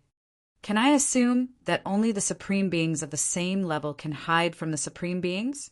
Or Bertrand of the Dong Remy village narrowed his eyes. Or another creator of the destiny system? At this moment, he was even alarmed by this thought. This is not an easy task. Bertrand from Don Remy village couldn't help but smile bitterly. The Saintess also looks like she can't move when she sees the son-in-law. You've finally shown your tail, you slippery fellow. Bertrand's purpose for coming out was very clear, which was to search for the guy who had slipped away. And at this moment, under the continuous search, he finally sensed some abnormalities. It was that strange fluctuation. Before the guy who had slipped away disappeared, there was a faint but extremely strange fluctuation in the surroundings. Over there! Mr. Bertrand's eyes were like torches, and his body turned into a stream of light. Under the sunlight, it was almost impossible to detect him. His speed was one of the best, even in the wings of liberty. Their destination was a building under construction. Mr. Bertrand from Don Remy village walked on the rough floors, getting closer and closer to the source of the strange energy fluctuation. The fluctuation became more and more intense, and it even formed a whirlpool in front of his eyes. The twisted whirlpool was like an eye in the abyss, and a figure was looming in it. Bertrand chuckled and waved his hand. A cross sword condensed from holy light immediately appeared in his hand. "This time I won't let you off so easily." Not bad." The whirlpool dissipated, and what appeared was a guy whose brain was exposed. In fact, it wasn't really an exposed brain. It was just that this guy's cerebral cortex seemed to be extremely developed and bulged like muscles. It was half squatting at this moment, and its arms were much longer than ordinary people's, almost reaching the ground. Its tongue was also longer than ordinary people's, like a lizard's tongue, and it was wearing a jacket full of nails. It looked like a frog. Annoying light. A sharp voice came from this guy with an abnormally developed brain. Its head suddenly tilted. Annoying guy. In fact, Mr. Bertrand was never afraid of boasting. Although I'm not the type that everyone loves, when it comes to popularity, I'm probably a hair's breadth ahead of you. Rip. The weird man instantly made an even more harsh sound. It gathered strength on its knees and directly jumped at Mr. Bertrand at a very fast speed. In the process of jumping, the weird, frog-like guy suddenly disappeared out of thin air. Bertrand frowned subconsciously. At this moment, a fierce, murderous intent came from behind his head. The weird, frog-like guy that disappeared appeared again behind Bertrand. He didn't seem to notice it. The frog-like guy's tongue instantly wrapped around Bertrand's neck at this moment. But the cross of holy light suddenly flashed. On the ground, half of the twitching tongue was already curled up. The weird, frog-like guy covered its mouth in pain, and a large amount of blood gushed out from its fingers. That's it. Bertrand waved the cross of holy light in his hand casually, and the blood stains on the cross sword instantly evaporated and disappeared. It's an ability similar to space travel. Although this kind of ability is relatively rare, it's still too slow. The weird, frog-like guy cursed in a low voice. It was a language that was different from any city in the 7 capitals. The space behind it was quickly twisting at this moment. Bertrand sneered and turned into a stream of light. Before the vortex behind the frog-like guy was completely formed, he had already arrived in front of the frog-like guy. He directly grabbed the frog-like guy's head with his palm and then pressed it to the ground without saying anything. Bang! The ground cracked, and the frog-like guy's entire head was almost buried in the concrete slab. Mr. Bertrand's holy light cross sword instantly turned and nailed into the frog-like guy's palm directly. The frog-like guy's eyes were chaotic at this moment, and the violent look on his face became more and more intense. His eyeballs were like a chameleon, crazily rolling around, and the cursing sound in the strange language became more and more harsh. Mr. Bertrand stood up, picked his ears, and shook his head. "I actually let a guy like you escape. It seems that I've been too comfortable recently." He shrugged. He wouldn't kill the frog-like guy, but he would bring him back to the Saintess. Although the Saintess might not care, he still had to do what he had to do. She was the Saintess of the Wings of Liberty, and it didn't matter whether she was the so-called Saint of the Kingdom of Heaven or not. "You'd better be quiet, frog brother. My lord doesn't like noisy guys." Mr. Bertrand twirled his fingers, and the sharp holy light cross sword instantly turned into a soft rope, completely tying up the frogman's body. He then bent down, grabbed the frogman by the back of his collar, and planned to drag him away. But at this moment, Bertrand frowned subconsciously. He subconsciously looked around and then casually threw the frog-like guy in his hand to the ground. "It seems that this is not all you've got." As he spoke, in the empty floor of the building under construction, twisted vortexes appeared one after another. They stepped around Mr. Bertrand. After a quick count, there were as many as 17 vortexes.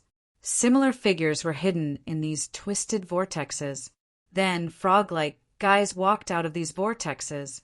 They almost looked the same, but there were slight differences in height and physique. So there's more than one. Bertrand's eyes narrowed slightly. So, you're not scolding me, but calling for your companions. The weird, frog-like guys gradually approached and surrounded Bertrand. Mr. Bertrand of the Dong Remy village loosened his neck and waved his hands. He held the holy light cross sword in both hands. There's no need for too many of them. One is enough. The more, the better.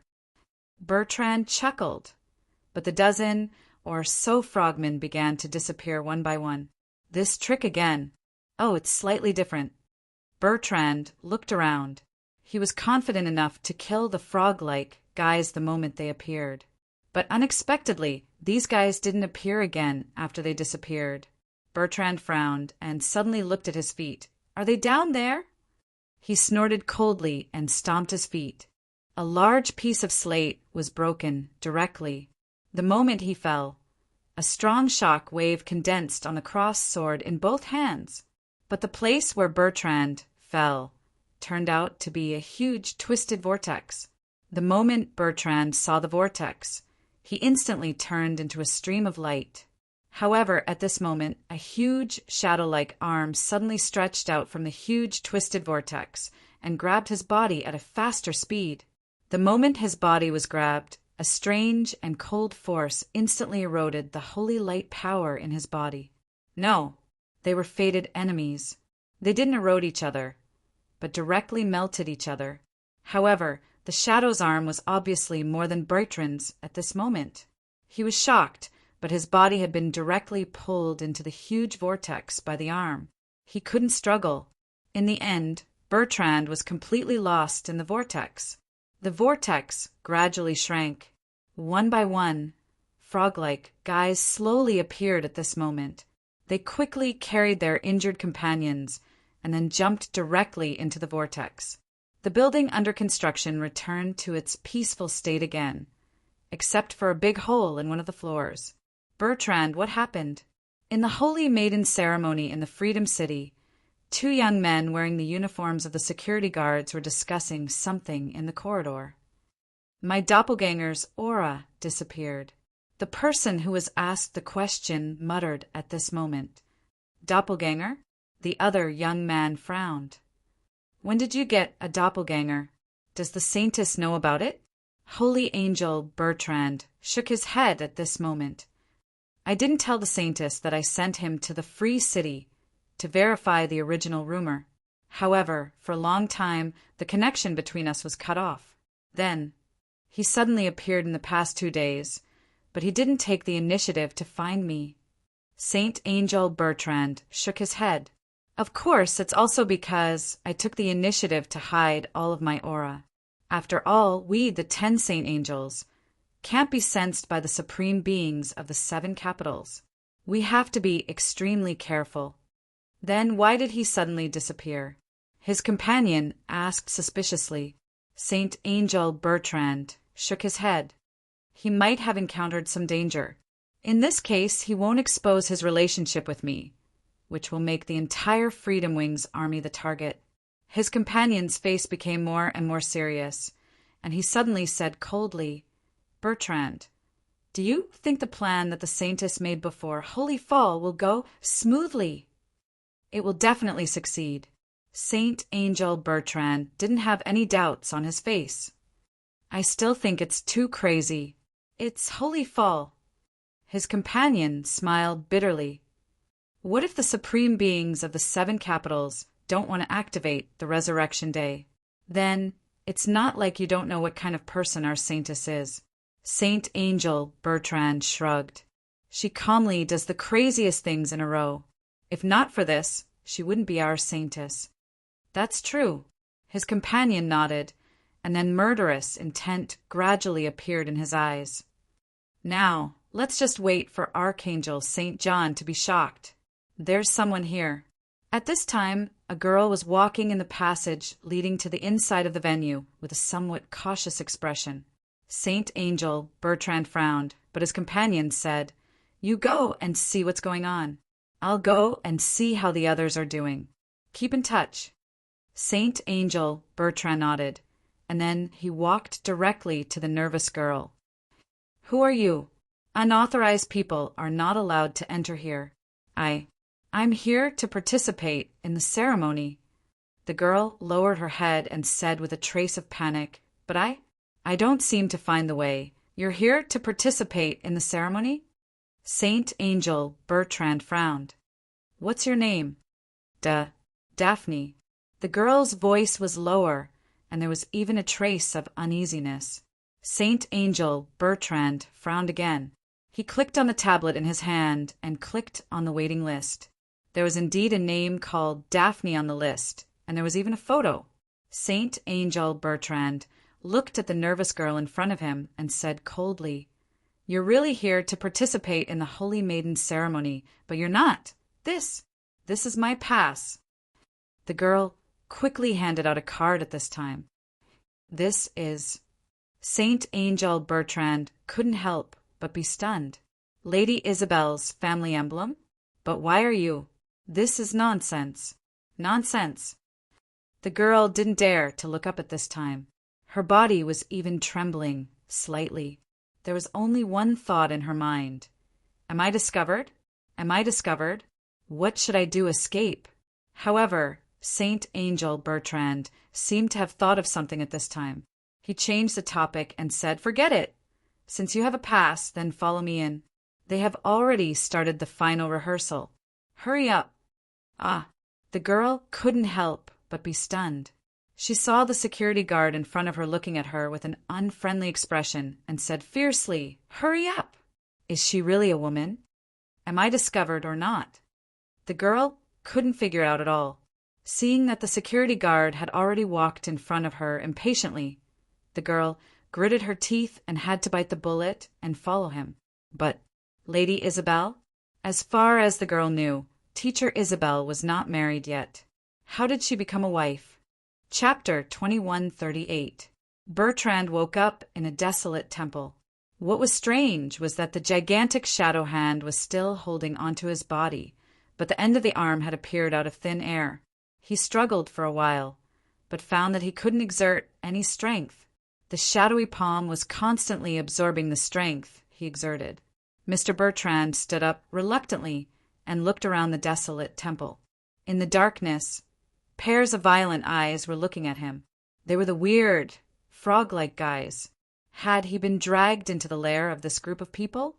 How many of these guys are there? They didn't feel like they were born naturally. They were more like man-made monsters. Mr. Bertrand couldn't help but frown. He seemed to have seen something similar somewhere before. It wasn't exactly the same, but it felt similar.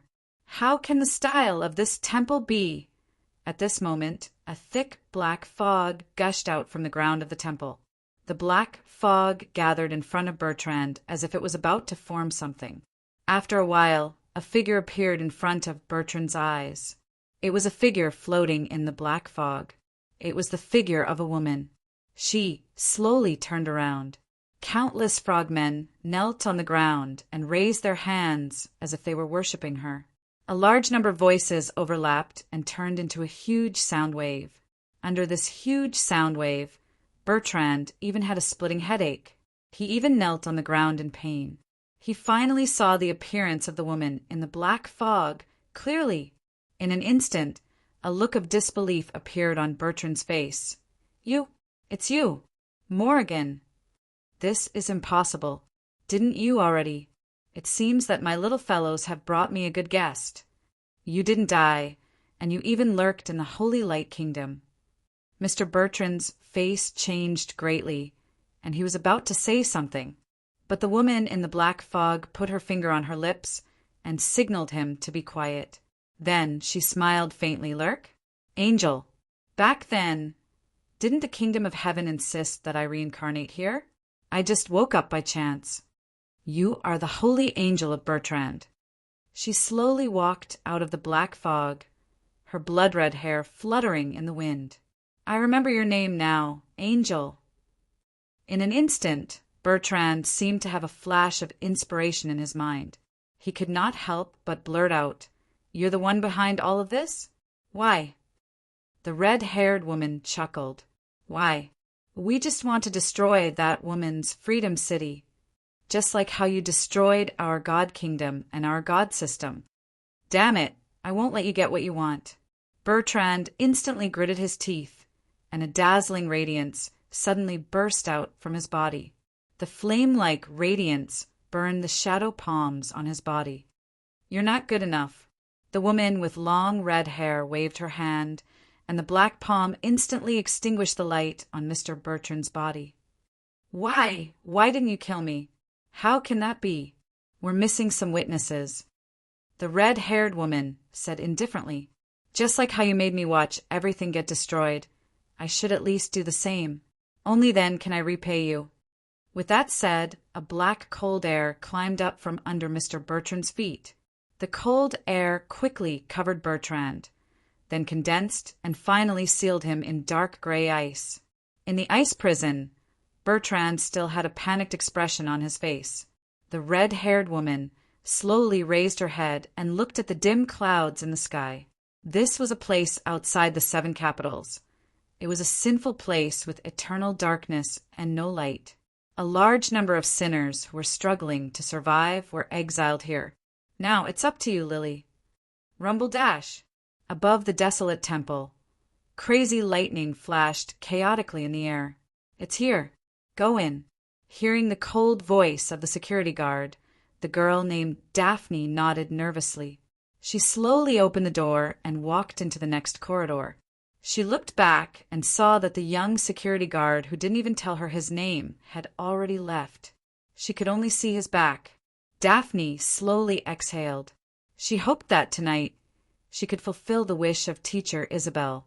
However, she felt that she had been discovered. The security guard looked at her as if he had seen through her identity.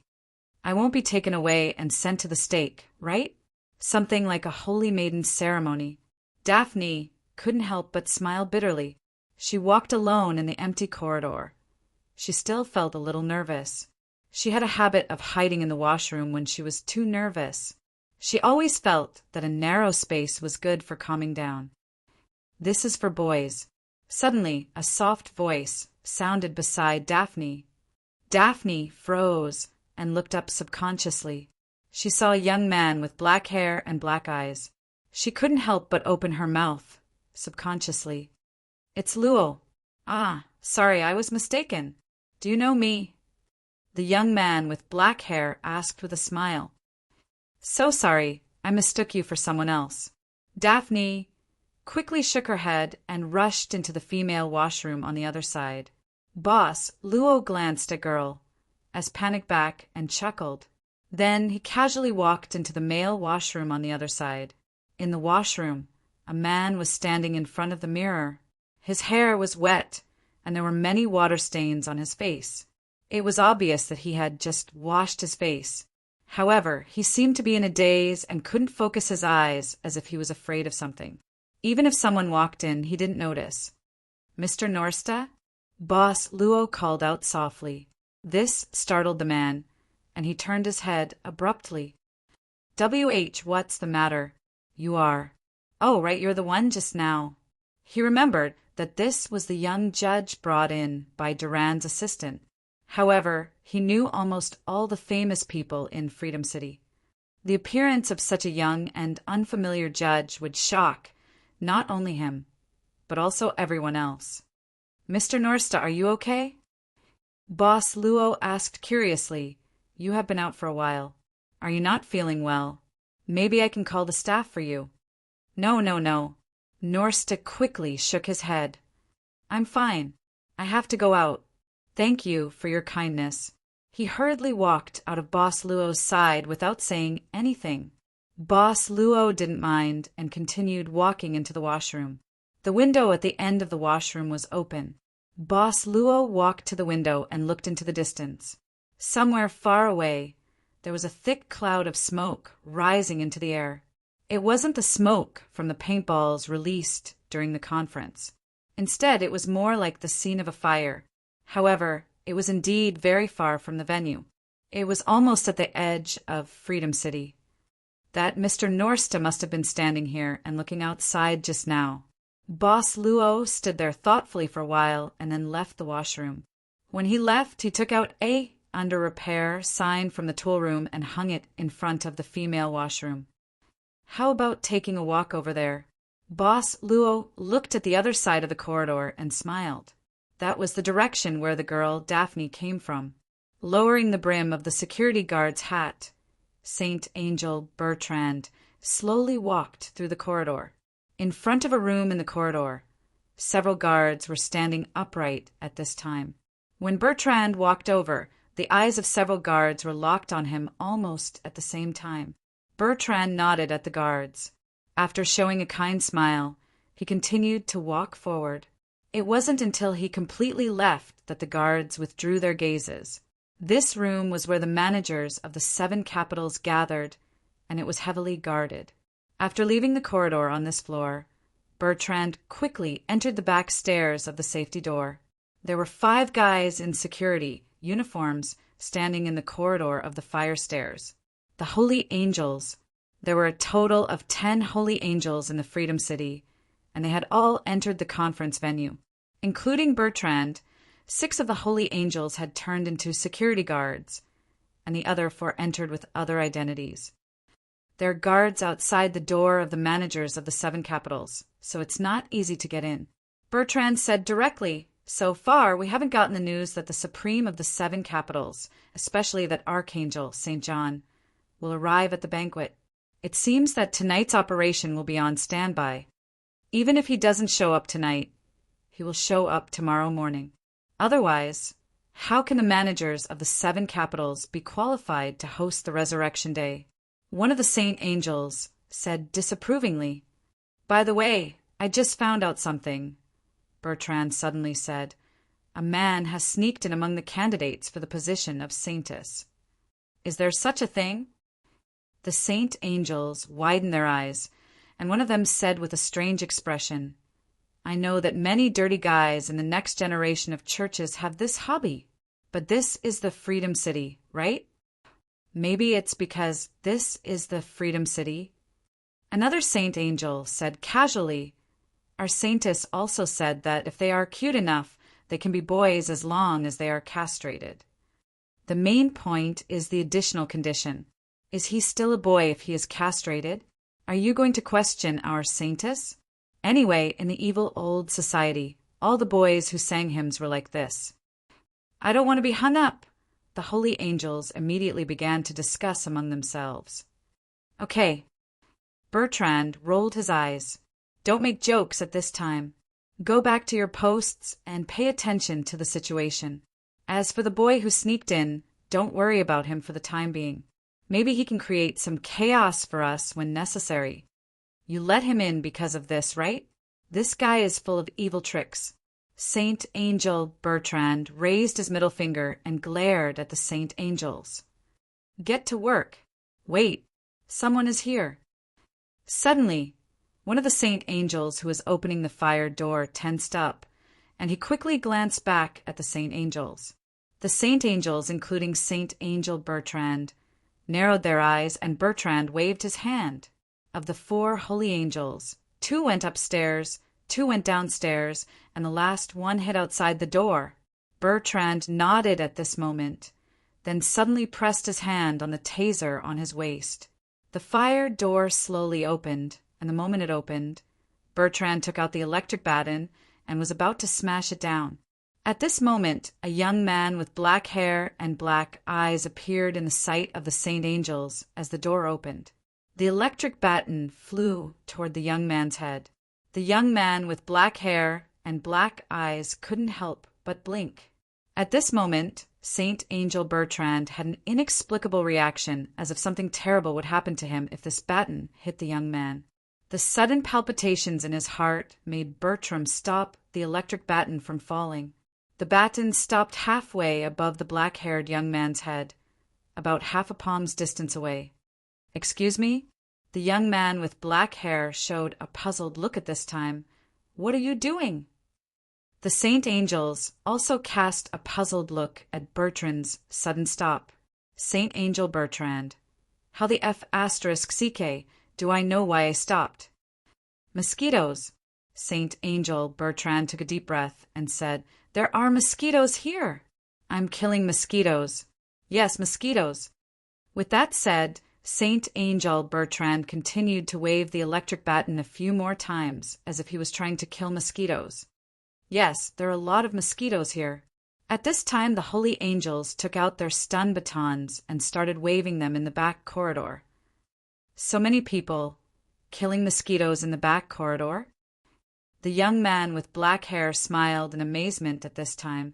You're really responsible, everyone. Huh. Ah. Saint Angel Bertrand smiled embarrassedly. By the way, who are you? You can't just come in here. With that said, Saint Angel Bertrand's eyes focused again. The Saint Angels also cast their gazes at the young man with black hair and secretly clenched the electric batons in their hands. I'm lost. The young man with black hair apologized. I came here while walking and happened to see you. Oh, yes, I'm a judge of the party. Judge? Yes. The young man with black hair nodded, then pointed to a certificate worn on his chest. This is the judge's certificate issued to all judges. Bertrand glanced at it. Although he muttered in his heart, the judge's certificate was indeed real. Oh, you're a judge. Bertrand looked back at the crowd at this time, then looked at the young man with black hair and said, The judges have a special restroom. I'll take you there. This way, please. Thank you, Mr. Bertrand. The young man with black hair nodded with a smile. In an instant, Saint Angel Bertrand's eyes became fierce again. He even narrowed his eyes and lowered his voice. How do you know my name? Glancing at the electric baton that was clenched again, the young man with black hair smiled slightly and said, Isn't it written on the worker's certificate? Your name. Bertrand subconsciously turned his head to look. First of all, he didn't remember when he brought a worker's certificate. The name, Bertrand, was indeed written on the certificate, which made him feel like he was in a fantasy. Don't alert the enemy. Saint Angel Bertrand glanced at his companions again, then took a light breath and opened the door. This way, please. Hashtag PS1. Thank you, GML. Blue Eucalyptus 2015 for serving tea to the capitalist big boss. Go yak! PS2, 0/2, PS3, as usual. Chapter 2139. In the corridor, Saint Angel Bertrand led the way. He was always paying attention to the black-haired young man behind him. What's his name again? I've seen this guy's judge ID just now, and I should have seen his name, but why? Why can't I remember? I know. No, what? Saint Angel Bertrand stopped subconsciously. He turned around calmly and looked at the black-haired young man. The black-haired young man smiled and said, Mr. Bertrand, what you guys did at the back stairs? Oh. Bertrand got closer and chuckled. What do you know? The black-haired young man said casually, Mr. Bertrand, you must be hiding there to rest, smoke, or something, right? Ha ha ha. It's fine to say that we're slacking off. We're just addicted to smoking, and it's not a good place to work. So you know. Saint Angel Bertrand waved his hand at this time. We're all boorish people, so we don't need to be so particular, Mr. Judge. He looked at the black-haired young man's judge ID again, but the ID was inserted into his chest pocket at this time. The black-haired young man took out a pack of cigarettes from his pocket at this time and said with a smile, Mr. Bertrand, give me one. I'm a judge. If you're with me, it shouldn't be a problem for you. Bertrand was a little dumbfounded on the spot, although this action was normal, and there was nothing wrong with it. But, what's wrong, Mr. Bertrand? Didn't you just say that you're addicted to smoking? The black-haired young man said apologetically, I suddenly walked in, and I didn't smell the smoke. I probably interrupted you guys. I'm sorry. Then I'll have one. Holy Angel Bertrand braced himself. He quickly pulled out a stick and held it in his mouth. But in fact, when this thing first spread from the lower world to the wings of liberty, it was very popular for a while.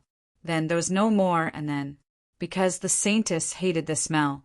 But it was really painful to kill a lot of people's hobby for a long time. It was a dark time when they had to be checked by the inspection team every day and smoke a cigarette as if they were in a spy war. If he smoked one, he wouldn't be discovered, as if there was a little Satan or little Lucifer instigating in his heart. Bertrand gulped and said, "Lend me a light?" "The lighter isn't on me." The black-haired young man took out a lighter and lit it. Holy angel, Bertrand slowly exhaled a mouthful of thick smoke. He felt as if all the cells in his body had been activated. Comfortable. This feeling is really— "Thank you, Mr. Judge." "You're welcome." The black-haired young man smiled and immediately said, "Mr. Bertrand, you don't seem to be from here." "Why?" Bertrand asked curiously. "Can you tell?" "It's just a feeling," the black-haired young man said casually. "It feels a little different from the people in the Freedom City." Holy angel, Bertrand immediately became alert. At this time the black-haired young man said, "Well, I know Mr. Bertrand. He should be an immigrant from the other 7 cities." "Ha ha ha. Yes, I wasn't originally a resident of the Freedom City." Holy angel, Bertrand nodded. The black-haired young man asked casually, "Mr. Bertrand, what do you think of the Freedom City?" "Freedom City?" Holy angel, Bertrand froze subconsciously. This topic surprised him, but he still shook his head and looked out of the window thoughtfully. "The wind here is a little messy. You like this city?" "I like the faith of this city. That's all." Holy angel, Bertrand said calmly. "Unfortunately, its faith is experiencing some unprecedented difficulties." The black-haired young man said, "Before the butterfly broke out of its cocoon, it also went through a period of struggle." "You're right." Holy angel, Bertrand nodded. "Indeed. Now it's just like the butterfly before it broke out of its cocoon. I firmly believe that the City of Freedom will welcome a new era." At this moment, the holy angel Bertrand suddenly said, "Mr. Judge, this corridor is straight ahead. After 3 doors, you will reach the backstage lounge. I have something else to do, so I won't be able to see you off. Please forgive me." "It's okay. Then thank you for the cigarette. See you if there's a chance." Holy angel, Bertrand nodded and quickly walked away from the other side. Seeing him leave, the black-haired young man looked out of the window again. From this position, he could see a stream of light flashing by and then disappearing into the rooftop of the building opposite the venue. It was an angel in the form of a woman. "I can't stay here any longer. I have to go out." Daphne told herself that the lucky thing was that no one had come into the bathroom for such a long time. She was really glad about that Mr. Luo should have left after using the washroom. But why is he here backstage? Shaking his head, Daphne was about to open the door, but the door of the women's washroom suddenly opened a little. Daphne immediately closed the door of the washroom again. Although with his current appearance, it didn't matter even if he bumped into the person who came in. However, he instinctively wanted to avoid such a thing from happening. He felt that if he casually entered the women's washroom with his current appearance, he would be regarded as a shameless person. He didn't know who came in. However, Daphne felt that the person who came in seemed to be checking this place. He felt that the doors of each washroom were being opened one by one. It was his turn to be stunned. Daphne was so nervous that he covered his mouth and shrunk his body. However, he stopped opening the door. The person who came and walked into the cubicle next to him. Daphne didn't dare to make a sound. He heard some people taking off their clothes. After a while, Daphne saw a blood-stained bandage falling out from the slit under the cubicle. Daphne immediately retracted her legs as well. The bandage that was stained with blood was also pulled back at this moment. He even heard some muffled sounds. After a while, the sound stopped. Then the cubicle door was opened, and the sound of water came from the wash basin in front of him. After a while, the person left here. After a while, Daphne tentatively walked out again. After confirming that there was no one here, he let out a sigh of relief. Driven by curiosity, Daphne opened the cubicle that the person had just used. There was nothing left here. There was only a faint fragrance left. It seemed to be the smell of some kind of perfume. Confused, Daphne finally shook his head. Then he tried to look as natural as possible in front of the mirror before opening the door and leaving. Since when was there a under repair sign hanging here? Looking at the sign hanging on the door handle, Daphne frowned.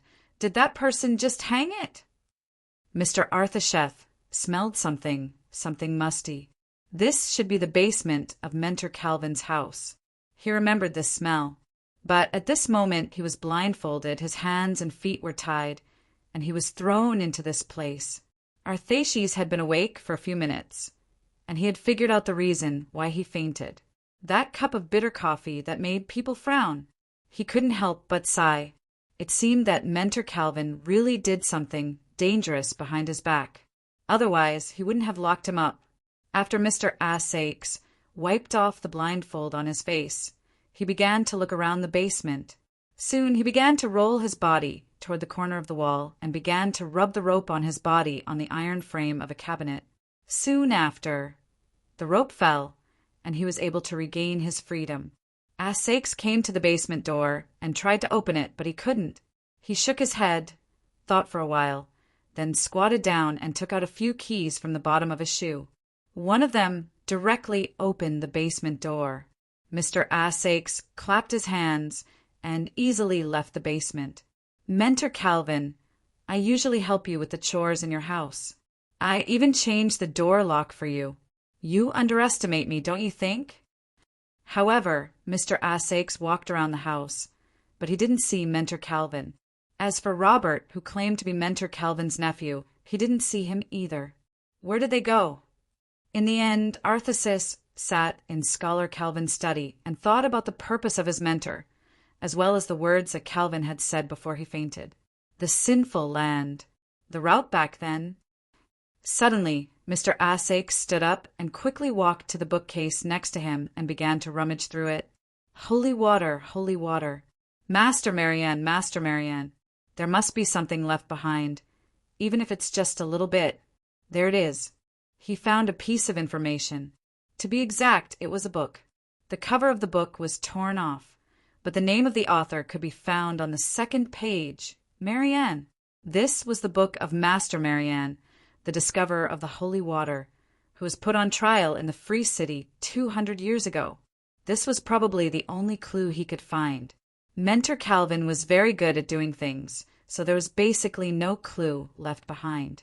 This book was probably something left behind from a long time ago. Maybe it was because it was the blood and sweat of a master, so Mentor Calvin didn't destroy it. Even so, he still tore off the cover and hid it in a pile of unimportant books. If it wasn't for the fact that they were familiar with Mentor Calvin's personality, they wouldn't have noticed anything. Even if they did, they wouldn't have thought much about the book with its cover torn off. After all, the name Master Marianne had been erased a long time ago. It wasn't an unreachable realm. Marianne, the title page. It wasn't an unreachable realm. Mr. Assakes read the title page softly and couldn't help but frown. It wasn't an unreachable realm. What kind of realm is it? God's realm? He turned to another page. There was a brief introduction of Master Marianne and a picture of Master Marianne. The page had turned yellow, and it looked more like a portrait than a picture. But when he looked at the portrait of this Master Marianne, a shocked expression appeared on Mr. Arthasheth's face. This woman, Kate Eyre Lily. How? Mr. Assakes was shocked. He closed the book and put it in his pocket. Then he rushed out of Mentor Calvin's house and ran like crazy. Backstage of the Holy Maiden's ceremony, Boss Luo had just returned, but he saw the assistant of the mayor of Durand City anxiously looking for something. Mr. Luo, that's great. I finally found you. I went to the washroom. What's the matter? The rehearsal is about to start, and the judges are already in place. You're the only one left. The assistant said quickly. Boss Luo said, the rehearsal isn't a problem. After all, it allows the Holy Maiden to be more prepared. However, if the judges are also there, won't they be prejudiced when the actual competition starts? If the Holy Maiden's substitutes can break through before the actual competition starts, won't they be able to surprise the judges? The assistant smiled. It was obvious that he already had a solution to this problem. How do I get there? Boss Luo asked. Please come with me. Soon, the male assistant took Boss Luo to the recording hall. The audience wasn't allowed to enter yet. At this time, there were only some judges and staff members sitting under the stage. Ludic, Isabel, Nasta, Scholar Calvin, and the other judges, both male and female, were all seated. Seeing that the last judge had arrived, the director started to officially start the rehearsal. The judges were seated according to their priority. Scholar Calvin sat in the middle of the crowd. Beside him were Mr. Nasta and Principal Ludic. Ms. Isabel sat slightly further away, and Boss Luo was arranged to sit next to Ms. Isabel. This is Ms. Isabel's request. Mr. Luo, please forgive her. After the male assistant said this in a low voice, he revealed a wry smile and then awkwardly sat down in the back seat. Boss Luo had just sat down when Ms. Isabel leaned closer to him and said with a smile, Is it because the Holy Maiden backstage is too beautiful? Or did you meet that female star on the way? I'm right in front of you. Ms. Isabel, you're too dazzling. Boss Luo said softly, I think you should be on this stage. She laughed so hard that her chest shook. But I don't like this stage. I only like the people on this stage. I like this stage. Boss Luo smiled. And I like the people on this stage. Isabel chuckled.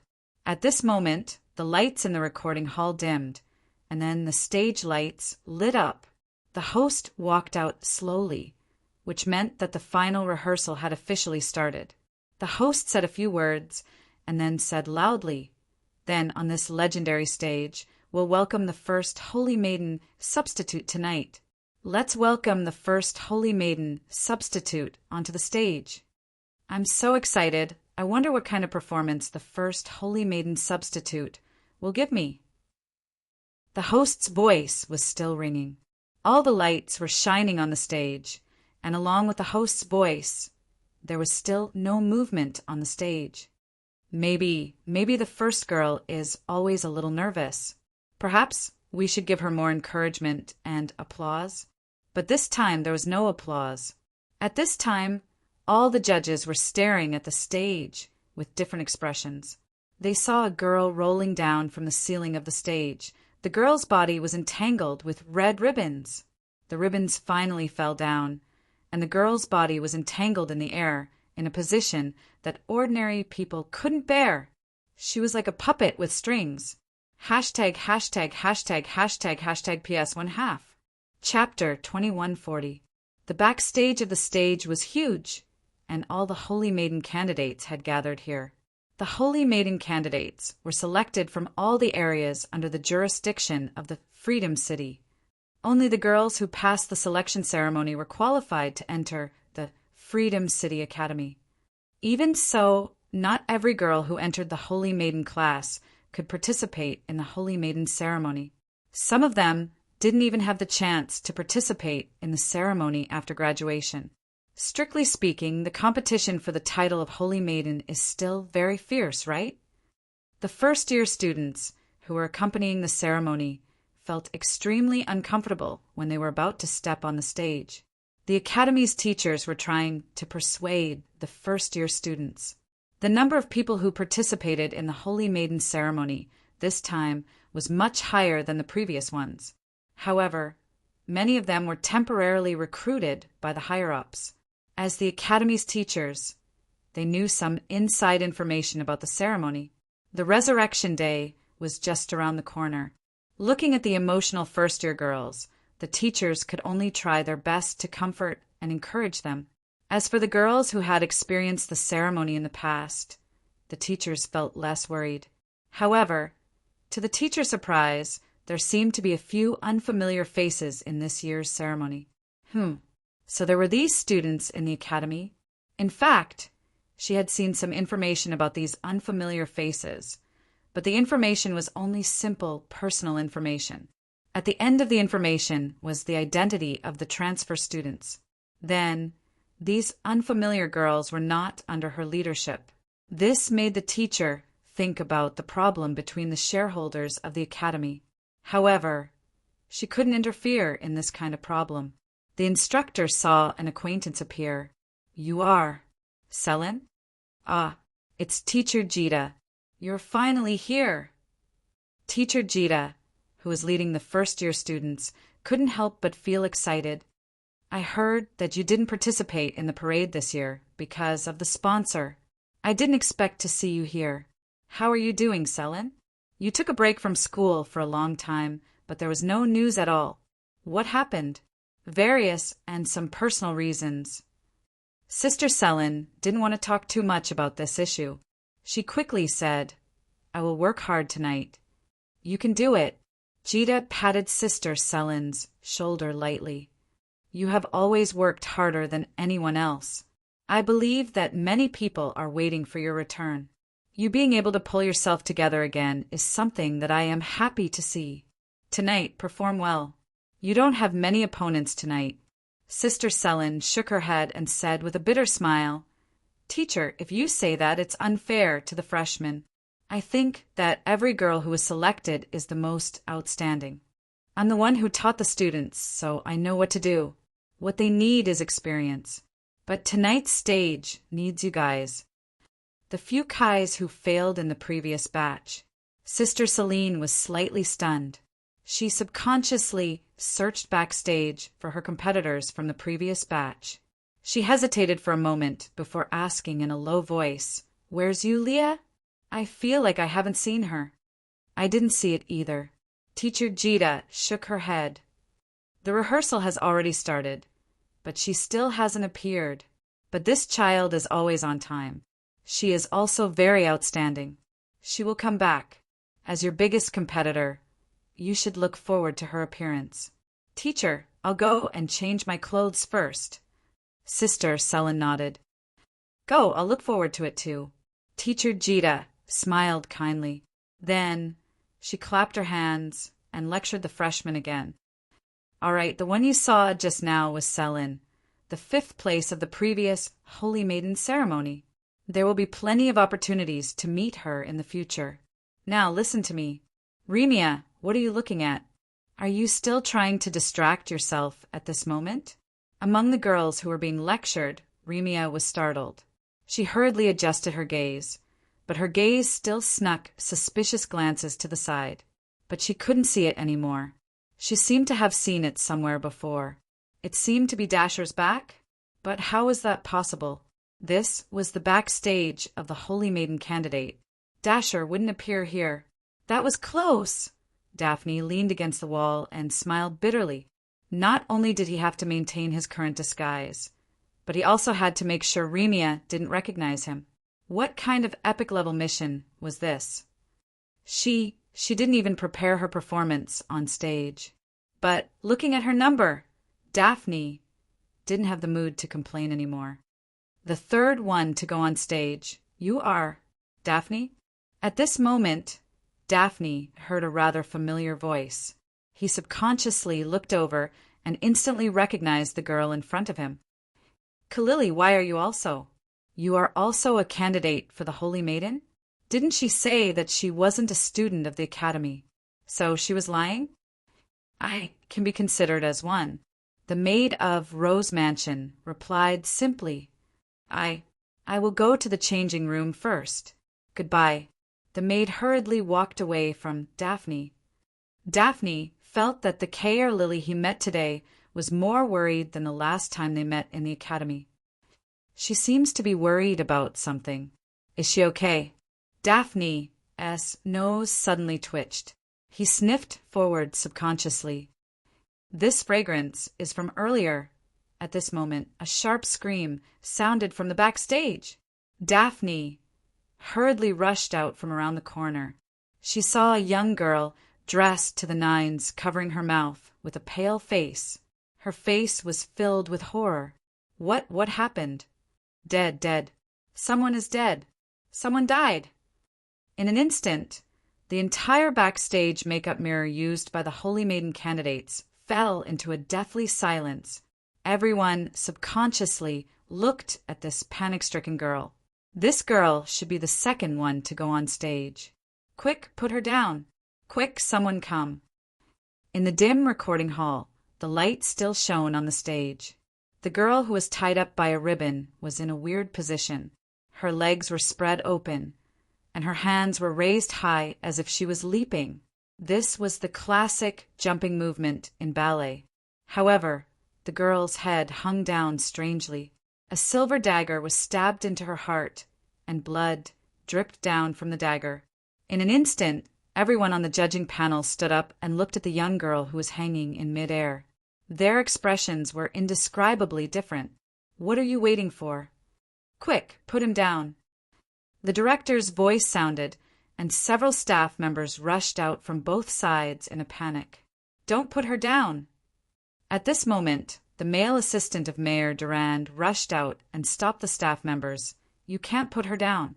You will destroy the evidence. But I'll take responsibility. The male assistant gritted his teeth. From now on, no one is allowed to get close to the dance. I'll contact the investigators from the public security office, but before that... Then the male assistant looked at everyone in the room. Under the immense pressure, he braced himself and looked at the big shots of the Freedom City. Before this, I hope that everyone here won't leave the recording hall. This includes everyone backstage. After the initial shock, the judges quickly calmed down. They didn't say anything and just sat down silently. They knew that Durand's assistant was right. If they were in his shoes, they would have done the same. However, the Holy Maiden candidate's death on stage had a huge impact, especially on the eve of the Resurrection Day. I can stay here, but who can lower the curtain? I don't want to keep staring at a corpse or be stared at by it. A judge frowned. Don't move and don't lower the curtain. The male assistant braced himself and said, Don't move anything here. If you think it's inappropriate, you can turn around. Humph, forget it. The judge muttered and turned his face to the other side. Hurry up and call the people from the public security office. Do we have to wait until tonight? The male assistant nodded with an ugly expression and took out his phone. However, the first thing he did was not to call for the investigators from the public security office. Instead, he dialed Mayor Durand's number. His heart was trembling with fear. The reason for his fear was that the girl who died on the stage in such a strange manner was Mr. Durand's niece. Other than that, the girl was also one of the most popular candidates for this ceremony. She had a lot of supporters and had a high chance of being one of the top 3 candidates for this ceremony. You don't look scared at all? Miss Isabel suddenly asked Boss Luo. You don't look surprised at all. Boss Luo blinked and said, Because I have facial neuritis. What's that? Miss Isabel frowned subconsciously. Generally speaking, it means facial paralysis. Boss Luo blinked again. Miss Isabel stared blankly for a moment before chuckling softly. When this Miss Isabel laughed, the ripples in front of her body trembled abnormally. So you also know how to joke? Boss Luo would occasionally be mischievous. This originated from the cheerful part of his personality. It became more obvious after he received the legacy in the central tower of the underwater city. Isn't Miss Isabel the same? She doesn't look scared either. I'm scared. Isabel squinted her eyes. My heart is beating fast and my palms are cold. I think I need some warmth, my hands and my heart. Boss Luo casually took out a blanket. It was something that was prepared on every seat. Isabel chuckled and didn't care. She picked up the blanket and put on her body. She even adjusted her sitting position to look at the girl's corpse hanging on the stage. She suddenly said, She's very beautiful, right? Just like a swan spreading its wings. A dead swan? Boss Luo blinked again. Miss Isabel rolled her eyes. Negative emotion 10086. Her favorability remained unchanged. Her name is Huang. She said abruptly she's a graduate. This year's ceremony is the last one she can attend. This child has been very active and hardworking in my sacred ritual class. However, she still lacks some luck. Pity? Boss Luo suddenly asked. Isabel shook her head, lazily. There's nothing to feel sorry about. To be able to die on the stage that she loves, and even have her soul return to this place for a long time. Perhaps it's a lucky thing for her? Boss Luo said, according to the Holy Light Kingdom, after a person dies, the soul will enter the embrace of the Lord. It's like saying that you're not a person of the Holy Light Kingdom. Isabel held her chin lightly.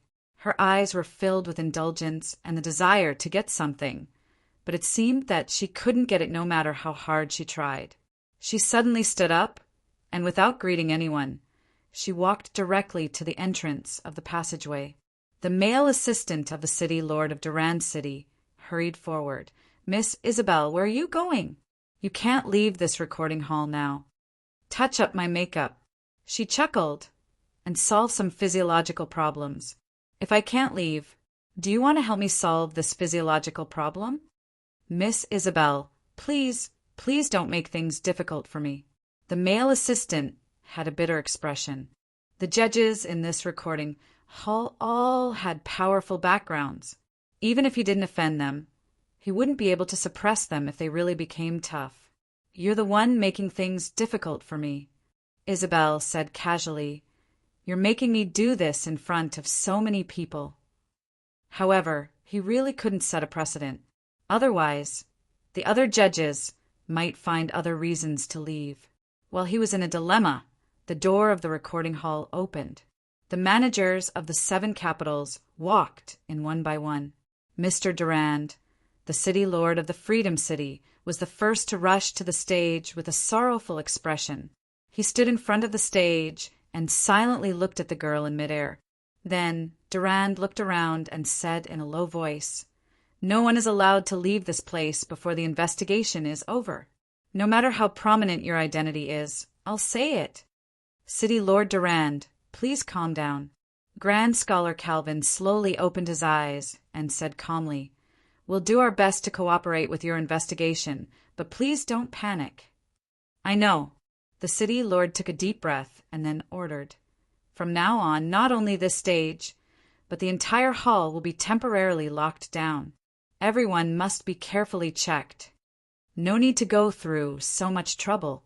At this moment, a calm voice sounded. A young man slowly walked out from the group of managers of the 7 capitals with his hands behind his back. Beside this young man, the managers of the 7 capitals all maintained their humility, with their heads slightly lowered. Mr. Lang, the city lord of the Durand City, opened his mouth. That young man, Angel Lang, waved his hand. I said no need to go through so much trouble. Soon I'll know who the murderer is. I'll use my eyes to see for you. With that, Angel Lang walked directly to the stage. With a wave of his hand, the hanging girl's corpse instantly fell to the ground and smashed onto the stage, making a dull thud. The city lord of the Durand City, Lord's expression, changed slightly. He gritted his teeth and didn't say anything. At this moment, Angel Lang walked directly to the stage and came to the girl's corpse. He casually stretched out his hand, and a golden light slowly spread out from his palm. As long as we check her destiny log, we'll know what happened before she died, Angel Lang said calmly. The managers of the 7 capitals nodded inwardly. This was indeed the fastest and most effective method, but this method could only be done by the Supremes and their envoys. Angel Lang's palm continued to shine. However, after a long time, Angel Lang's palm was still shining. He also stood still. Mr. Lang? The city lord of the Durand City, Lord couldn't help but ask, Is it done? Angel Lang retracted his hand expressionlessly. He began to ponder. Everyone's eyes were fixed on him as if they were about to burst out of their sockets. But Angel Londo was still muttering to himself. How should I tell this group of people that the girl's destiny system can no longer be opened? This is very awkward, Angel Lang continued to ponder. Chapter 2141. In the quiet recording hall, it was the Pope of the city of blazing heavens who bore the brunt of everyone's attention. The white-haired Pope had no choice but to face everyone's gazes. Sir Longdu, do you know who the murderer is? This angel had been silent for so long, it was time for him to give an answer. But Longdu looked at the Pope with a frown. Is there a problem? The Pope hurriedly asked. Langdo looked around and nodded. The mandate of heaven on the deceased cannot be unlocked. Everyone was stunned, especially the managers of the 7 capitals who knew more about the destiny system. Their gazes were filled with disbelief. The Pope of the city of blazing heavens was even more hesitant. Sir, can't be unlocked. Why can't it be unlocked? Longdu said directly, what if the deceased's destiny system was destroyed by unknown means in order to cut off all clues? Or, before she died, she had already become a fallen, and the destiny system automatically stripped her of her destiny. Hua Ying would never become a fallen. She's a candidate for the Holy Maiden. The mayor of Duran City was slightly agitated. The clash of words attracted the attention of Langdo's angel. The mayor of Duran City instantly felt his heart skip a beat. Saints had a majesty that saints couldn't look directly at, and so did these high-ranking angels. It wasn't too strong, but it was enough to make him uncomfortable. If the deceased's destiny was deliberately destroyed by the murder, could this be related to Holy Fall? The Pope's voice sounded at this moment. The Pope's words could be considered as helping the mayor of Duran City. The mayor of Duran City looked at the Pope gratefully, then retreated to the side.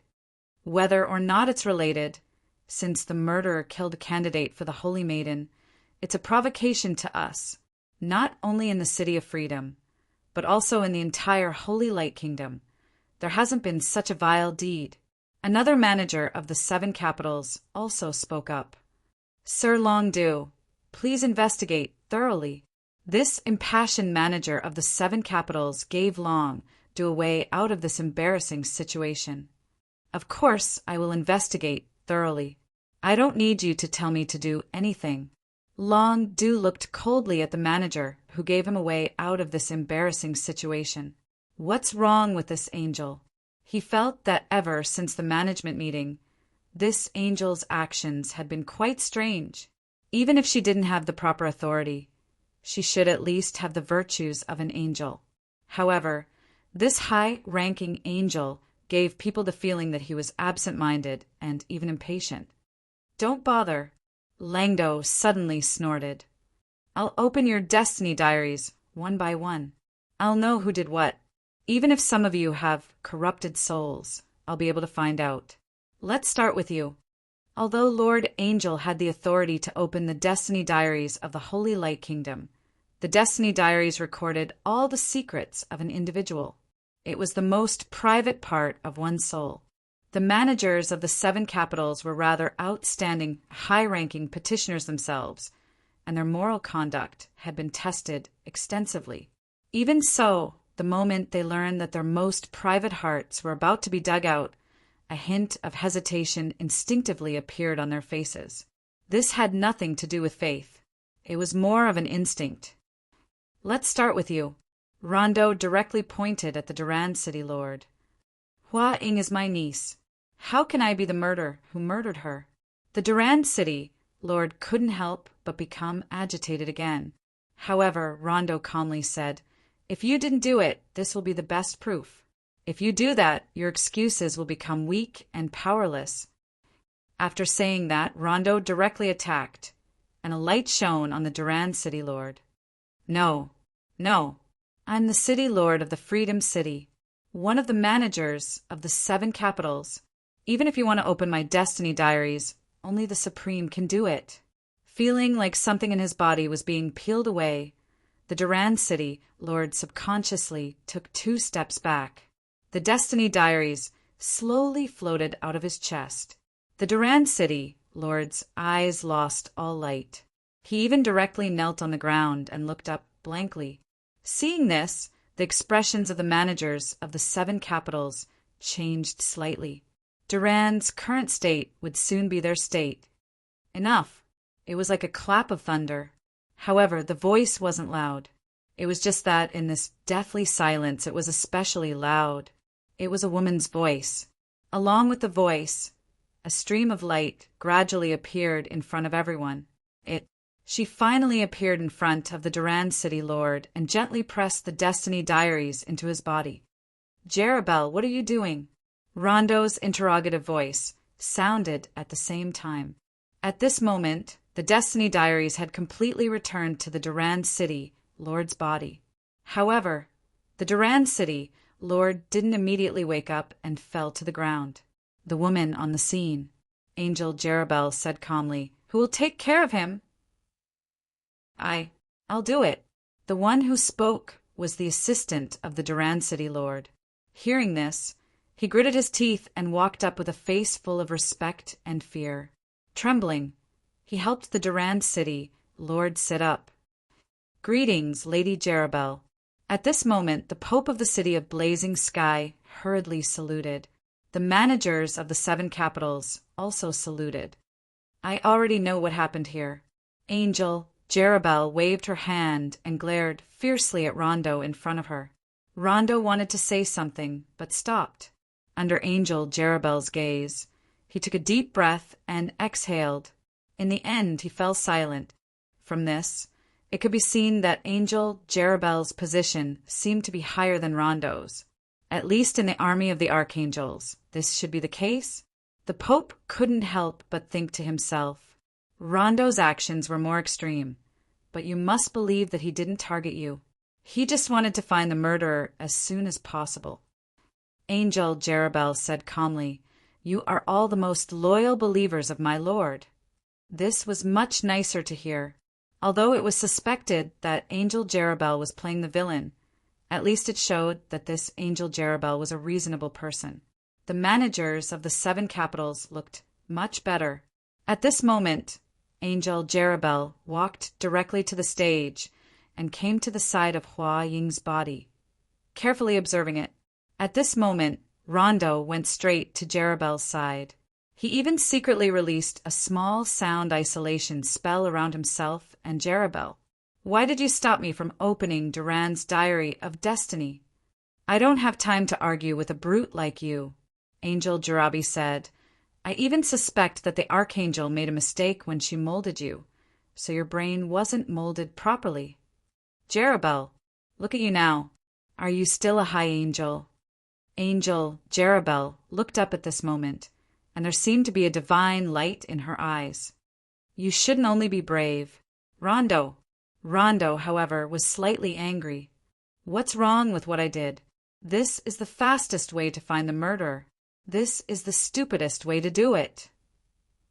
Angel Jarabel snorted lightly. "Do you know how many people there are in this place? If you want to check them one by one, how long will you take? Everyone who you read through the diary fainted for a while. Based on what you did, should we continue with the Holy Maiden ritual? If no new Holy Maiden is born, what should we do on the day of resurrection? I don't believe it. I'll find the last one." Rondo shook his head. However, even he felt that he couldn't refute it. There was a thought in his mind that made him subconsciously want to refute. "What's wrong with you today?" Angel Jarabel suddenly frowned. Impulsive, easily angered, and arrogant, Rondo couldn't help but feel a chill on his back. He shook his head and closed his eyes tiredly. Maybe it's because of the high pressure brought by the holy fall. The supreme beings can't even leave because they have to watch over the gathering of the power of will in the Freedom City. They are also very careful, so Okay, stop talking. Angel Jarabel shook her head lightly. The ritual must continue as scheduled. The truth of this girl's death must also be investigated. These 2 things must be done at the same time. What do you mean? Angel Jarabel thought for a moment and said, "After the incident, I locked down the venue immediately and no one has left yet. This means that the murderer is still hiding here. So, be prepared, Angel Jerabel said. You stay here and let the ritual start smoothly. I'll investigate the murder.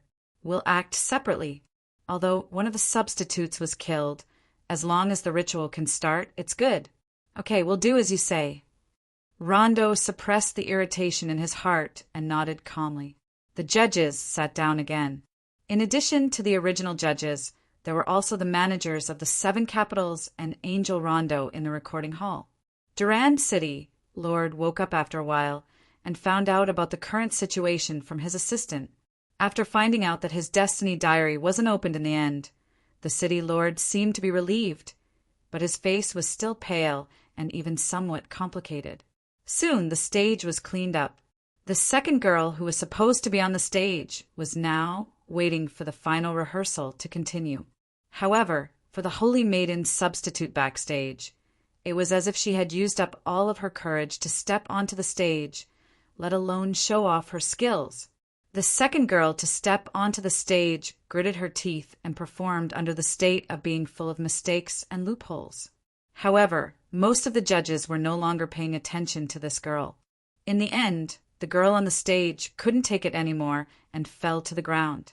She covered her face and started sobbing softly. Too much trouble for her. This was what most of the judges thought. There's no need for rehearsals. Let's start when the time is up. Angel Rondo said coldly, ask these substitutes to get off the stage and adjust themselves. To become a qualified Holy Maiden, this kind of mentality isn't good enough. The girl who was sobbing on the stage couldn't take it anymore and burst into tears. The MC on the stage could only ask someone to send her off and then ordered the curtains to be drawn down. Angel Rondo leaned lazily on the back of the chair as if he was thinking about something absent-mindedly. Suddenly, he looked at President Balaam not far away and said, Balaam, I'm thirsty. Get me something to drink. Do you still have that fruit juice? It was very strange. When this Lord Angel suddenly mentioned fruit juice, the managers of the 7 capitals all subconsciously moved their throats. There was an indescribable taste that suddenly spread through their taste buds. When they drank it in the past, it was tasteless like drinking water. But when they thought about it, there seemed to be a strange taste. The managers of the 7 capitals looked at President Balaam instinctively. President Balaam smiled faintly and said, Then I'll go prepare some drinks for everyone. It's inevitable that we'll be thirsty while waiting. Langdo just waved his hand, as if urging him to hurry. President Balaam hurriedly went out to give the order. Not long after, someone came in with 2 boxes.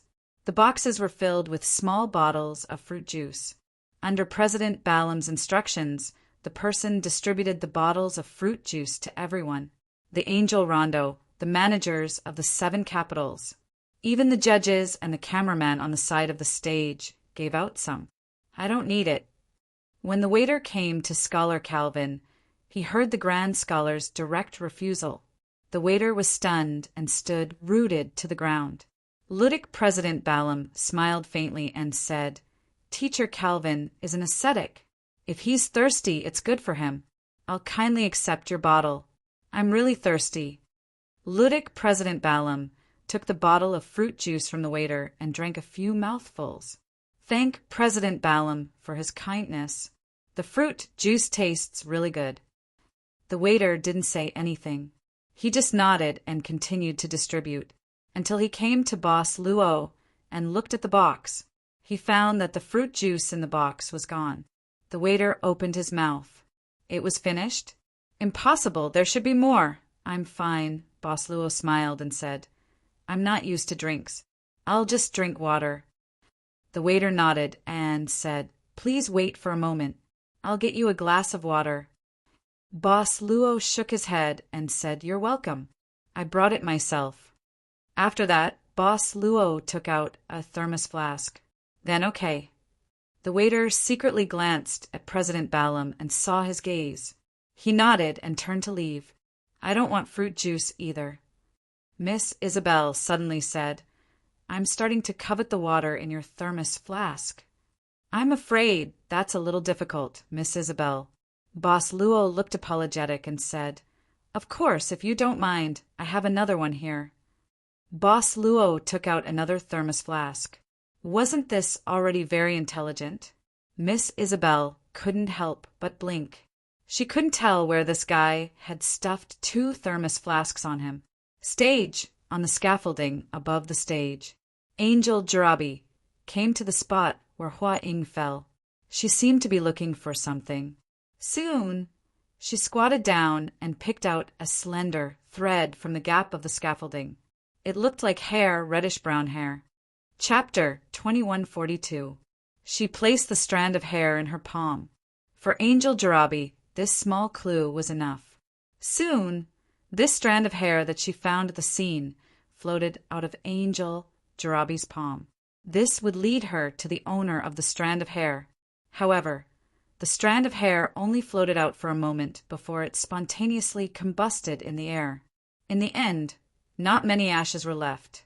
Angel Jarabi's expression gradually turned solemn. This meant that the owner of the strand of hair couldn't be found. In fact, the owner of the strand of hair might be much more powerful than her. However, at this moment in the City of Freedom, there shouldn't be anyone more powerful than her, a high angel in theory, except for those supreme saints. This matter was much more serious than it seemed on the surface. Time passed little by little. As a high angel, she still hadn't made any progress in finding the culprit. This was extremely inconceivable. Powerful strength seemed to be useless in this matter. There were too many restrictions. In order to complete the Holy Maiden ritual smoothly, she couldn't stop everything. This matter wasn't something that she could easily solve. At this moment, Angel Jarabi was even a little hesitant.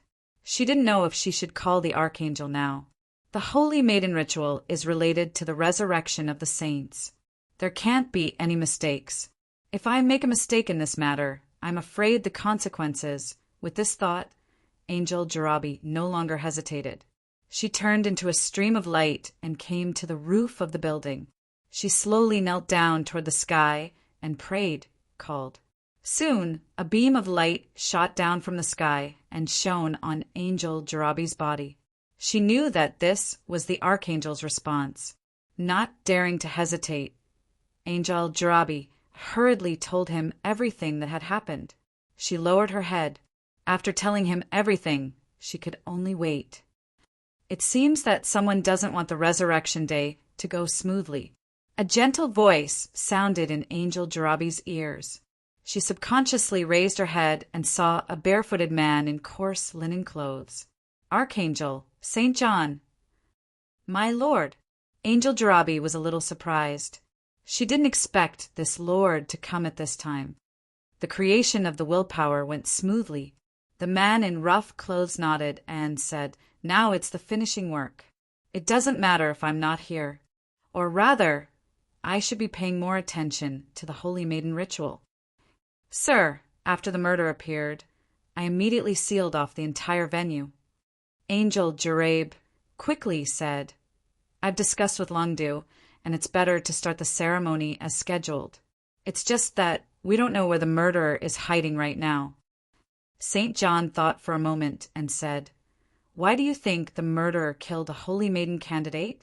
Angel Jarabe said, I'm afraid it's because of the ceremony. I even suspect that it's the same thing as the Holy Fall of the Saint in the Free City. On the day of the Holy Fall, Longdu once said that he followed a certain light but lost it.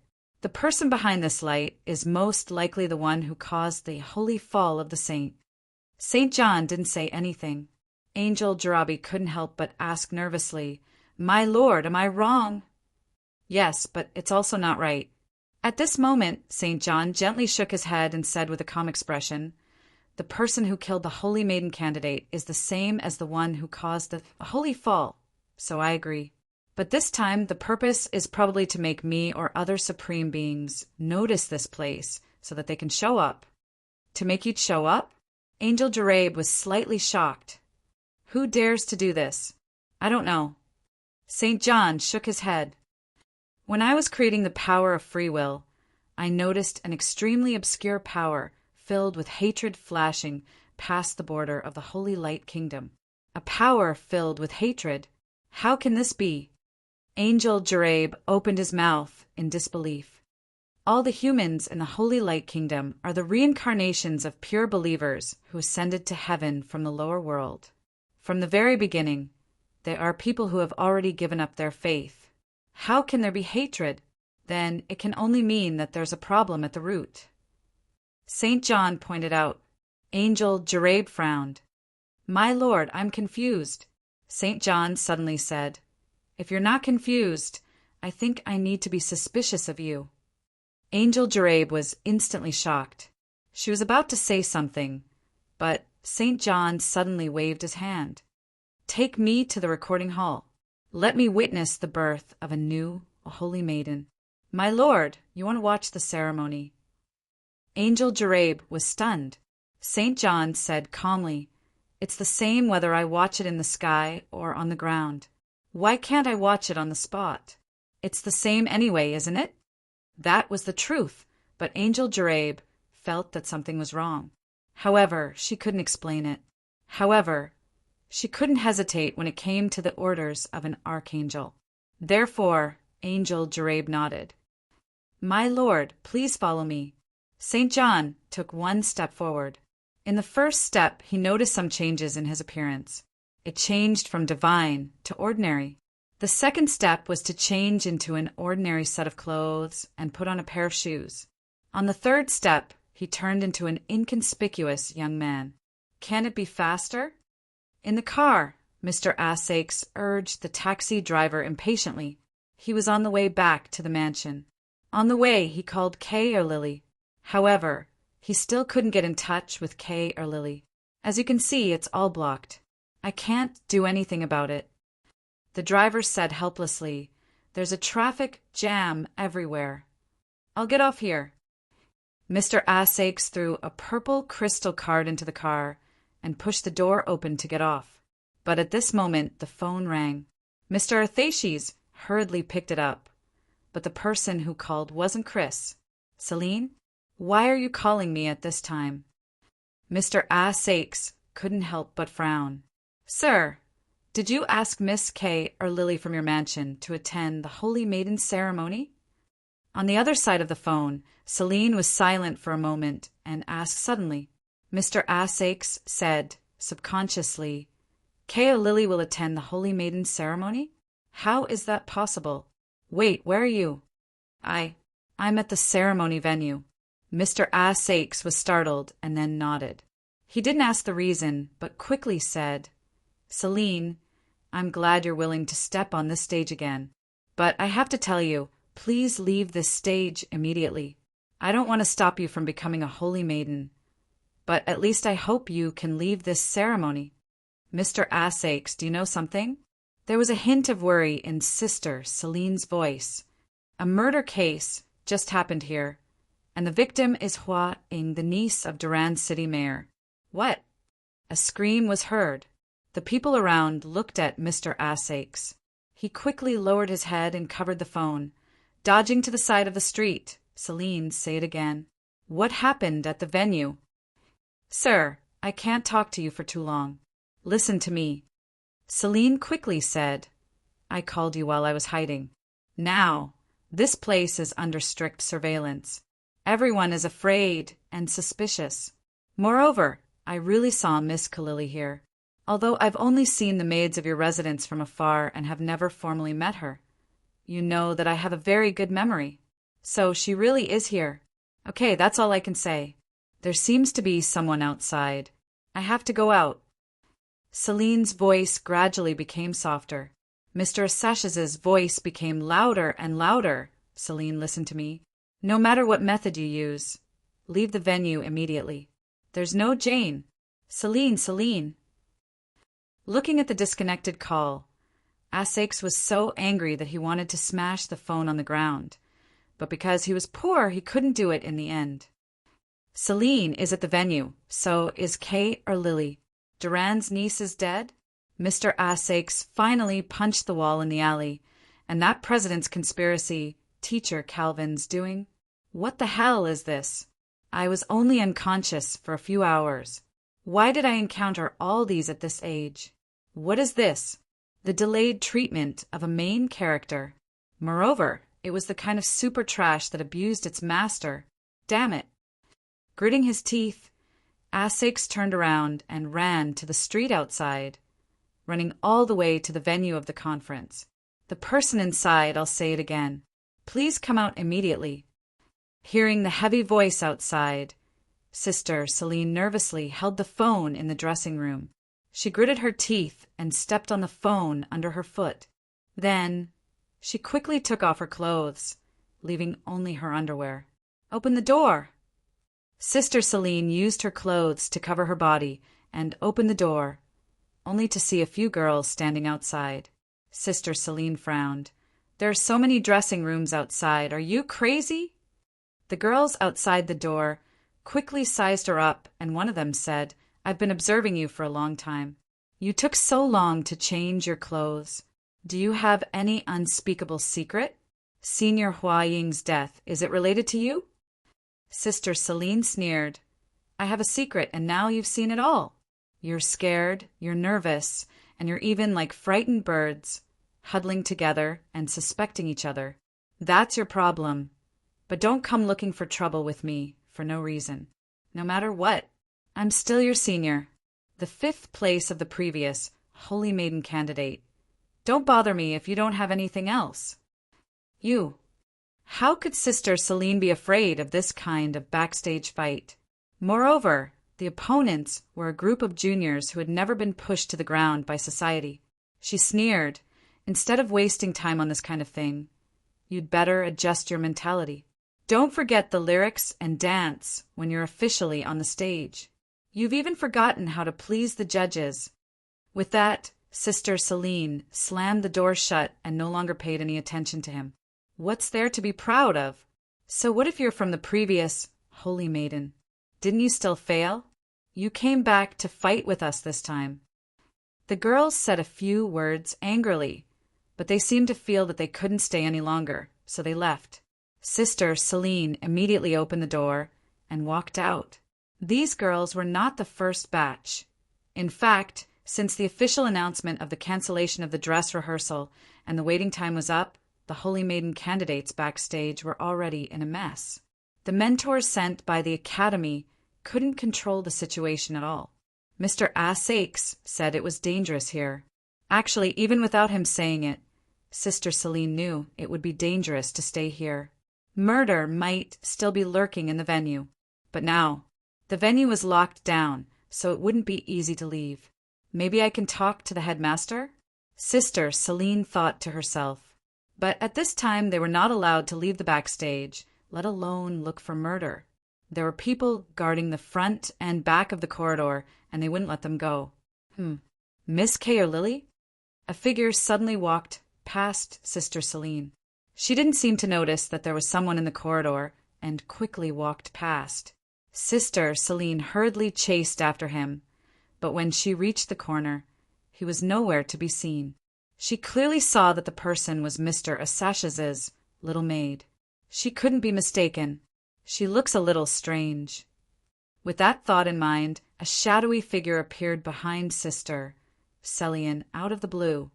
With extreme speed, the shadowy figure reached out and strangled Sister Celine's body, covering her mouth and nose. Sister Celine struggled in horror, but she was soon dragged into a dark room. Rose Mansion. Hundreds of halos hovered around Miss Maid. Her hands kept twisting the floating halos, and her eyes were fixed on the almost burned Destiny Diary. Fash's Destiny Diary remnant. What a cunning guy. Miss Maid's hands suddenly stopped moving. She didn't continue twisting the halos. Instead, she picked up the Destiny Diary and muttered to herself. There was a huge clock beside her. From the moment she entered the room, Miss Maid had set the time for herself. Hearing the sound of the pendulum clock, Miss Maid's frown gradually loosened. She looked back at the clock and seemed to have thought of something. She put down the things in her hands and walked out of the room for the first time. Rose Mansion was so empty that there was almost no sound. Miss Maid casually looked around and walked to the end of the corridor. In the room at the end of the corridor, a girl was lying on the bed. The girl from Donnermy Village, Jean. In front of the bed, Miss Maid looked at the girl's face. After a while, she said softly, "It's difficult to find the root of the problem in one day with conventional methods. We can only try some unconventional methods." With that said, Miss Maid stretched out her finger.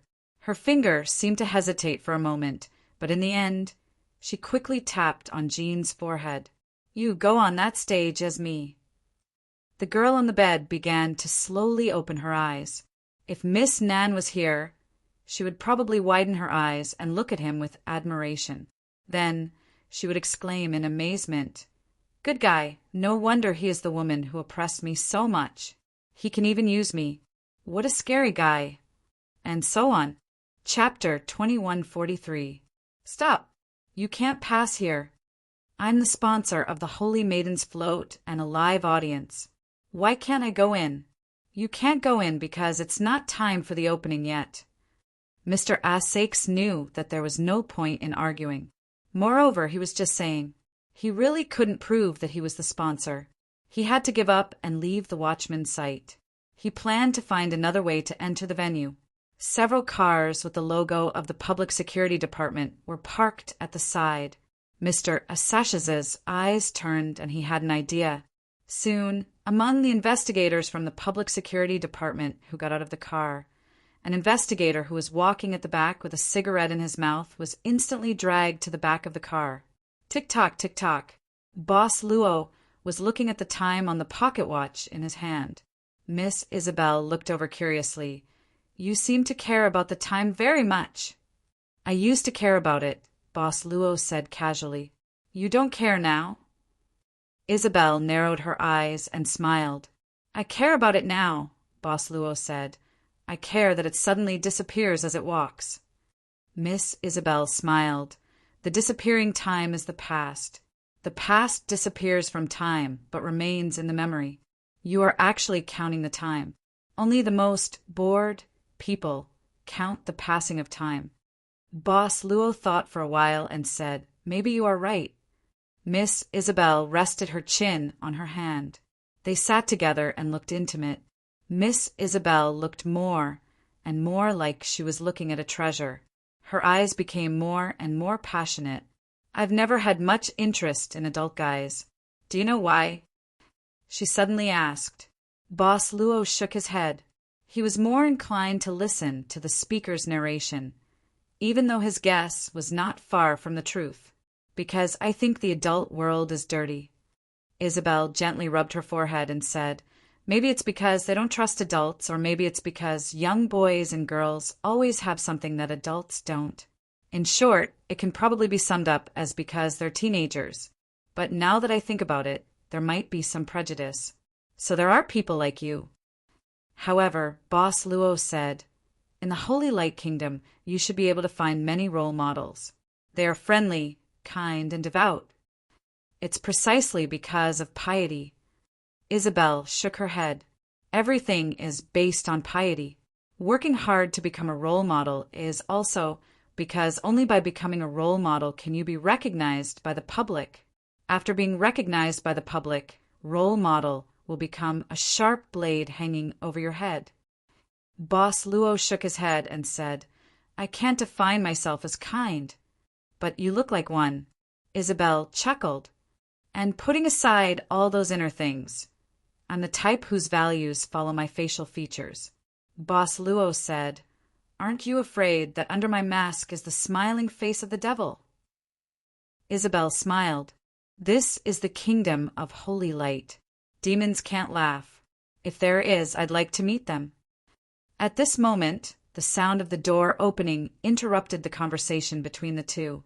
At the side door of the recording hall, Angel Jerabel walked in directly, and behind her was an ordinary-looking man. It was really a very ordinary face. The judges were also whispering among themselves. At this moment, seeing Angel Jerabel appear again, they all quieted down.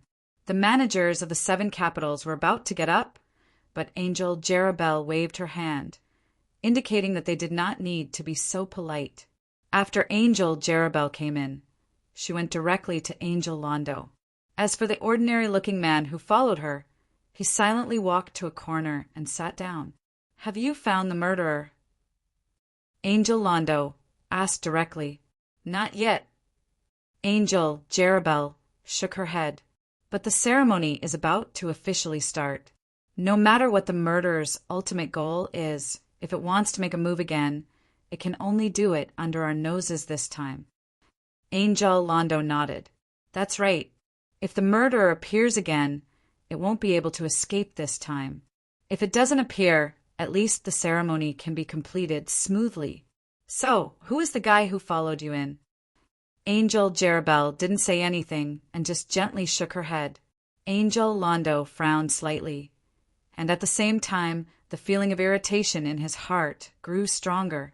Subconsciously, he picked up the juice and took a sip. At this moment, Angel Jarabel stood up and looked at the crowd. "Let's start the ceremony. This ceremony is not open to the audience. As for the reason, I believe the managers of the 7 capitals will quickly think of it. Not open to the audience. The reason will be quickly thought of." The managers of the 7 capitals had strange expressions. It wasn't that they couldn't think of a reason.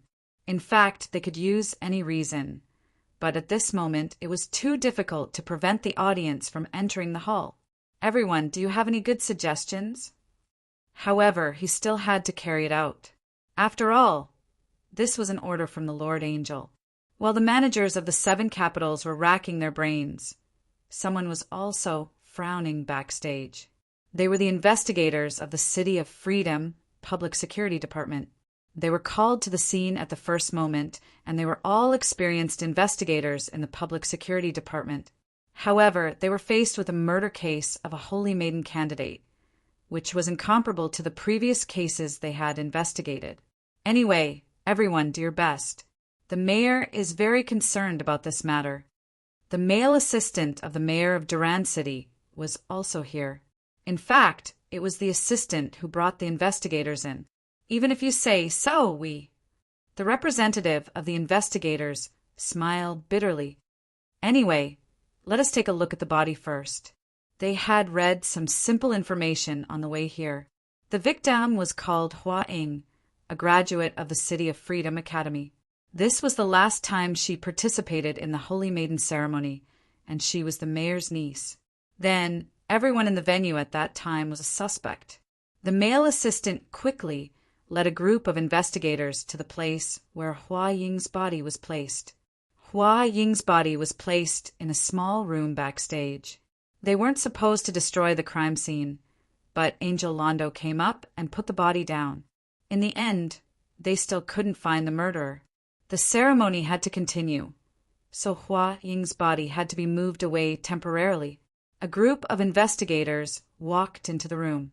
However, one of the investigators walked in the opposite direction with his back facing them. "Hey, why are you walking over there?"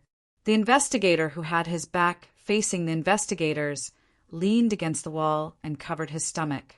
He squeezed his legs and said in a trembling voice, I have a stomachache, a terrible stomachache. I can't take it anymore." As he said this, he covered his butt and rushed to the other side of the corridor. The investigators couldn't help but look at each other. "Forget it. Don't worry about this guy. Let's get down to business." The leader of the investigators shook his head. He also wanted to take a dump. This kind of deadly case could really be deadly if it was investigated. In the room, the girl was wearing a pink and white ballet costume. The tight costume perfectly showed the girl's figure. She didn't look like she was dead, but sleeping like a princess in a fairy tale who was waiting for the prince to kiss her awake, if one could ignore the dagger in her chest. The investigators surrounded the young girl's corpse and began to discuss. They also began to use the equipment to access all the information about Hua Ying. The information here was not as detailed as the Destiny Diary, but at least it recorded the general trajectory of Hua Ying from childhood to adulthood. She was excellent in both moral and academic performance and came from a prominent family. In the eyes of the family, There was no stain on her, so there shouldn't be any enemies. According to the motive of the crime, this year's Holy Maiden candidate is more suspicious. Hua Ying has quite a lot of support this year. Yes, it's high, but it's far from being comparable to the most popular Yulia. If she just wanted to eliminate her competitors, wouldn't Yulia be a better choice? This is just a very common dagger which can be found everywhere. If we want to trace the source, I'm afraid it won't be solved in a short time. The point is, we obviously don't have much time. Don't you think there's something wrong with the body? What's wrong? How should I put it? The investigator frowned and muttered. Compared to when she entered the door, I feel like she moved a little. Moved? How can the body move? You're right. Shaking his head, the investigator decided not to think about this absurd question. But at this moment he frowned again. Did you hear anything? Everyone frowned, but they still listened subconsciously. There was nothing. The boss of the investigators couldn't help but feel a little annoyed. Do you want to go and take a dump? When that guy comes back, I'll expel him from the investigation team. Definitely. Boss, I'm really... The subordinate of the investigator looked miserable. When he was about to analyze something, his face suddenly changed. It moved. It really moved this time. Look. As he said that, the subordinate of the investigator pointed at the body. When the investigators looked over, they all sucked in a breath of cold air. The girl's body, which was originally placed on the sofa, was now sitting up. Her face was obviously pale. Her chest was obviously stained with blood, and she was obviously not breathing. The girl's neck was now like a rusty gear, slowly turning. Suddenly, Hua Ying opened her eyes, and her lips curled into a strange arc. The young girl's corpse, with her eyes open, was now facing the investigators with a strange smile. You're not dead? Hua Ying still had that weird smile on her face. Her open pupils were even changing crazily at this moment. What's more, there was a cross-shaped mark in her pupils. At the same time, the space in the room began to distort. One after another, distorted vortexes as tall as a person began to fill every corner of the room. Then, bald guys with horrifying cerebral cortex poked their heads out of these distorted vortexes. Instantly, the investigators only felt a chill on their backs. They did not even have the time to panic. Instinctively, they pulled out their pistols and pointed at the many people who appeared from the twisting vortexes. But soon, a twisting vortex appeared under their feet. Black arms quickly climbed up their bodies like shadows. Finally, the investigators were directly pulled into the vortex by the shadowy arms. Their mouths and noses were covered, and then slowly dragged into the vortex. The people in the vortex included the assistant of the mayor of Duran City, until finally, with fear in their eyes, they were completely dragged into the vortex and disappeared. The strange smile on Hua Ying's face suddenly disappeared. She slowly stood up, reached out to pull out the dagger in front of her chest, and threw it on the ground. I can't wait any longer. One by one, strange frog-like fellows quickly walked out from her side. At this time, the vortex began to gather together and gradually expanded. The vortex first swallowed the room, then the door, and then the corridor. It was still expanding. He sat in an inconspicuous corner with his eyes closed, as if no one paid special attention to his existence. Even the fact that he originally followed the angel Jarabi into the recording hall began to fade away. But at this time, the ordinary-looking man slowly opened his eyes. It's here again, that feeling of hatred, and it's here. The man frowned, but it's fine since it took the initiative to appear behind the stage. The staff clapped his hands vigorously. Everyone, although many things have happened, the ceremony is about to begin. Okay, now, all the girls who participated in the ceremony, come to me. After the ceremony begins, you need to make a collective appearance. Everyone, cheer up. Although the staff was shouting very hard, the candidates were obviously not in high spirits at this time, and even when they were concentrating, they were a little sluggish. The staff didn't care about this, so he braced himself and said, I'll start the roll call now. The first one, Yulia. As expected, as the most popular candidate of this year, Yulia was the first one to be called. Everyone even felt that there was something wrong with her. The first one, Yulia. Yulia? The staff shouted several times, but there was no response. What's the matter? Is Yulia not here? A girl said hesitantly, Senior Yulia doesn't seem to be here. At least until now, I haven't seen her. Maybe she didn't come? The voices of discussion. Yulia didn't come? That was impossible. As the most popular contestant, if she didn't come, the staff didn't dare to imagine how angry the audience outside would be because they were forbidden to enter the venue. Yulia! The staff shouted again, unwilling to give up. She's here. She's here. If you don't show up, I'm afraid I'll disqualify you. I'm coming, I'm coming. At this moment, the door to the backstage lounge was suddenly opened, and a young girl with a long skirt and a piece of bread in her mouth hurriedly ran in. Sorry, I was too hungry, so I found something to eat on the way.